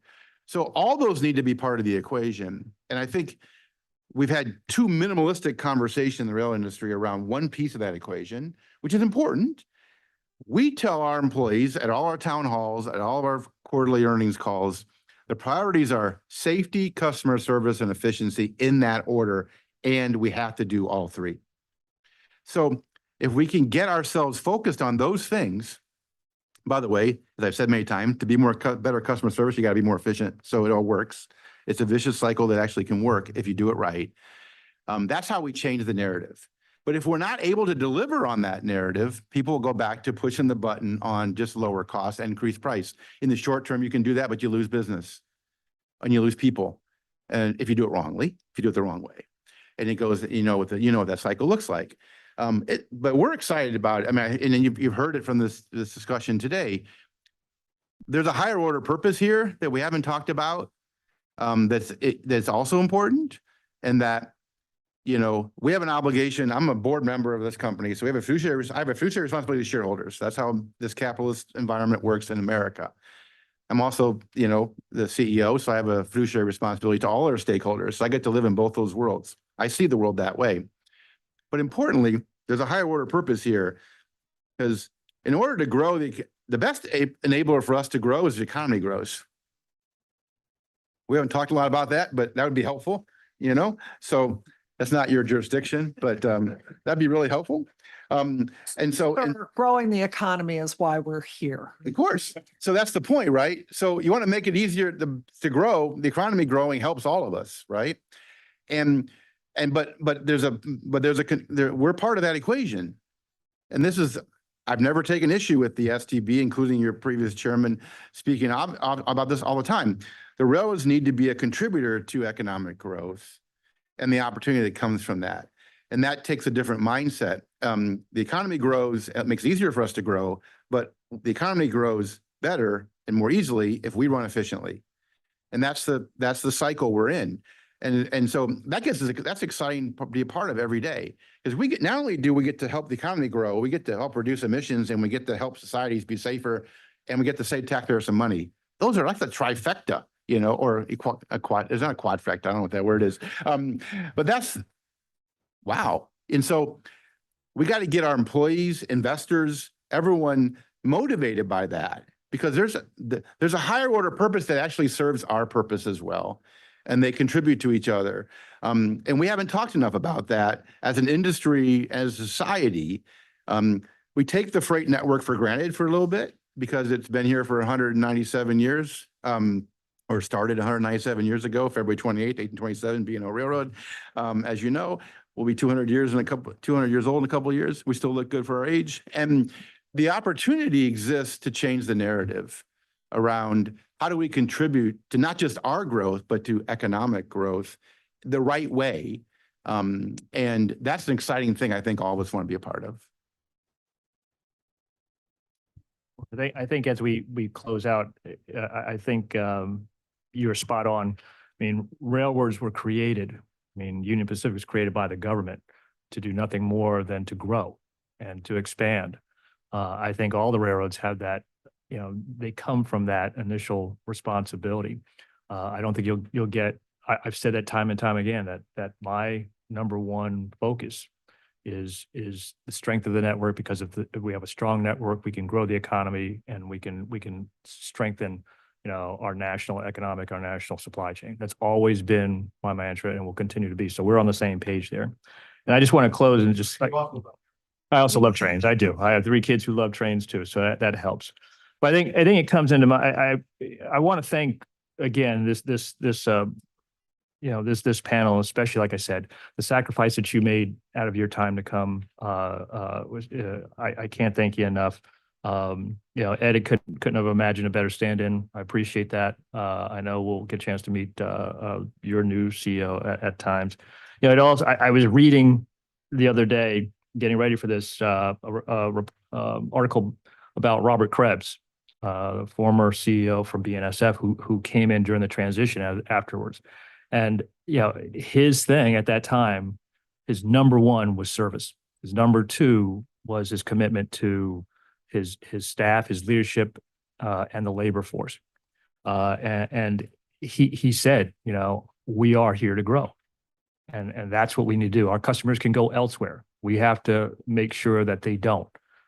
It's something that, you know, 24 years later, we're still struggle with, but that idea is not new. It is not new. And so I'm happy to hear that we've got, you know, you guys who are pushing the envelope and willing to make that turn, and we stand in support of that. So on that, I want to thank you guys, and we are again right on time. We're going to take a 30-minute lunch break. We'll be back here around say 1:35.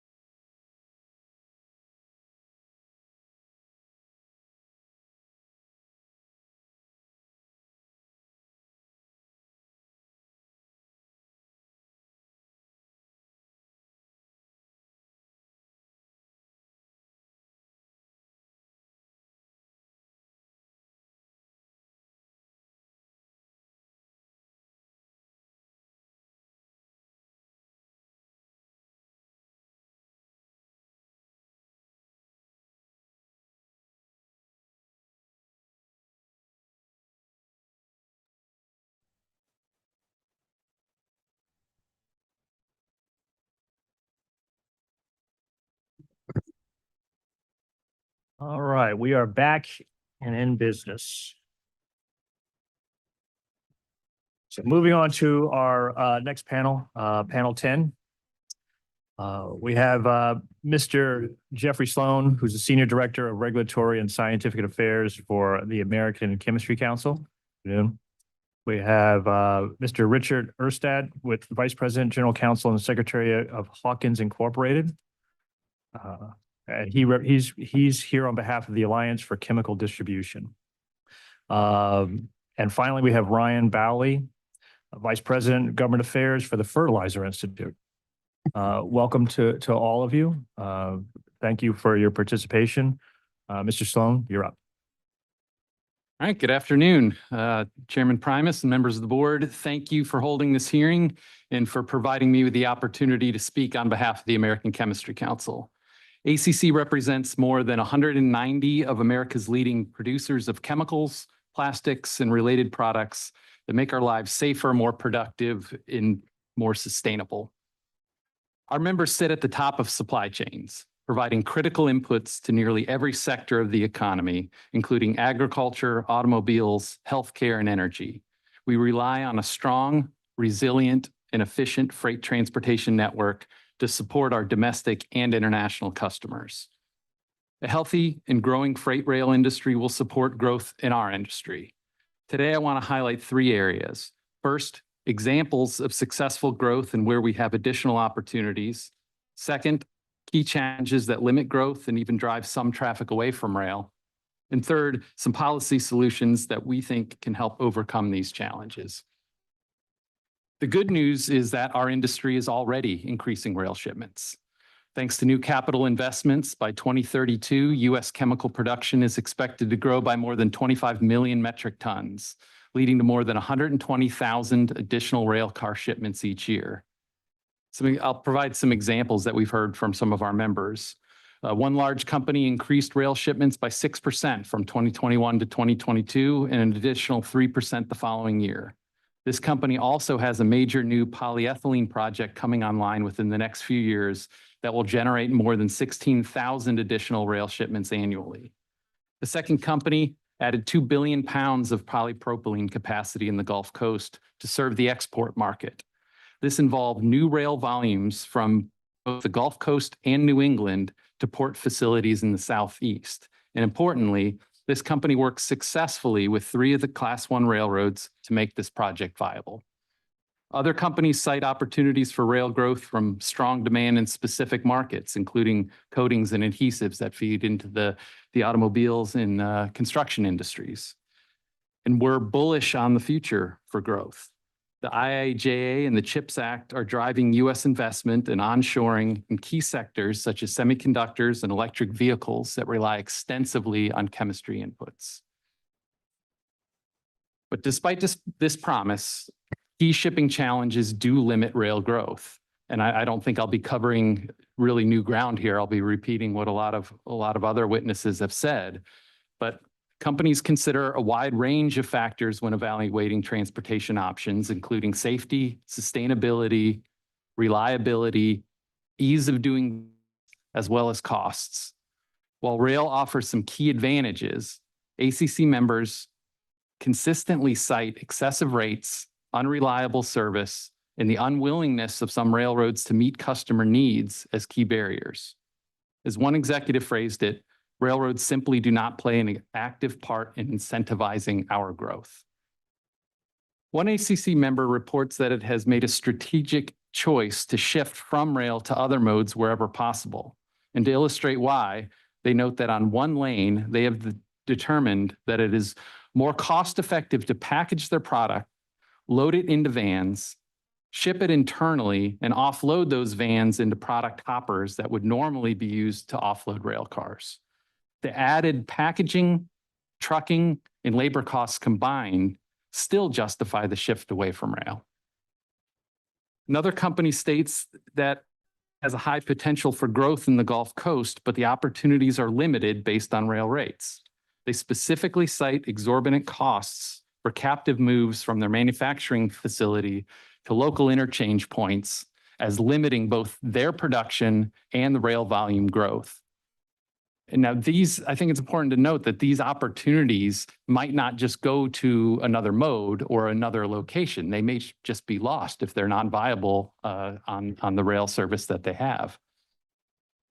ACC members also point to unreliable service as key barriers to increasing their volumes. While overall network fluidity and railroad performance has improved greatly since the meltdowns experienced several years ago, service issues remain a nagging problem. These are often blamed on staffing issues.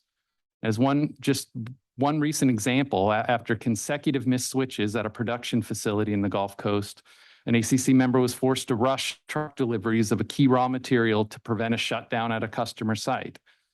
This is just one small example of the type of challenge that makes it less desirable to ship on rail.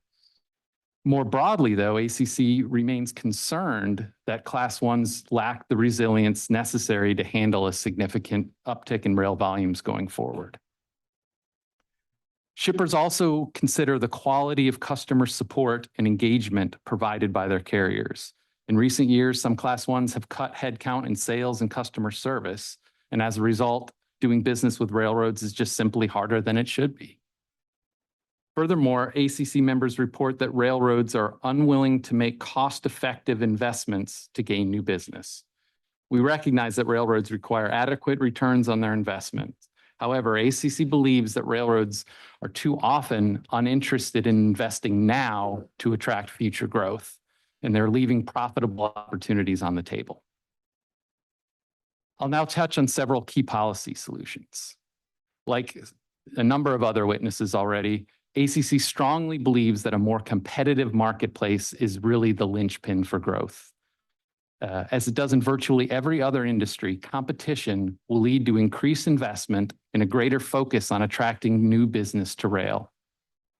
It's critical for the board to exercise its statutory authority to provide reciprocal switching as a tool to promote rail-to-rail competition. Broadly implemented, reciprocal switching can provide market incentives for railroads to provide reasonable rates and adequate service. This will drive more business to the railroads with benefits to the nation's economy, consumer prices, and climate goals.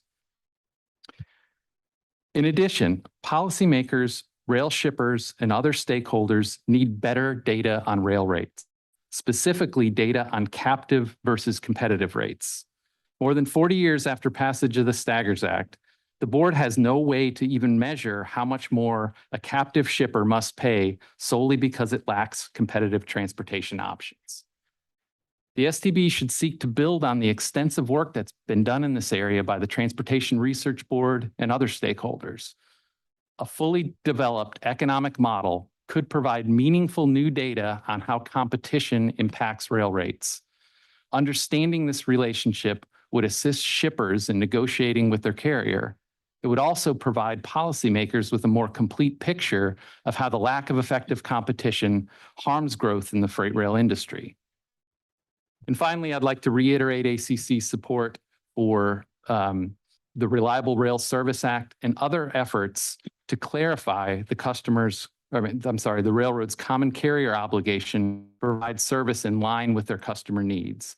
Clear service expectations would provide additional incentives for railroads to provide quality service, which can drive volume growth.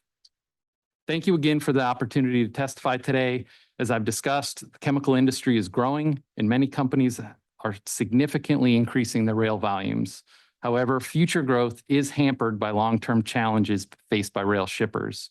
To address these challenges, we urge the board to advance reforms that promote competition and further incentivize growth. Thank you. I'd be happy to take questions. Thank you, Mr. Sloan. Mr. Ersted.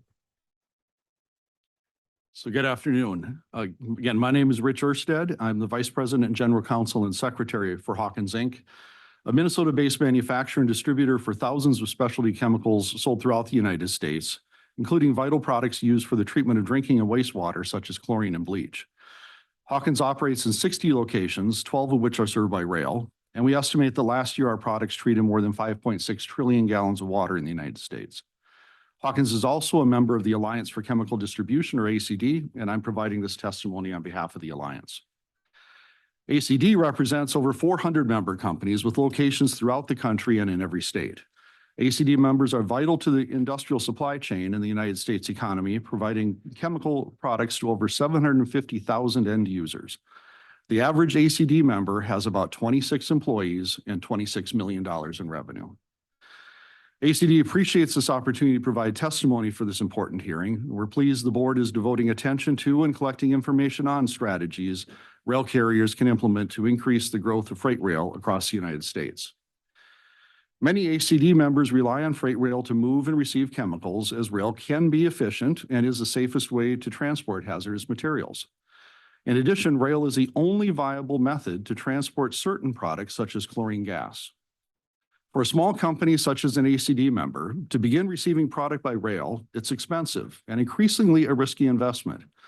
Purchasing a rail site or site with rail access is expensive, and installing a rail spur is very expensive.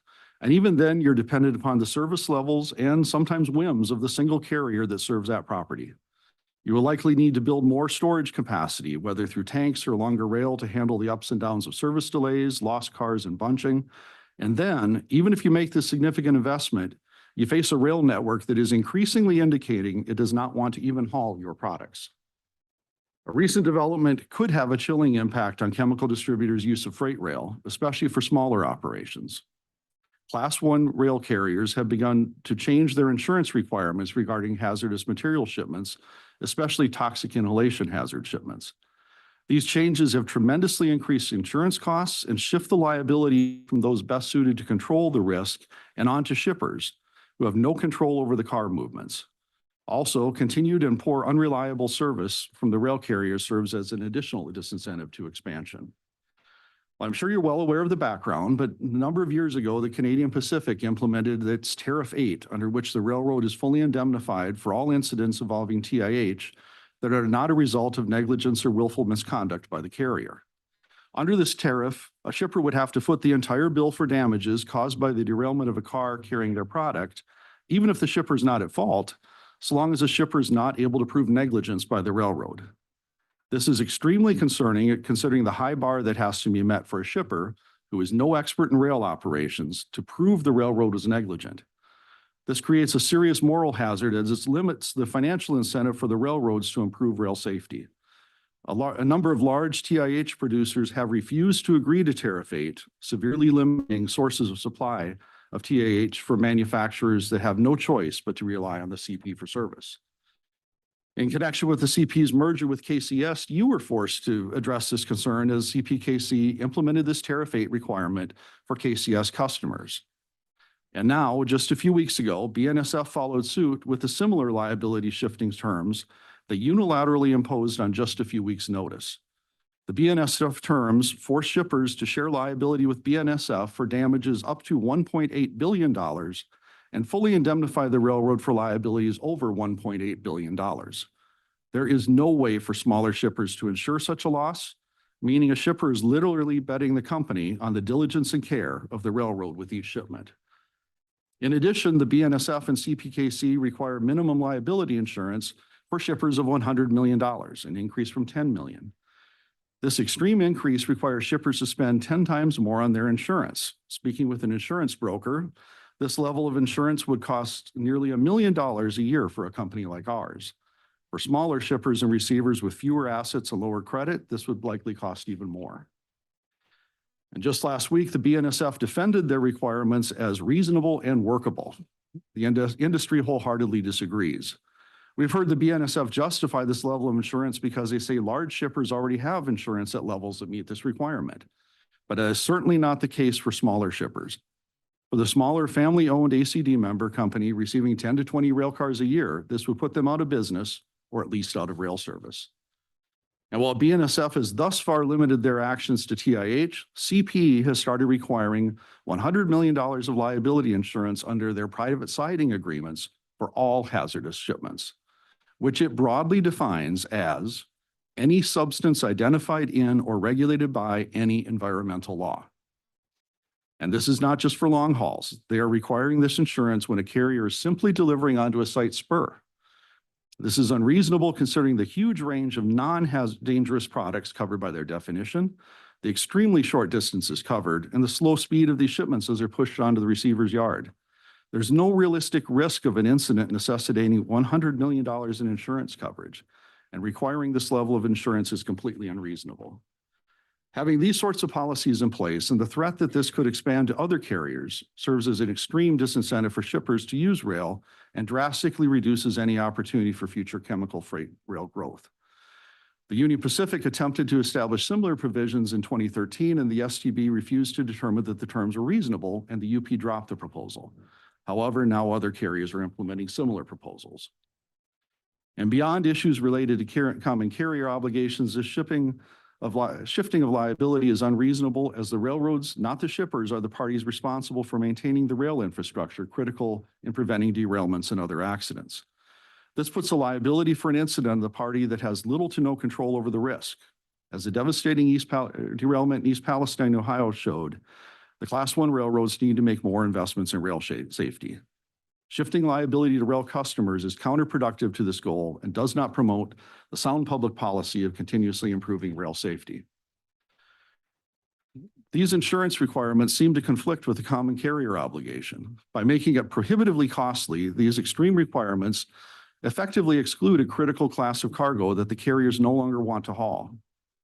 Why would a shipper want to make large investments in rail-served properties or add rail spurs if the railroads are making it impossible for them to economically receive the product? And in the end, these policies do not serve the American public, as hazardous materials are the kinds of shipments that benefit the most from utilizing rail service due to rail's superior safety record. Carriers should be looking at ways they can leverage their high level of safety in shipping hazardous materials compared to other modes of transportation to grow the usage of freight rail.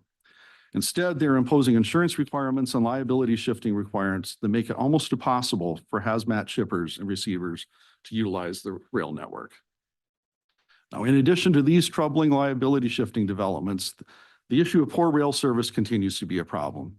In a recent survey of ACD members companies, 73% of respondents reported experiencing service issues with their rail carrier.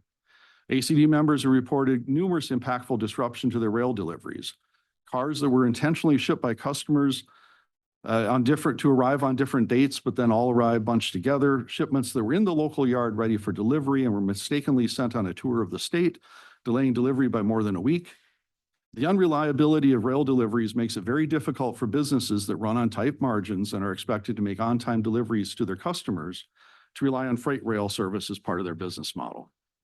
Hawkins has experienced such unpredictable service that we have had to make substantial investments in our infrastructure to deal with this. We have increased our storage capacity to avoid running out of products our customers need in case of late or missed rail shipments. We've also increased our yard space to accommodate more rail cars for situations when too many cars are delivered at once. While Hawkins has been able to make these investments, many smaller companies may not be able to do so, creating another disincentive to rail use.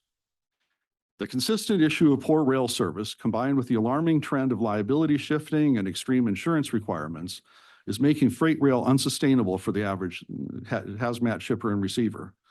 But Class I railroads must abide by their common carrier obligations and implement reasonable insurance requirements for hazmat shipments for there to be any future freight rail growth in this area. Also, the railroads must invest more in improving their service so customers can rely on freight rail and make more material investments to promote continued growth. I appreciate the opportunity to present ACD's views, and I'm happy to answer any questions.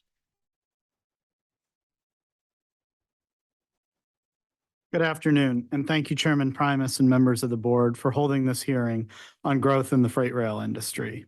My name is Ryan Boley, and I am Vice President of Government Relations at the Fertilizer Institute, or TFI, which represents companies across the fertilizer supply chain. I'm glad to have this opportunity to appear before you today. Fertilizer companies, from production to distribution to retail, ensure farmers receive essential nutrients to enrich the soil and grow the crops that feed our nation and the world. Moving this material from production facilities to farms requires virtually every mode of transportation and a carefully orchestrated year-round system of logistics. A strong and efficient rail network is a critical part of that system, and more than half of all fertilizer ton miles occur by rail. As noted in our written testimony, this hearing comes at an important time for the nation's Class I railroads.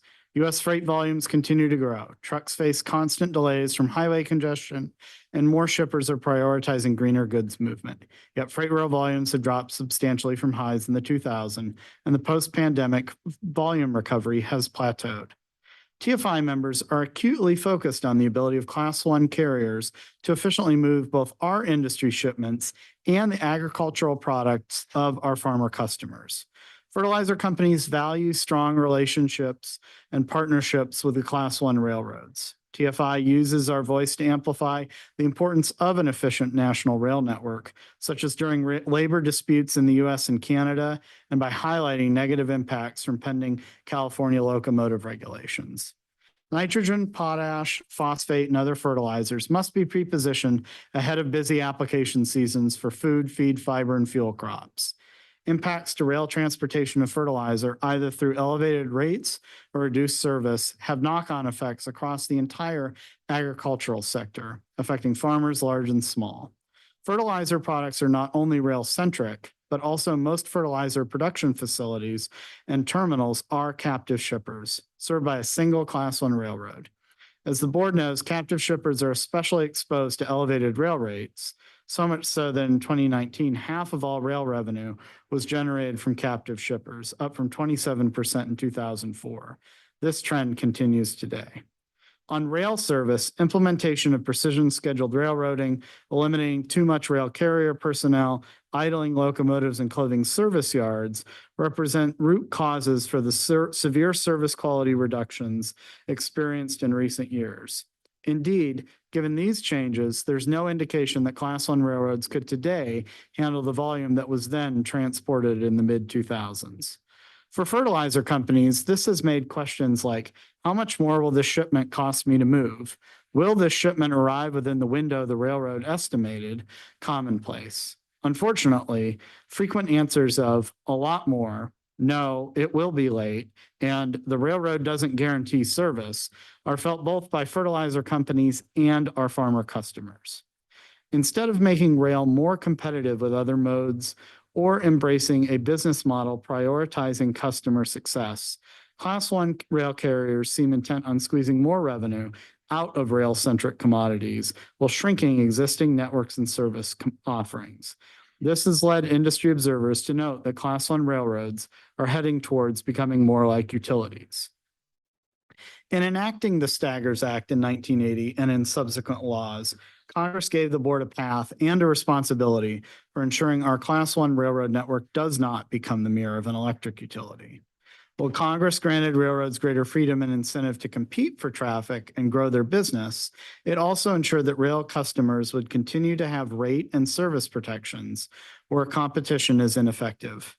The rail industry has changed a great deal since the enactment of Staggers, making the law's guiding principles even more relevant today. Due to policies promoting revenue adequacy, Class 1 carriers have largely met the board's revenue adequacy threshold consistently for many years, with the returns generated by many Class 1 carriers going well beyond this threshold. It is now time for the board to rebalance the role of revenue adequacy in relation to other Staggers objectives, such as reasonableness and competition. Revenue adequacy does not accurately reflect traffic growth and should not be considered by the board or others to indicate the industry's direction. Similarly, while operating ratio may illustrate a railroad's financial approach, it should not be the sole or even primary data point for assessing the industry or an individual railroad. In fact, improvements in operating ratios over the past decade do not reflect any attempt by the industry to grow or improve service. Today's operating ratios have largely arisen as the industry broadly adopted precision scheduled railroading models with leaner staffing and equipment, and coincide with both the transportation of less freight and the increase of rates for rail-centric customers. Class 1 rail carriers are doing the same or less with less, all while charging their remaining customers more. An alternative vision of the industry is customer and growth focused, providing reliable and prompt service to core customers with rates that are not only reasonable, but also competitive. It is also a vision that can achieve lower operating ratios through higher revenues from a broader base of business. Through hearings like this, increased oversight, and proceedings that focused on unreasonable pricings and service conditions, the board can make progress in advancing the stagger's policy goals of competition, reasonable rates and service, and industry growth. Some may use these proceedings to argue that the key to unlocking Class 1 railroad growth is to relax the board's oversight in these areas.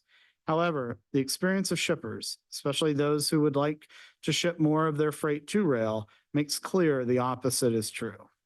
Examples of impactful board engagement include the December 2022 hearing on Union Pacific's embargoes on fertilizers and other cargoes, and the adoptions of much-needed changes to the emergency service order process. There are ripe opportunities for further action.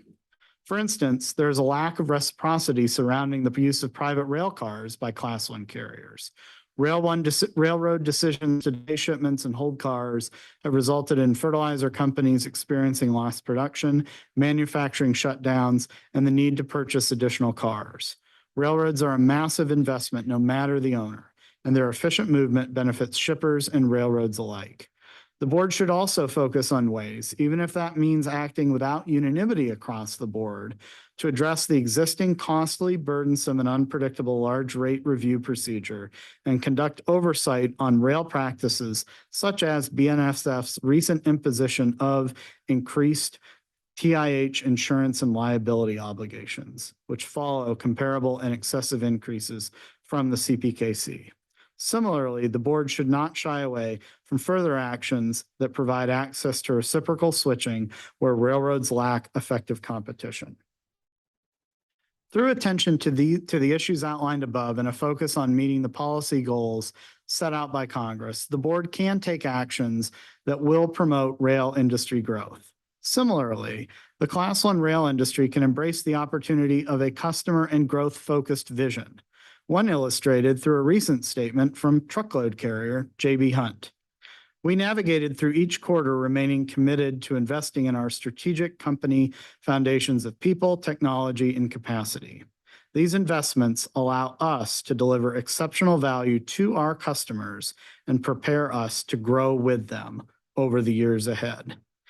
TFI thanks the board for the opportunity to participate in this hearing, and we look forward to continued engagement with the board on key issues for freight rail shippers. I want to thank the three of you for your testimony.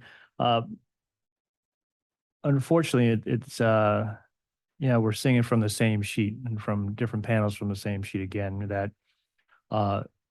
we have industries, chemical industries, fertilizer, that sees growth on the horizon, that sees economic opportunities with the railroads, but it has a lot of uncertainty as to how they're going to grow with the railroads and if they're going to grow with the railroads. And that's, to me, is the biggest issue that's outstanding. Is, we have an industry that we oversee that says they want to grow, and that they're ready for growth, but many of their partners or their customers have said that that may not be possible based on service levels and based on activities that they're currently entering into. I will tell you also, as I said yesterday, my concern with from the insurance standpoint, and that to answer, like I said, the UP aspect of that deck order. My understanding is to date that we haven't had a complaint come to us. We didn't have one under CP. We don't have one formally under that. So any activity that we have on our part, doesn't happen. Doesn't mean that we're not concerned about that, because we do see any sort of change that could be adverse to industry is, again, an impediment to growth. And especially, I've said this before, to our small and mid-size customers out there and shippers who are looking to get into the market, who would like to look into shipping by rail. It's a barrier to that entry point. And I think if that's a barrier to the entry point, then it's obviously a barrier to growth. So one of the things I'd like to ask, as I've asked the other groups, is what commitment, what do you need from the railroads moving forward that you can go back and able to tell your membership that there is, a reason to grow with railroads? I mean, what needs to happen for that conversation to take place? I'll jump in. I mean, I think a lot of what we heard from the last panel answers that question. I mean, a commitment to reinvigorating, re-engaging the customer relationship between the carrier and the shipper. And a lot of the efforts that both CSX and NS talked about in the last panel are things that are really important to our members. And I think we need to, facilitate and try to make sure that is, that focus is sustained in spreads to the rest of the industry. And I really do believe at the core that the way to incentivize that is greater competition. I think competition forces businesses to focus more on their customer needs. And I think that would help to address kind of the broad range of issues that we've heard various shipper witnesses talk about today and yesterday. I think for, ACD members that are a lot smaller companies, just getting into rail is confusing as heck. I mean, where do you start? How do you go about this? You're gonna have to have an employee now overseeing the rail, figuring out how to log into systems, communicate. What do they do with issues? Yeah, I think that there's just a lot of barriers with the smaller company having the resources to be able to handle this. And I think some of these products are critical that they go by rail, again, for safety. But I think it would be great if the railroads would help work with these smaller shipper, help solve some of these problems, give them a toolkit that they can figure out how you get into this. Not just the infrastructure side, but just the people and involvement, engagement. When we were talking about this hearing before our member leadership, a phrase came up that I think encompasses a lot of this, which is they want the railroads to almost be hungry for freight. And we're not really seeing that, even longstanding customers. I think one of the previous panels talked about the challenge in getting through to marketing and sales staff. It's reflected in our industry as well. And this is with long-term customers who, want to ship by rail, have consistently shipped by rail. So that, you look at it from that person is just taken for granted as a customer. And then it's, looking at new opportunities as well. And so I think, and part of that comes from, a mindset change, hopefully within some of the within the class one railroads. But I think a lot of it too is, as Jeff touched on, is, injecting more of that competitive impetus there as well. We constantly hear from the rails about, oh, we're, facing a lot of competition from truck. Our folks aren't really seeing, a huge amount of that in terms of the attention that they get and the customer focus that they get from the railroads. My time's expired, but I would just say, it's almost self-inflicted if they say we're facing pressure from truck. As I said before, truck is more expensive, it's less safe, less environmentally sound, and yet you're losing to that. That alone should wake rail up and to understand that you're losing to an inferior product, and I think that's also what's missed there as well. So, Patrick. Thank you, Mr. Chairman. Mr. Sloan, digging into the aspect of your testimony where you said that policymakers need better data on rail rates, and you particularly pointing to the difference between sole serve shippers and shippers with greater number of competitive options. And there was a TRB report that started that. You all and another docket have submitted a model related to that with Dr. Caves, and then the board did some work on this front in a different regulatory docket as well. What is your assessment of the current state of those models? How can they be improved? And what do you see as areas where they're strong and where they're weak? And I'm particularly thinking about, the board's waybill sample collects rail movements. We have some indication of location codes. We have to pull in some other GIS data when it comes to waterways, which aren't perfect in terms of what ports are capable of what. There's a generalized gap as in terms of trucking and an individual shipper's accessibility of a truck in some sort of mass data set. So talk me through what you see as the strengths and weaknesses of that model first, and then, I want to get into how they can be improved in the value.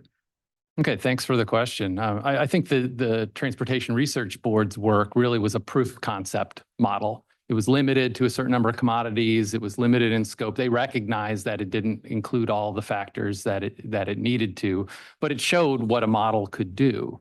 And I, being able to look at, the characteristics of a single shipment and say, if this was in a competitive market, all else being equal, what would we expect to pay? That is just an incredibly important value that I think could be achieved.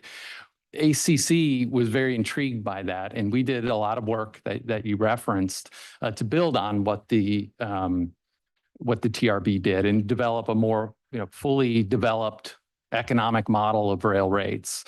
I think the model that we put forward was much more advanced, much more complete, but it still is not perfect. There's still a lot of work that I think needs to be done. And I think one of the key challenges is really to have the best factors possible to understand what really is the definition of a competitive shipment versus a captive rate. And I don't have a perfect answer of what else is needed there, but I do think that this is a solvable problem. And I think, an STB effort to, explore that, the needs to further refine that model could yield the answers that we need.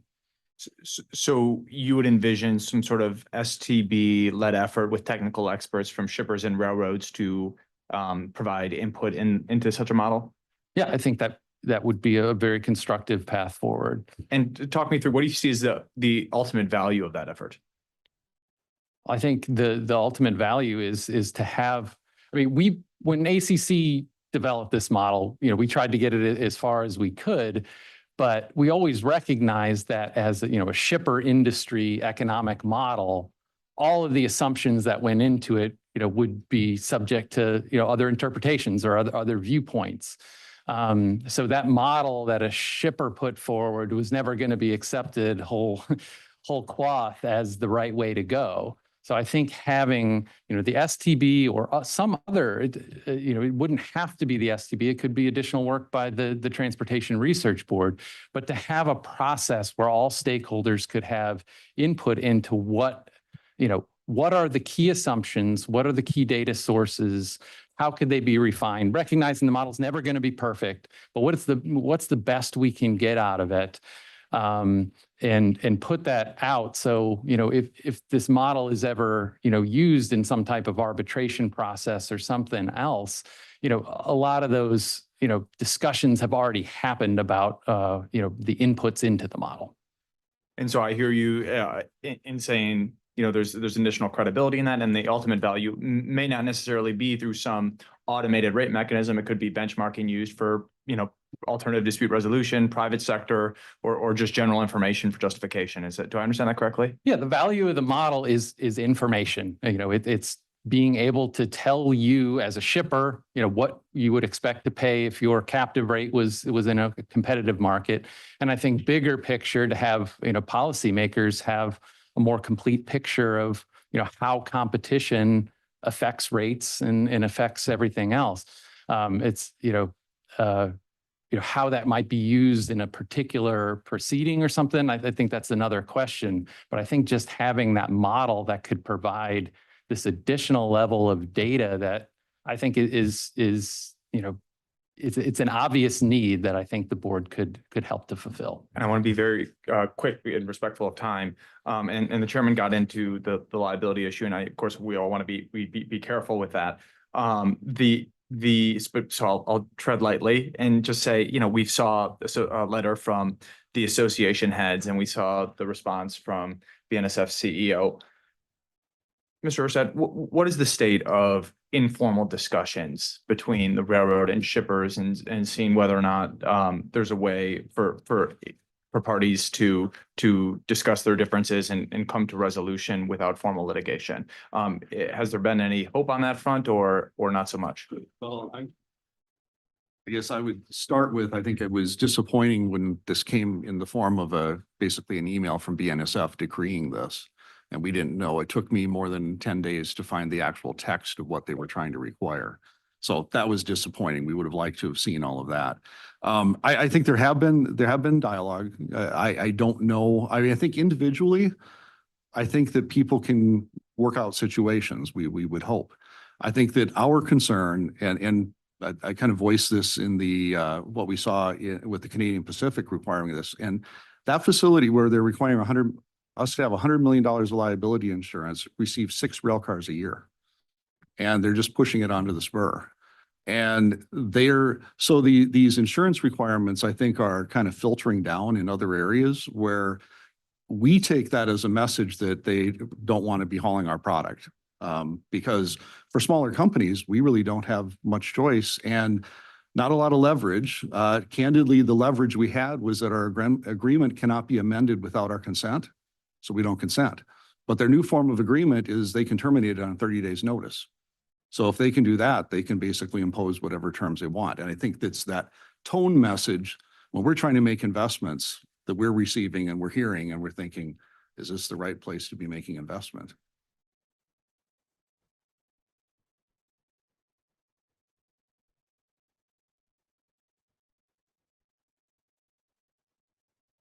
Patrick, you got to the question that I was interested in with respect to the models and so forth, in a much better way than I could have. So I don't have anything further.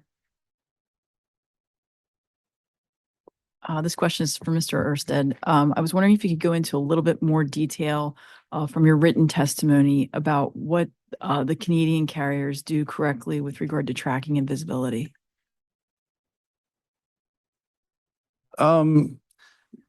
I guess I'm trying to remember what that testimony was.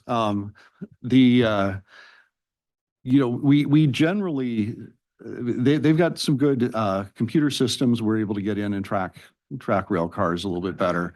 We're served by the CN in Memphis, and then the CP is in St. Paul and in North Dakota for us.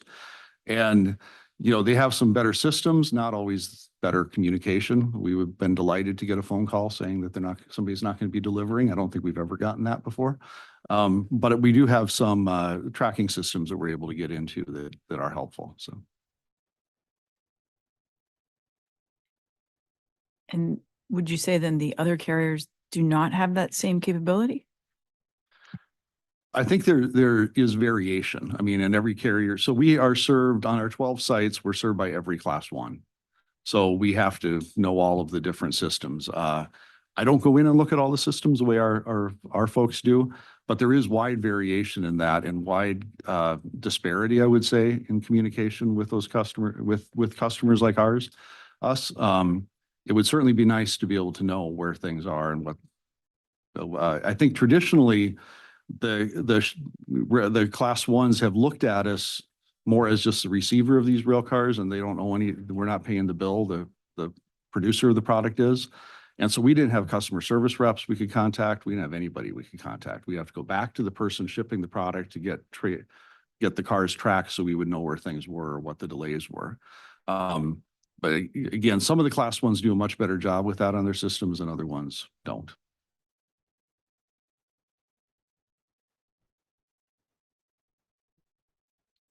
All right. Well, once again, I want to thank members of the panel for your testimony. Again,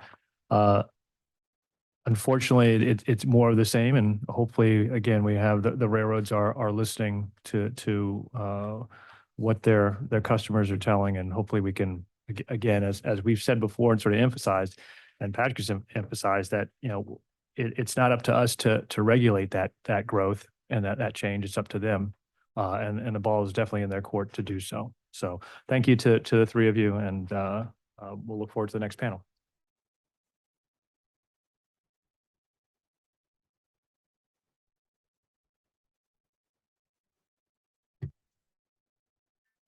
And our next panel, Panel 11 is made up, it is the representatives from the Association of American Railroads, AAR, led by Ian Jeffries, who's the president and chief executive officer, and Rand Kahad. Is that correctly? All right. Dr. Kahad, chief economist and senior vice president, policy and economics. Welcome to the both of you. And do you guys have a slide presentation or anything you're going to be using? Okay, that makes it easier. Well, as I said yesterday, I have to admit that you know, I felt a lot better in this world when I had one of the panelists saying that you guys are more bureaucratic than we were. So that makes me, I'm automatically feeling a lot better about the you know, this presentation here. Hey, that wasn't my words. Mr. Jeffries, the floor is yours. Chair Primus, Vice Chair Hedlund, Member Fuchs, and Member Schultz. Thank you for the opportunity to address you today. As you know, AAR's freight railroad members include the 6 Class 1s as well as scores of short lines and regional railroads. Together, they account for the vast majority of freight rail mileage, employees, and traffic in the U.S. And smart, sustainable growth in rail traffic is in everyone's interest, yours, ours, the American public. In both absolute terms, in comparison to other modes, freight rail is extremely safe and getting safer. Since 2000, the total train accident rate is down 22%. The mainline accident rate down 40%. The 2023 hazmat accident rate is the lowest ever, falling 75% since the year 2000. And according to BTS, the last fatality caused by rail hazmat occurred more than a decade ago. I'm proud to say that we work hard to keep our employees safe as well. 2023 saw the lowest rate ever for Class 1 employee casualties. And according to the BLS, in 2022, railroads had a lower employee injury rate than most major industries, including trucking, airlines, agriculture, manufacturing, and construction. However, I should say and reiterate that we can always do better and work to do better every single day. Railroading is also the most environmentally friendly way to move goods over land.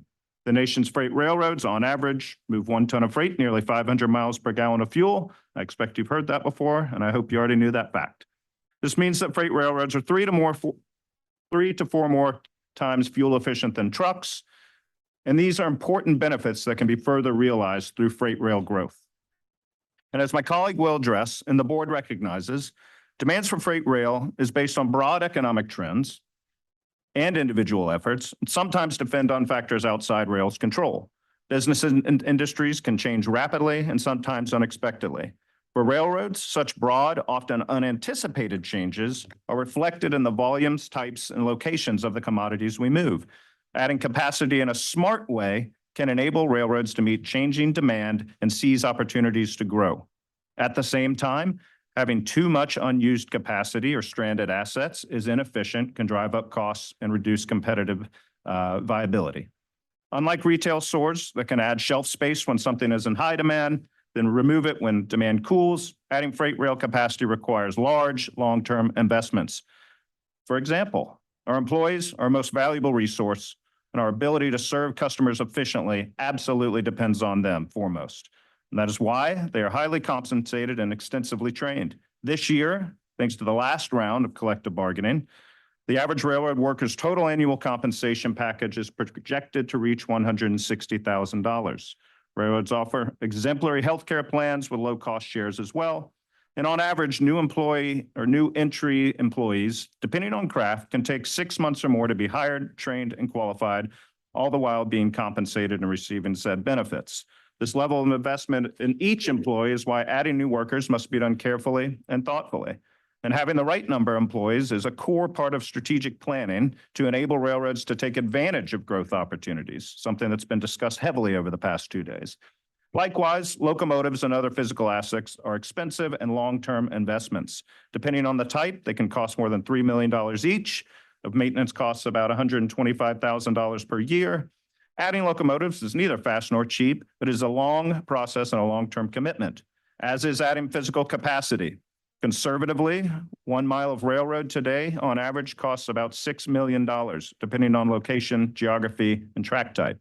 Over the last 5 years, Class 1s on average have installed 12.7 million ties, over 500,000 tons of new rail, and $1.1 billion of ballast per year. And it takes long times to build small projects, even a siding. Larger projects, especially those with extensive environmental reviews, can take a decade or more, unfortunately. These long time horizons, though, make investment choices especially critical and vulnerable to economic trends. A product that may be in high demand one year, requiring certain infrastructure, may not be in demand in the years following. Acquiring land and building infrastructure also takes capital. Unlike our modal competitors, America's privately owned freight railroads operate almost exclusively on infrastructure they own and pay for themselves. Over the last 15 years, rail spending to improve and maintain the network has averaged $23.9 billion annually, or $64.4 million per day. While the average U.S. manufacturer spends about 3% of annual revenue on capital, railroads spend about 18%. Because of the expense and time of such investments, each project must be backed by data and have the traffic necessary to justify it. And it's so, hopefully, it is beyond debate after listening to what you've heard that railroads want to grow. But smart growth is essential and requires predictable regulations and a regulatory environment that facilitates investment, promotes growth versus a growth inhibiting structure. If regulation increases investment risk and stifles innovation, it will impede growth. On the other hand, regulators provide balance, reasonable certainty. They can foster and innovate growth. A good example is the recent in-use locomotive rule at the California Air Resources Board. While the rule raises numerous legal issues, for the purposes of this proceeding, it exemplifies how regulation can chill freight growth. The CARB rule cuts short the useful life of already purchased long-term investments and actually discourages investment in newer, cleaner locomotives available right now. Straining capital through regulatory fiat does not encourage future capital investment.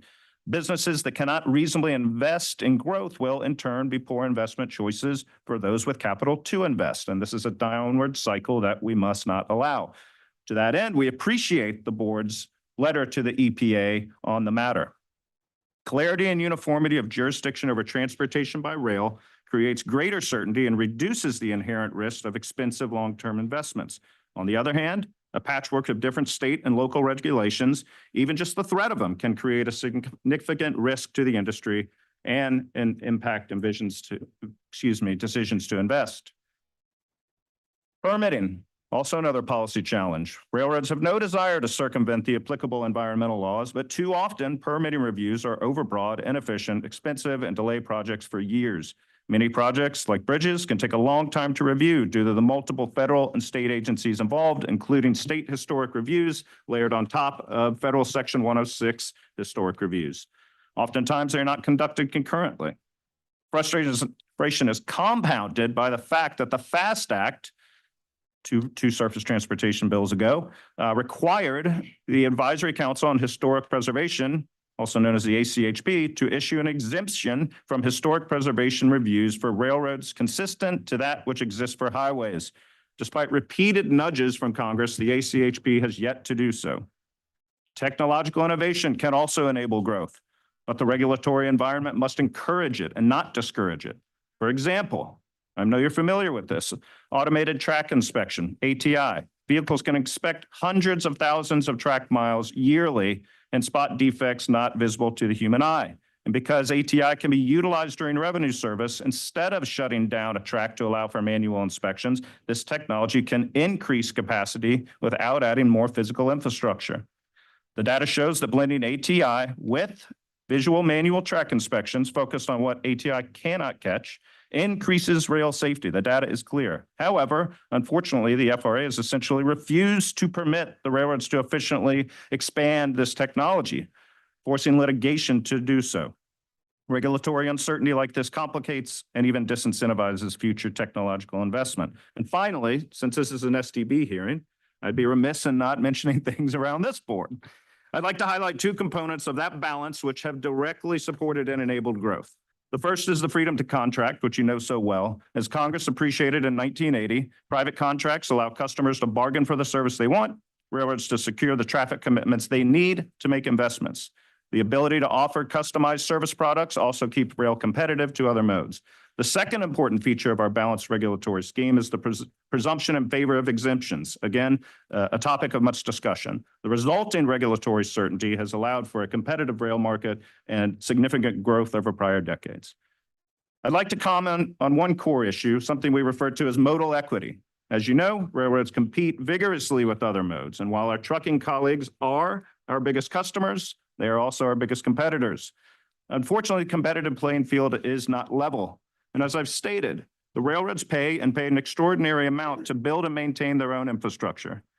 To be direct, trucking companies do not bear that full burden. Instead, because highway user fees don't fully cover the costs of highways, taxpayers end up subsidizing the trucking industry. For example, since 2008, the HTF has required $275 billion in taxpayer bailouts. Assuming no change in revenue or spending levels, the CBO estimates the HTF will require another $280 billion between 2028 and 2034. To be clear, the subsidy for those 7 years will exceed the subsidies of the last 2 decades. During that same time period, railroads will have invested $414 billion of their own capital back into their network. Now, to their credit, our trucking colleagues have made clear an openness and a willingness to look at how to change the HGS user fee system works to make it more self-sustained. At present, Congress has chosen not to do so. Technological innovation is another core piece of modal equity. And in particular, as we see today, DOT policies promoting development of automation and trucking stand in stark contrast to what we're running into at the FRA. While FMCSA is currently advancing a rule to integrate autonomous commercial motor vehicles on our roads, the FRA is running the opposite direction, locking in manual capabilities and usurping things that have been handled in bargaining. While we see pushes to increase truck size and weight from some policymakers, at the same time, other policymakers are hinting at the need to arbitrarily restrict train lengths. My point being that different safety policies or different safety philosophies for different modes distorts the transportation market. But while there are challenges, some of which the STB and other policymakers can assist with, there are also great opportunities. My point being that policy matters. Public policy has a major impact on either supporting, promoting growth, or discouraging growth. Growth requires capacity. Capacity requires time, investment, and thoughtful analysis. And growth-oriented regulations and policies can support those efforts. Thank you, and I'm happy to answer your questions. Promise I won't be that long. Good afternoon, everyone. Thank you, Chairman Primus, Vice Chairman Hedlund, board members Fuchs and Schultz, and your dedicated staff for the opportunity to participate in this hearing on growth in the freight railroad industry. My name is Rand Gayad, Chief Economist and Senior Vice President at the Association of American Railroads. My role involves analyzing how railroads interact with the broader economy. Railroads are often called the backbone of our transportation network, and like a healthy spine that allows the body to move and function, railroads support the movement of goods that keep our economy thriving. When the economy grows, so do our railroads, creating a cycle of mutual benefit. But this connection also means that economic challenges directly impact the rail industry. As we approach the 200th anniversary of U.S. freight railroads in 2030, it's clear that the industry has undergone a remarkable transformation. While challenges remain, railroads are well equipped to navigate them and continue driving economic progress. Today, I'd like to focus on 3 critical aspects that capture the underlying dynamics of the rail industry's performance. First is the crucial link between rail service demand and the economy. Railroads operate in what economists obviously call a derived demand industry. Demand for rail services is driven by the demand for the goods and materials railroads transport. When businesses need to move raw materials or finished products, rail service demand increases. Conversely, when demand for goods declines, so does rail traffic. For example, when consumers are buying more cars, automakers' demand for rail services to transport parts and finished vehicles rises.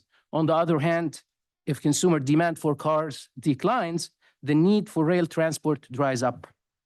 This demonstrates that rail volumes are closely tied to the performance of goods-related sectors of the economy, such as manufacturing, agriculture, and energy, which produce tangible products. Over the past 20 years, these industries have seen their share of U.S. gross output fall significantly. U.S. manufacturing, in particular, been stagnant at best for the past decade, struggling with trade wars, rising input costs, and a strong dollar. The pandemic further disrupted supply chains, reduced demand, and created unprecedented uncertainty. It goes without saying that as the goods-related sectors of the economy go, so do railroads. This leads me to my second point on industry-specific trends that directly influence freight volumes.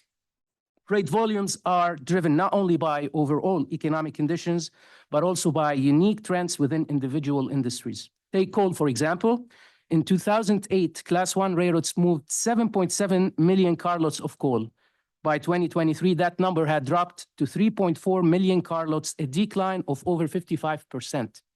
This decrease is driven by the rise of more abundant and affordable natural gas, environmental regulations, and a shift toward renewable energy. While total US Class 1 rail traffic declined since 2010, excluding coal paints a very different picture. Rail volumes actually show a slight upward trend during this period. Other industries like agriculture are also influenced by a range of factors, including extreme weather, exchange rates, global yields, trade tensions, and prices, all of which can cause significant fluctuations in rail volumes. All this means that even when the broader economy is strong, not all segments of rail traffic experience growth because of industry-specific factors that come into play. These shifts affect not only the volume, but also the types of commodities moved and where they are transported. Railroads are continuously adapting to these changes, ensuring they remain a vital part of our nation's economic engine. This brings me to my last point on external factors that impact railroads in ways beyond their control. Rail demand is heavily influenced by broader macroeconomic and societal factors that railroads cannot control. Take population growth, for instance. This is a fundamental driver of goods movement in the United States, as more people naturally lead to more demand for products and therefore more freight. In the 1990s, the US population grew at an annual rate of 1.2%. Between 2015 and 2023, that rate dropped to 0.5%. So if the 1990s growth rate had continued, we could have seen an additional 2.3 billion tons of freight moving today. Moreover, the COVID pandemic was an unprecedented shock that reshaped consumer spending almost overnight. Railroads had to navigate this rapidly changing landscape and continue to do so today. Additionally, fluctuations in commodity prices and global trade dynamics, such as trade tensions with China, have had profound impact on rail volumes. Today, there's an extremely close correlation between rail intermodal volumes and international trade activity at most of our nation's ports. We estimate that 42% of rail carloads and intermodal units are tied to international trade. In a sense, while railroads work tirelessly to optimize operations and service offerings, their fortunes are tied in part to macroeconomic forces that drive demand. To successfully adapt to these challenges, railroads must be flexible and innovative while improving the efficiency and productivity needed to maintain their long-term financial health. In closing, it is important to recognize that broader economic challenges, especially in goods-related sectors of the economy, have had and will continue to have a significant impact on freight rail volumes. Railroads aren't standing still. They are actively adapting, finding innovative ways to navigate these complexities, and continuing to play a vital role in our economy. The growth of intermodal traffic is a prime example of how railroads are evolving to meet new demands. As traditional bulk markets like coal decline, railroads are shifting to meet the rising demand for transporting lighter, higher value goods. The shift is not just a response, it's a strategic move that ensures railroads remain competitive and essential to our nation's transportation network.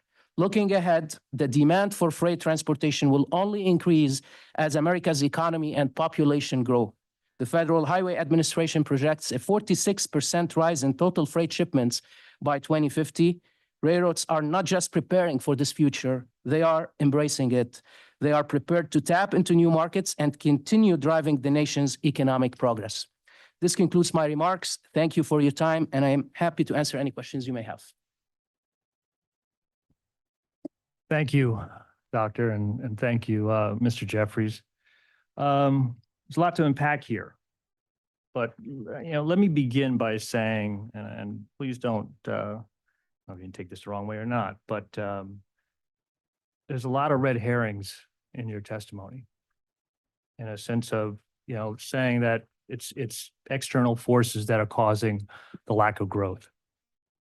We've heard 2 days worth of people saying that we're ready to grow. Here, I have data here showing that in last 20 years, we're looking at growth related to GDP. Industrial production's up 13%, IP manufacturing's up 9%, but also truck tonnage is up 43%. Somebody's growing. We hear that like I said, we've got other people out here that say that we want to grow on railroads, but we can't, not because of external issues, but because of service issues. Those services are self-inflicted, and we've heard that from the railroads who admitted that. So it's not necessarily external that you're not growing. And Mr. You began by saying, safety and, in terms of trucking and, why trucking is more expensive and less efficient. You're absolutely right. You're absolutely right. That trucking is a least effective alternative, but it is the alternative. And we're losing to trucking. We're losing. We have customers leaving rail right now, going to a more expensive, less safe, less efficient mode of transportation. You complain about subsidizing the trucking industry. We're subsidizing. Railroads subsidizing trucking industry. We're sending them freight. So we're making them better. We're making their subsidies worth it. If we had better service, we wouldn't be arguing about trucking. We wouldn't be saying about the sub. We'd be kicking their tails right now. So the growth is actually internal. We're pushing freight to trucking. Trucking's not doing anything better. They're not offering better rates. They're offering a safer service or efficient service. They're not. We're kicking it to them. That's self-inflicted. That's not external. And this hearing is about how we get to the reality of understanding and accepting that responsibility, that we're not doing our job and we're not doing our job well. There's plenty of growth in this industry. Your Shortline Association, 50%, one a panelist said, they're growing by 50%. Others double digits. So somewhere there's growth somewhere. The question is, are we pushing it away from us? Are we pushing growth away from us? And there's got to be an acknowledgement that we are, and that there's a partnership. So I understand, yes, we want to grow too. Yes, it requires, time and investment. The railroads are making a hell of a lot of money right now. They're not broke. They've been investing for a long time, and we haven't seen the return on investment. Volumes and carloads have been going down since the beginning of the century. Almost 24 years we haven't made a bite in it. And we've been investing a heck of a lot of money. You said yourself, billions of dollars invested. What are we getting from it? What are we getting from it? What growth are we getting from it? So it's time to stop saying, it's us, and even regulatory. We haven't really passed anything in a long time that says, hey, we're barring growth, we're stopping growth. Not since I've been on the board. I haven't seen one thing, and if I'm wrong, tell me, that has said that is a roadblock to growth. We haven't done so yet. And if we have, tell me what we've done and tell me the negative implications of that have caused railroads not to grow. So I'll hit on one thing and I'll let the economist hit on the other. The two are not mutually exclusive in my view, recognizing that there are macroeconomic factors at play, while also recognizing, and frankly, the primary source of the discussion over the past few days and the messages you've heard from our railroads, that 100% there's a lot within the industry's power and our members' power to harness and grow and get jump ball traffic. You got to answer, but you do realize that there's always going to be external pressures. Always. There's always going to be ebbs and flows in the economy. There's always going to be that. But you make it extraordinarily worse when you're doing it to yourself, you're only amplifying that challenge. Every company, trucking included, everybody goes through those challenges. The question is, are we doing enough damage internally where even when the economy starts to do better? That was the whole thing about the ups and downs. So when that demand was there, when the demand shot back to us, the question was, were we ready for it? And the answer was no. And the no was because we self-inflicted, you talk about labor, and we love labor, but yet we cut a third of our labor so we couldn't operate. We didn't have the people to move the train, to move the service. We didn't have the locomotives because we had stored them all. That wasn't external's fault. That wasn't, their fault that we laid them off, because most of the service industries like Amazon and FedEx and UP, they didn't lay off a third of their workforce. We did. So when they came back, their folks were moving packages. At the ports, their folks were moving the shipments. We didn't have the people to move it. And that's the self-inflicted issue that I'm talking about. I think certainly every one of our members recognizes the challenges we saw coming out of the pandemic with that significant uptick in volume and a practice that had been employed for decades did not work. And that lesson, I believe, has been demonstrated to have been learned as we've been hiring into a freight recession since frankly the pandemic. You heard one of my predecessors said their headcount's higher than it was in 2019. And so the proof is in the pudding, as we've heard. We've heard from customer panels. We've heard from railroad panels. The proof is in the pudding to be able to walk the walk as well as talk the talk. And you've seen that service improve. You've heard the messages. You've seen the new service products. You've seen the investment announcements. And it's incumbent upon us to walk that walk now, because I think everyone recognizes we're all sharing the same message. And one of the prior panelists said, we're all in this together collectively, and there's an acknowledgement there. And so, yeah, it's time to build on that momentum and demonstrate that it is over the long term.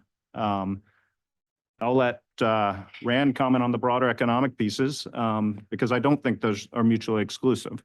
So, Chairman, obviously, you made a lot of points that I'm going to try to address every single one of them. But just very briefly, starting with the COVID pandemic, I don't think any industry expected, how long the recession or the shock is going to last.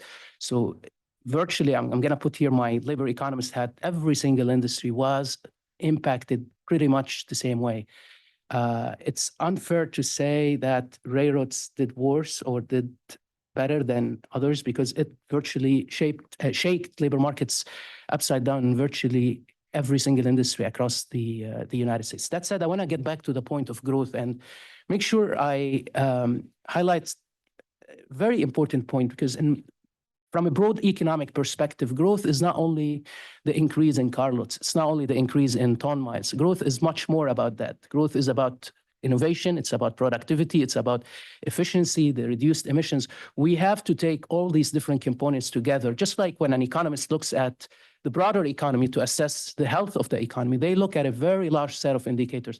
And I think by looking only at traffic volumes, we're missing the point here. Growth is much broader concept than simply looking at traffic volumes. The other, I think, key important point, also a very broad economic point, is something we tend to forget sometimes. Like railroads, just like in every other industry, they're operating with very limited resources. And, they have limited resources. They can't meet every single demand. That's a fact of economic life. It's known, or we refer to it, economists normally refer to it as scarcity. And because of scarcity, they have to make trade-offs. They have to make decisions about how best to allocate the resources.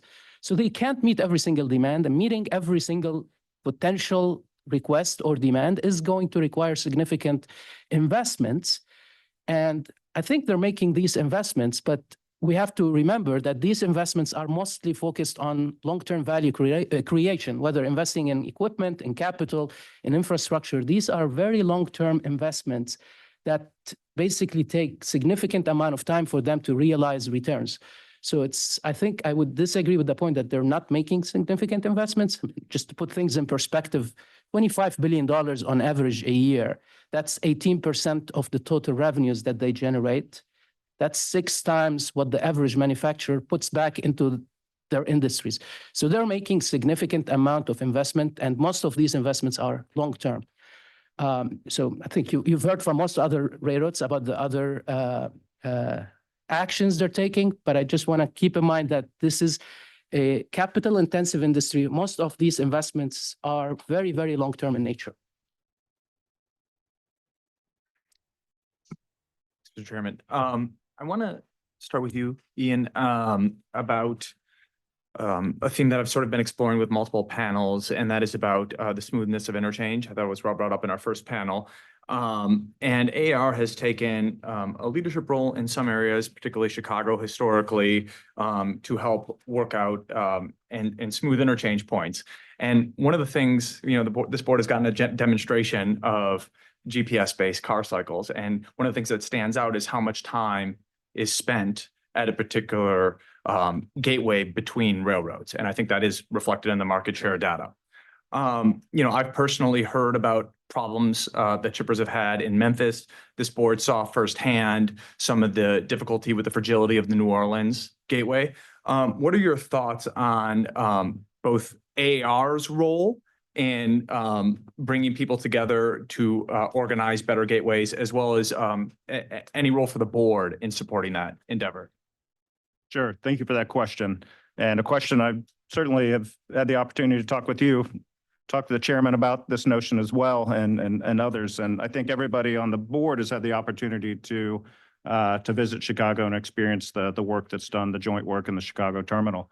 Why does that work as well as it does in Chicago?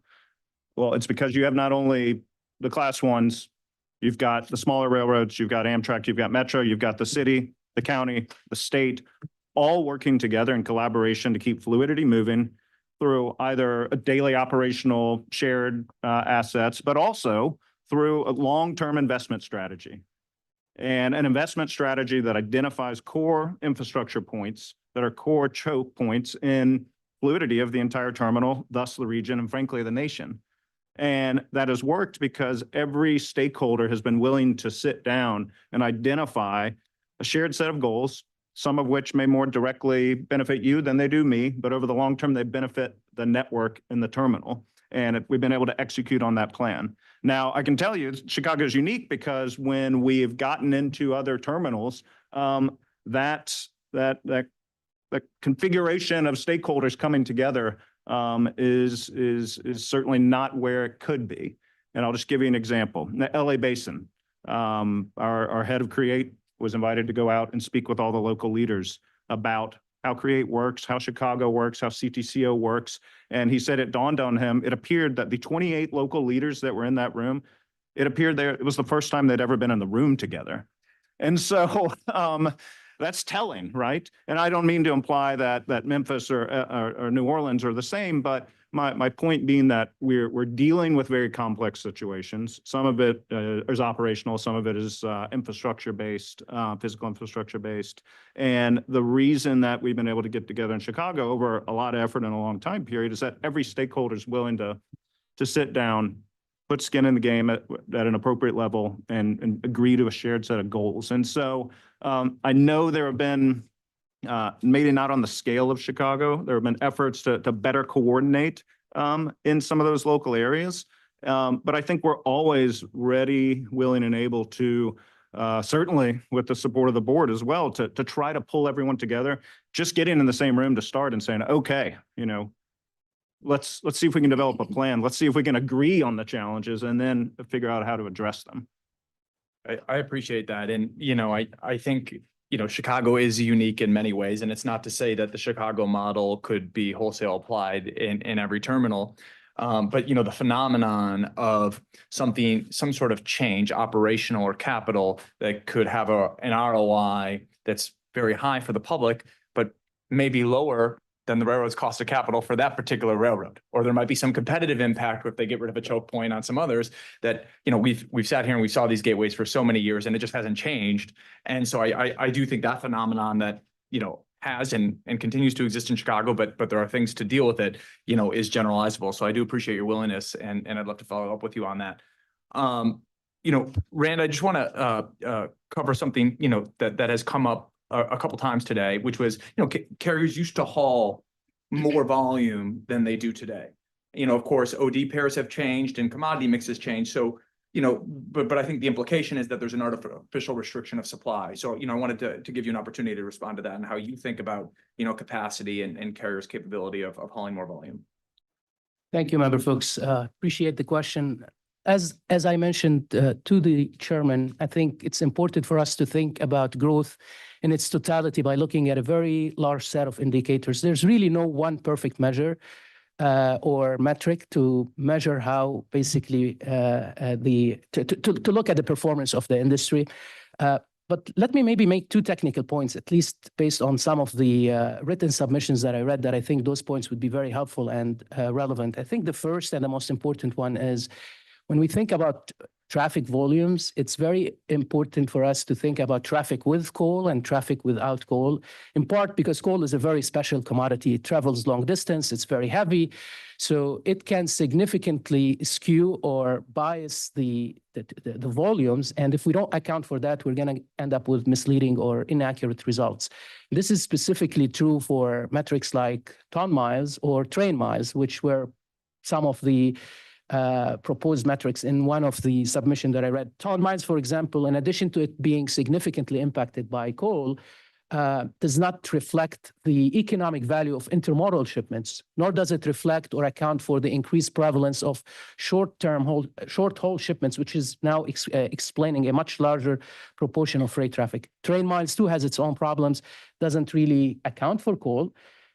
Nor does it basically reflect the fact that now trains have become longer and they carry much more. So ultimately, when we think about growth or volumes over time, we need to look at all these metrics together. And this holistic view is indeed reflected in the way AAR reports their data, whether in the granular weekly reports, what we call the weekly traffic report, which, by the way, does a very good job distinguishing between carloads and intermodal to avoid conflating the two together, or in the more long-term aggregate reports.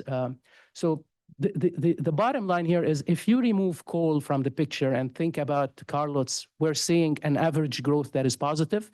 And the same is true now with the intermodal, as you've heard from others. Obviously, this is a great growth area for railroads and will likely continue to be in the future.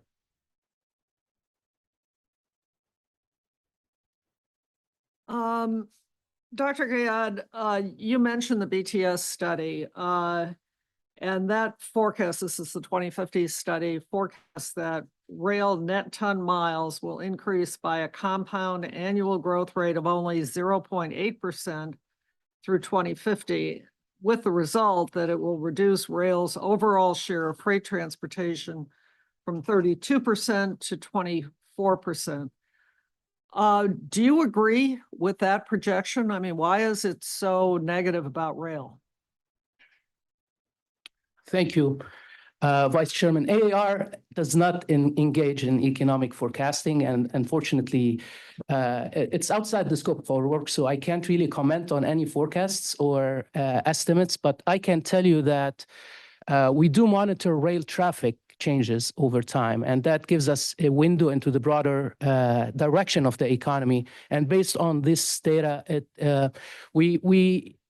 I would use the term cautiously optimistic. We tend to say nowadays that we're cautiously optimistic, in part because there's a lot of optimism. Intermodal carloads are growing, and we expect railroads to gain a larger share in that market.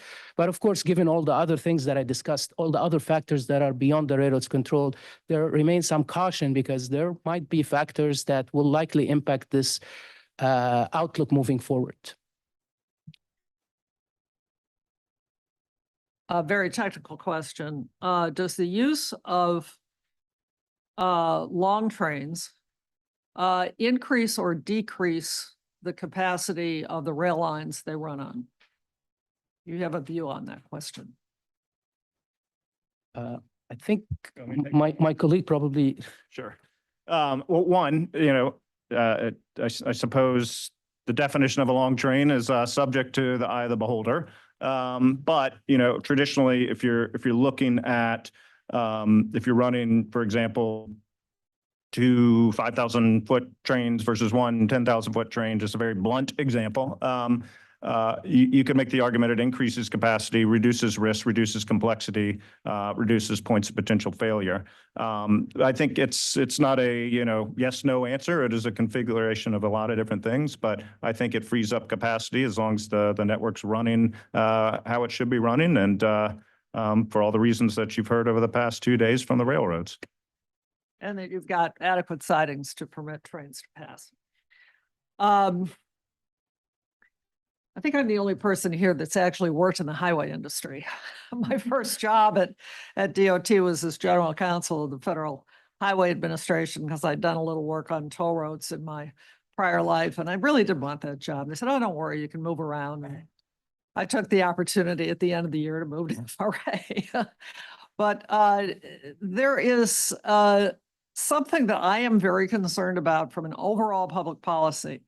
And I'd be happy to march up to the Hill or over to DOT to talk about it. And that is that we don't have a real joint multimodal planning perspective in our government. Part of that is driven by the fact that the different modes are funded and authorized by different committees of jurisdiction. Now that's getting into the weeds, but part of that, when DOT wanted to reorganize some things, they were told you can't do it.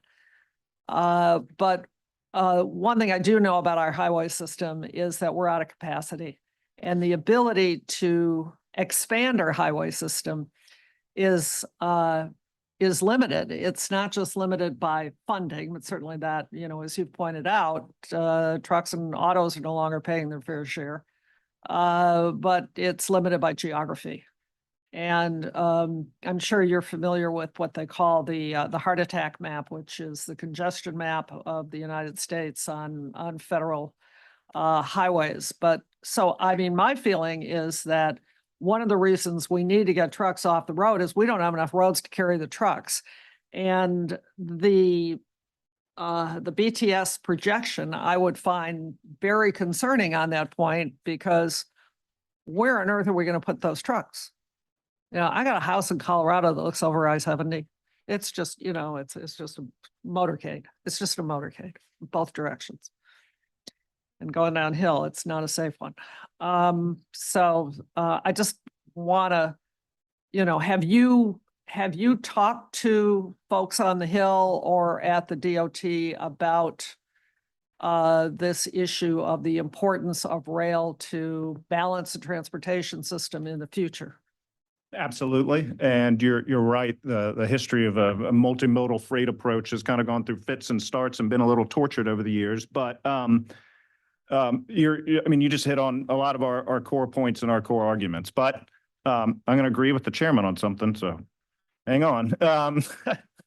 No, but we've got to deliver on our end, right? You've heard, as I said, you've seen progress on the service front. You've seen new service products. You've seen massive investment announcements, but we've got to prove we can make it work for the long run. And when that happens, that is a core piece of reducing that congestion, reducing that wear and tear on the public infrastructure, reducing the interaction of freight and the traveling public, and all the positive externalities that come from that.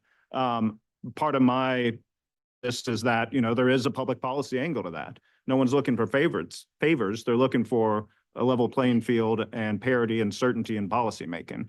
And so certainly this board has a role in that, whether or not it's board specific. But the board is, certainly shown a willingness to use its voice. And this is an area where it can be effective. And it can't go without saying, I've noticed other agencies weigh in with this board periodically. And I encourage this board to weigh in as well across the interagency process and across government where it deems appropriate. But for us to use that voice, and I agree, we have one internal to the government. We've got to be able to convince them that our railroads can grow and that they're not just a bunch of potted plants. We've got to live up to our end of the bargain.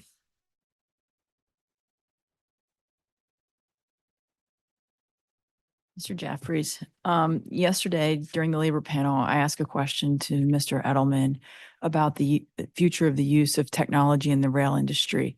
And it seems to me that both carriers and labor agree that there should be an increase in the use of technology. However, there seems to be very much disagreement about its deployment.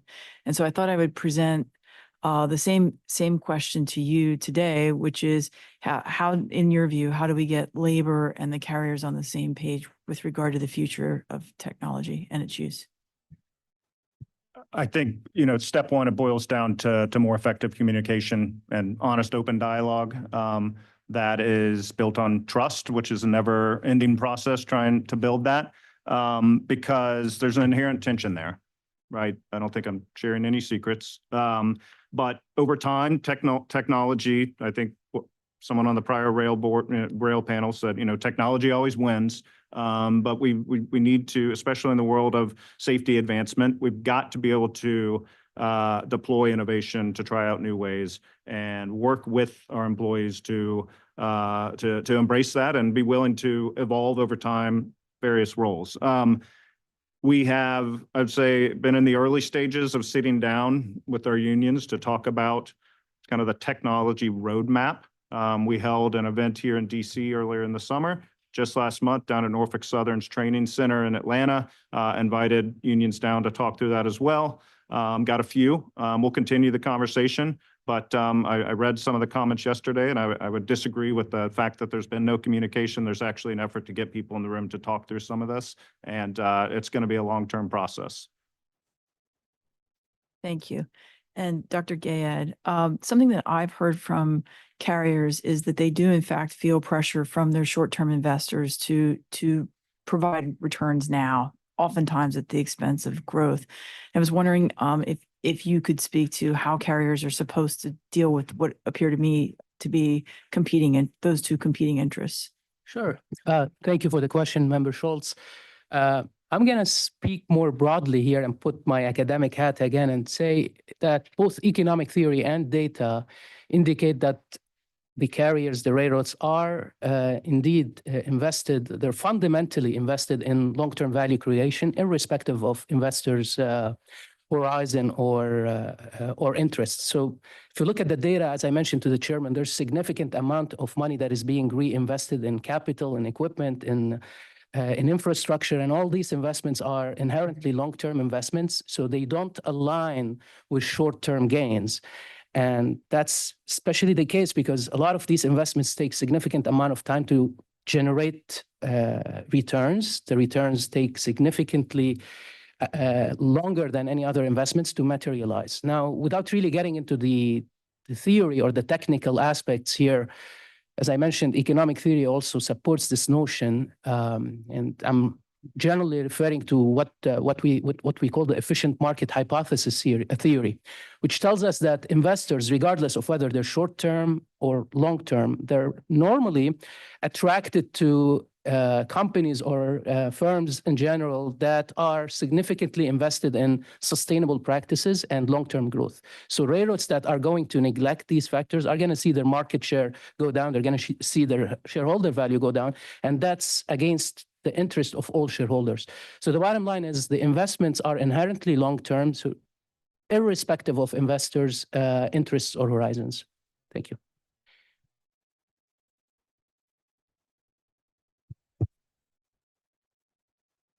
All right. I think if I started talking again, I don't think I'd stop for a good hour. Like I said, there are a lot of things that I think issues that you've raised that don't really hold a lot of water and are not really reflective of what we heard the last couple of days in terms of growth. Especially as we finished out in terms of what the pressure of the short-term investor has done. I mean, I think we can talk to NS about that, and I think they'd challenge you on that line of thinking. But we'll save that for another time. I want to thank both of you for coming in front of the firing squad. I appreciate your contributions. We can't do it without you. I've said that before. We look forward to working with you guys in the future. So thank you. Our next and actually last panel is panel 12.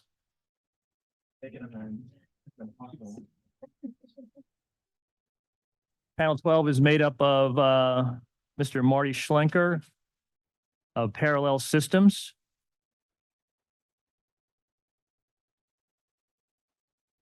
and Ms. Sandra Dearden of High Road Consulting. She is the President and Chief Executive Officer. Marty is the Head of Strategy for Parallel Systems. Welcome to both of you.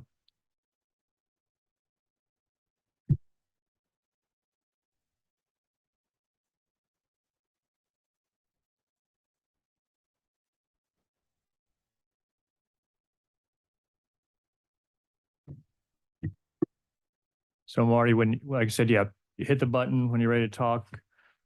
Your clicker should work on that, and Thank you. Appreciate it. Good afternoon, Chairman Primus, distinguished board members, and the faithful few who have chosen to stay to the end. As the chairman introduced, my name is Marty Schlenker, and I serve as the head of strategy for Parallel Systems.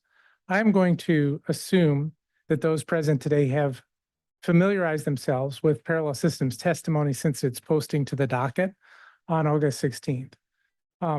Parallel Systems responds to the STB's request for perspectives regarding railroad growth without limitation to current railroad traffic or the specifics of the STB's regulatory mandate with respect to types of service or commodity.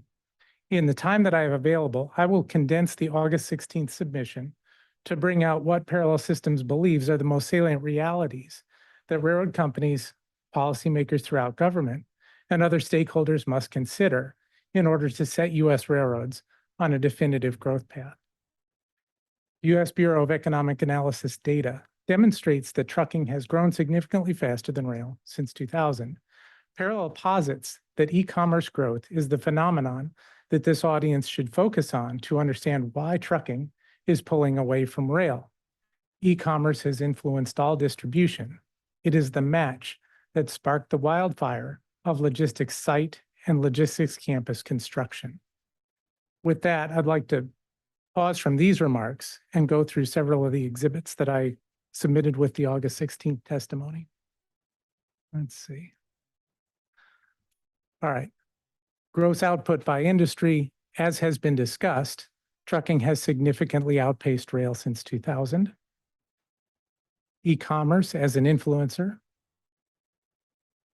The effect of e-commerce and reconfiguration of the supply chain to support it on levels of inventory in the supply chain.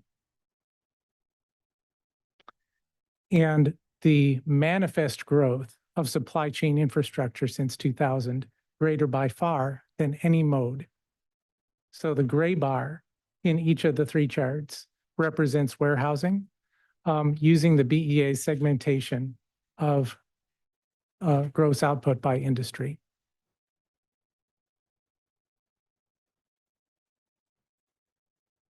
Return to that exhibit in a minute. Modern logistics sites may be located near rail lines, but are overwhelmingly accessible only by truck. Their inbound and outbound volume primarily consists of fast, short-haul moves, rendering today's rail service offering unsuitable in most lanes. Modern logistics sites and campuses are inexpensive, publicly incented, and highly attractive to handlers of palletized and other dry van freight. Parallel draws this conclusion from the Industrial Big Box Review and Outlook reports produced annually by CBRE. Parallel judges shippers and distributors' preferences by their actions. Between 2019 and 2023, they opened approximately 2,200 new big box sites, encompassing 1.2 billion square feet under roof. That is represented by the center graph. If you total the million square feet commissioned in each of the 5 columns, you'll get the 1.2 billion new square feet.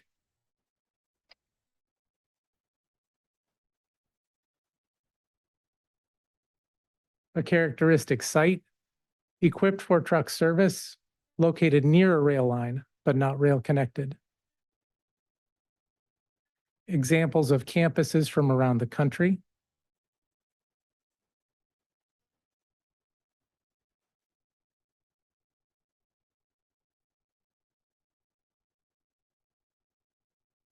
Where there are red boxes in these exhibits, there are instances in which site redevelopment in a brownfield context has involved the removal of a previous rail spur.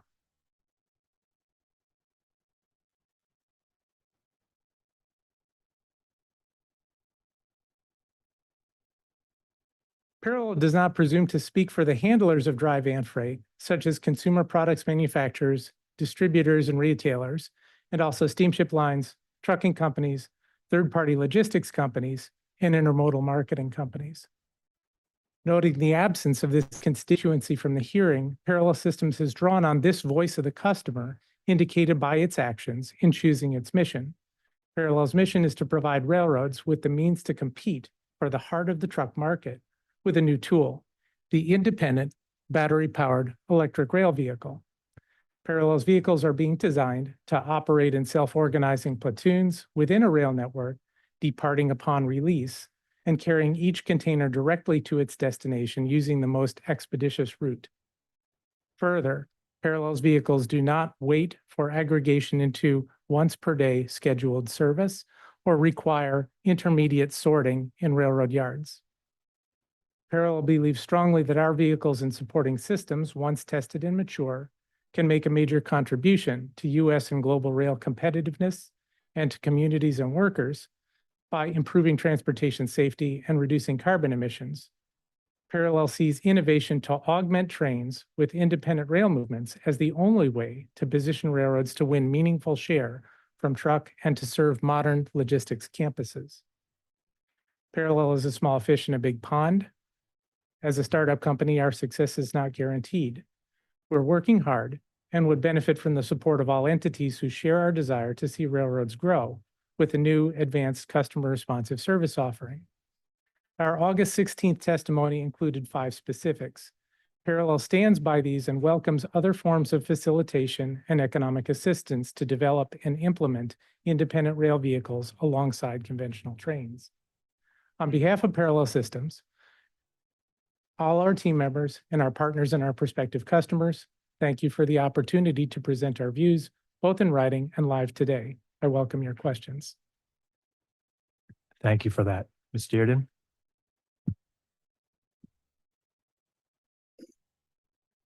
My name is Sandra Dearden. I'm founding president of High Road Consulting, a transportation consulting firm launched in 1996 that focuses on all modes of surface transportation. However, because of our knowledge of rail, more than 80% of our work focuses on rail issues. Linking shippers who did not have rail access to rail transportation has comprised a major part of our work in recent years. I appreciate this opportunity to share some of our experiences and thoughts in today's proceeding. Numerous clients that we have worked with while shipping different commodities shared a common goal. That is to access rail to address capacity issues and dramatic rate increases in the trucking industry. On the one hand, customers are pursuing opportunities to invest in the rail footprint, while railroads contend they want to reach customers they don't currently have. Seems to be a no-brainer with no apparent barrier to growth. However, at times, we question whether or not the railroads are truly committed to growth.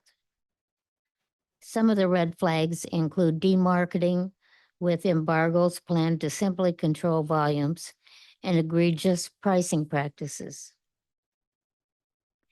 During a recent round of annual rate negotiations, we cautioned a railroad that the proposed rate increase would result in lost business.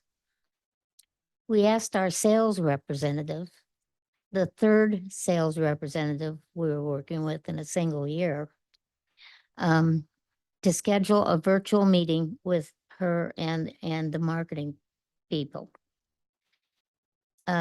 She did not follow up on that request. This was our client's largest customer. And that means our client and the railroad lost 52% of that customer's business to another supplier served by truck. The railroad cites some examples of their growth initiatives resulting from service design and technology, not to mention their impressive capital programs. However, I question the feasibility of building enough rail infrastructure to accommodate the forecasted growth. Precision railroading has been a failure. In fact, PSR has been counterproductive due to the related personnel cuts. I have not observed any aggressive railroad campaigns to find new customers. One railroad advised they rely on frontline personnel for tips. We have worked successfully with railroads, linking them to new customers. However, we have also encountered some barriers. Basically, they are interested as long as the new opportunities fit into their existing footprint. Once we introduce an opportunity that requires change, they back away. Only one example is a group of shippers in northern Michigan who truck grain south to Detroit for loading into containers for export. Because of the distance and gate times, it takes a driver a full day to deliver a single load, and truck rates have doubled. Subsequently, the containers move back north past the origin market to a port in Canada. A potential solution is to establish a satellite terminal to load the containers closer to market. We offered to work with the railroad and economic developer to strategically locate the satellite terminal to comply with the railroad's operations. We also had support of the state of Michigan, and the volumes would have supported a terminal. And by the way, some of those volumes would have been new business for the railroad. Most important, it would be more efficient. A driver could make 2 trips a day and trucking costs would have been reduced. Actually, they didn't reject the idea. The railroad did not reject the idea, but their intermodal marketing personnel would not make time to sit down and discuss it with us. It seems that everyone, shippers and railroads, is busy and have many more things to do than they can handle. So they operate in a reactionary mode. And often the first phone call of the day becomes the priority of the day. Personnel has simply been cut too thin, leaving little or no time for long-range planning. Some railroad personnel submit it is not possible to predict the future, citing fluxes in demand. Does this mean we are in a wait-and-see mode, that the railroad will deal with a crisis when it happens? DOT has given our industry a heads up, and the forecasted increase is not minor. Of course, it's not reasonable to expect a turnkey solution. However, systemic growth will develop over time, whether we're ready or not. We need long-range planning for progressive growth, and this should involve continuous planning. In the meantime, as submitted in my written testimony, we need to start by eliminating the fat out of the existing network. Finally, this is not just a railroad issue.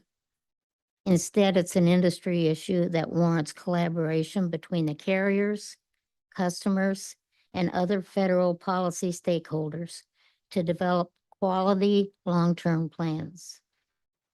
I applaud the board for opening this conversation, but let's not wait for a crisis when there's a better way. Thank you for that testimony, Ms. Dearden. Let me just start with you in that last comment, not waiting for a crisis. I think one of the reasons why we had this hearing is to avoid that type of issue. Again, I fully believe at some point we're going to be on an uptick in economic growth. And I think, we need the railroads to be ready for it and be able to receive it. So what do you think needs to happen from your perspective at the railroads to be able to receive that growth? I'll be candid. I've been very disappointed at what's happened during the hearing because this is what I thought we were here to talk about. And instead, what I heard the railroads talking about was what they're doing to address service issues today. And I didn't hear much discussion about future planning. It's just dealing with today's issues and what they're doing to increase capacity or do things better to address today's need. One of the presenters said he and his COO meet every morning to discuss what's needed to do address issues of the day. Well, that's great. I agree with that, but that isn't solving this problem. And so, like I said, they say they want growth, but I don't think they have a plan to how they're going to handle that. On the other hand, this would also put some responsibility on the customers as well. Because if you get that conversation going between the various stakeholders, the customers are also going to have to come up with what their long-term plans are going to be. I would say that I agree with that last point about there has to be communication between the customer and the railroad. I would say, and I'll defend them a little bit, and that what they're doing today, I think some of them, especially our last panel of railroad organizations, I think it's potentially to changing and laying down the foundation for future conversations that you're actually talking about and future development. Because I think that's important. I think what they acknowledge, and I think what we're saying, and I think you have the same understanding, is there's a loss of trust between customer and railroad. And I think part of what they're doing now is, again, the idea that I have is that they probably weren't having those conversations 5 or 6 years ago at 7 a.m. But I think it's progress moving forward. I think I said that in my opening statement, that there are glimmers that I see of hope that things are beginning to change. I think that's part of it. Again, it's not perfect, and but I do think it's looking towards the future in terms of what they're doing and how they're doing it. So I think that would be it. I do have a question concerning the autonomous vehicle.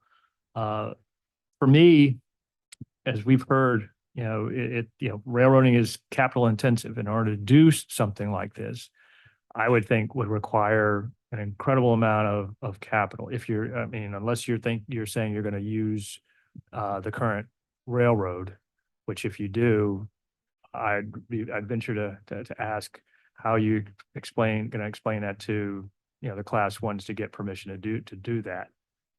Parallel Systems does not intend to be the provider of transportation services, only the provider of the vehicles and their supporting systems.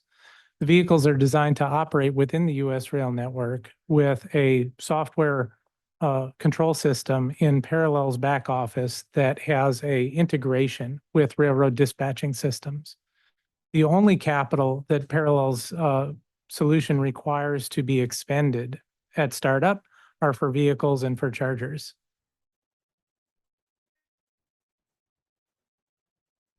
Thanks, Mr. Chairman. Ms. Dearden, I want to touch on, I think, the item that you mentioned near the end of your testimony about railroads and shippers coming together for longer term forecasting. And this is an issue that has come up in our Rail Energy Transportation Advisory Committee work, might not surprise you. Because, the carriers require these nomination processes and then, shippers oftentimes want better forecasting for when their assets, the railroad assets will be. So in your experience, do you have any tips or insights for the railroad shipper forecasting process? Both. Prior to starting my firm, I was general manager of marketing and sales for Class 1. So I did forecasting then. And that forecasting, we would usually focus on the 5 years, sometimes going out 10. Shippers that I work with seem to be focusing more on shorter term forecast. They're growing their businesses as well, like the one that we have worked with for 26 years. They just opened a new manufacturing plant down in Texas. So that's a new market they're pushing right now. So I assume to get their board of directors to spend $40 million to build that plant, they had to have some kind of long range plan, but I wasn't part of that process. And Mr. Schlenker, one for you. Thinking about your PowerPoint presentation and the maps and how you see the technological evolution going forward. In the near term, you see your technology as being sort of a supplementation to an existing network, existing services, completely compatible in very targeted, kind of shorter distance areas. Is that, so is it your contention that there might not necessarily be a direct tension with some of the existing services that are being provided, but this would be mostly additive? That is correct. We need to be careful about which routes we presume to start on in pilots and then first revenue service. Nearly all short line main lines have significant available capacity during the day and lots of endpoints. We expect that our first service will be to connect existing rail served sites that do not have container service today, whether that is a port to a near port inland sortation, where the international containers are unpacked, mixed, and then put into domestic containers, or in some other short haul context where I have a facility and like a manufacturer and a distributor, which for whatever reason haven't been linked by rail in the past, but could be.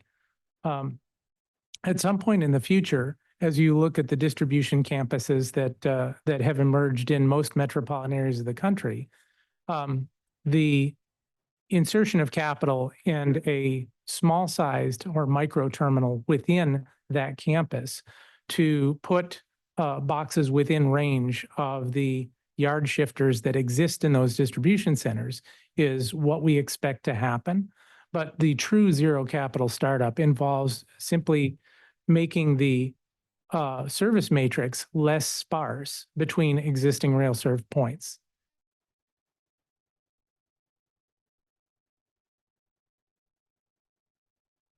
Last year when we were up in Green River, Wyoming, one of the soda ash producers there, indicated that they were ready to spend about $1 billion on expanding their mine there. But they needed to know the railroad was going to be there. And the railroad initially just said, well, build it and we will come. They weren't ready to wait on that. They really needed to sit down with the railroad. And apparently that's happened, at least, and we certainly encourage that conversation. But what would you recommend if, an entity wants to build a lithium production facility in, down in the Salton Sea? That's kind of the Saudi Arabia of lithium for the United States. How are they going to ensure that they're going to have rail service for that? Given that at least one of the major railroads goes along one side of the Salton Sea, maybe the other side of where the mines are. But you look at that, this is where to grow that. We absolutely have to have rail service. And is there something the STB should do to facilitate that guarantee, understanding it's a long-term investment, a major investment on both parties? I assume you're talking about a new operation, right? Yes, new operation. Usually when you have a new operation like this, both parties are making an investment. Right. Right. So the customer is going to want to know what his costs are going to be for the, say, at least the next 5 years, sometimes 10 years, in order to make that investment. In other words, they don't want to put in the infrastructure and then start shipping, and then year 3, the rates go up 20-some%. So you're going to have some kind of 5 or 10-year contract with the rates. And then in that contract, they're going to have some volume commitments. And that's going to, at that point, you've developed some level of trust. This is not new. This is something that's done all the time. This isn't new, and then once you have a line that is established, I was on the Northwestern's abandonment team. And what I learned from that experience is if you want to maintain a rail service to your facility, you make sure that you ship on that line. If you get down to 3 cars a year, you're not going to have a rail line. So once you have a line established, it's the customer's responsibility to work with the railroads. I mean, there's going to be times you disagree, but you work with the railroads. They will, if you do your homework, they will listen to you and they will respond. But don't get down to the point where they just walk away from it.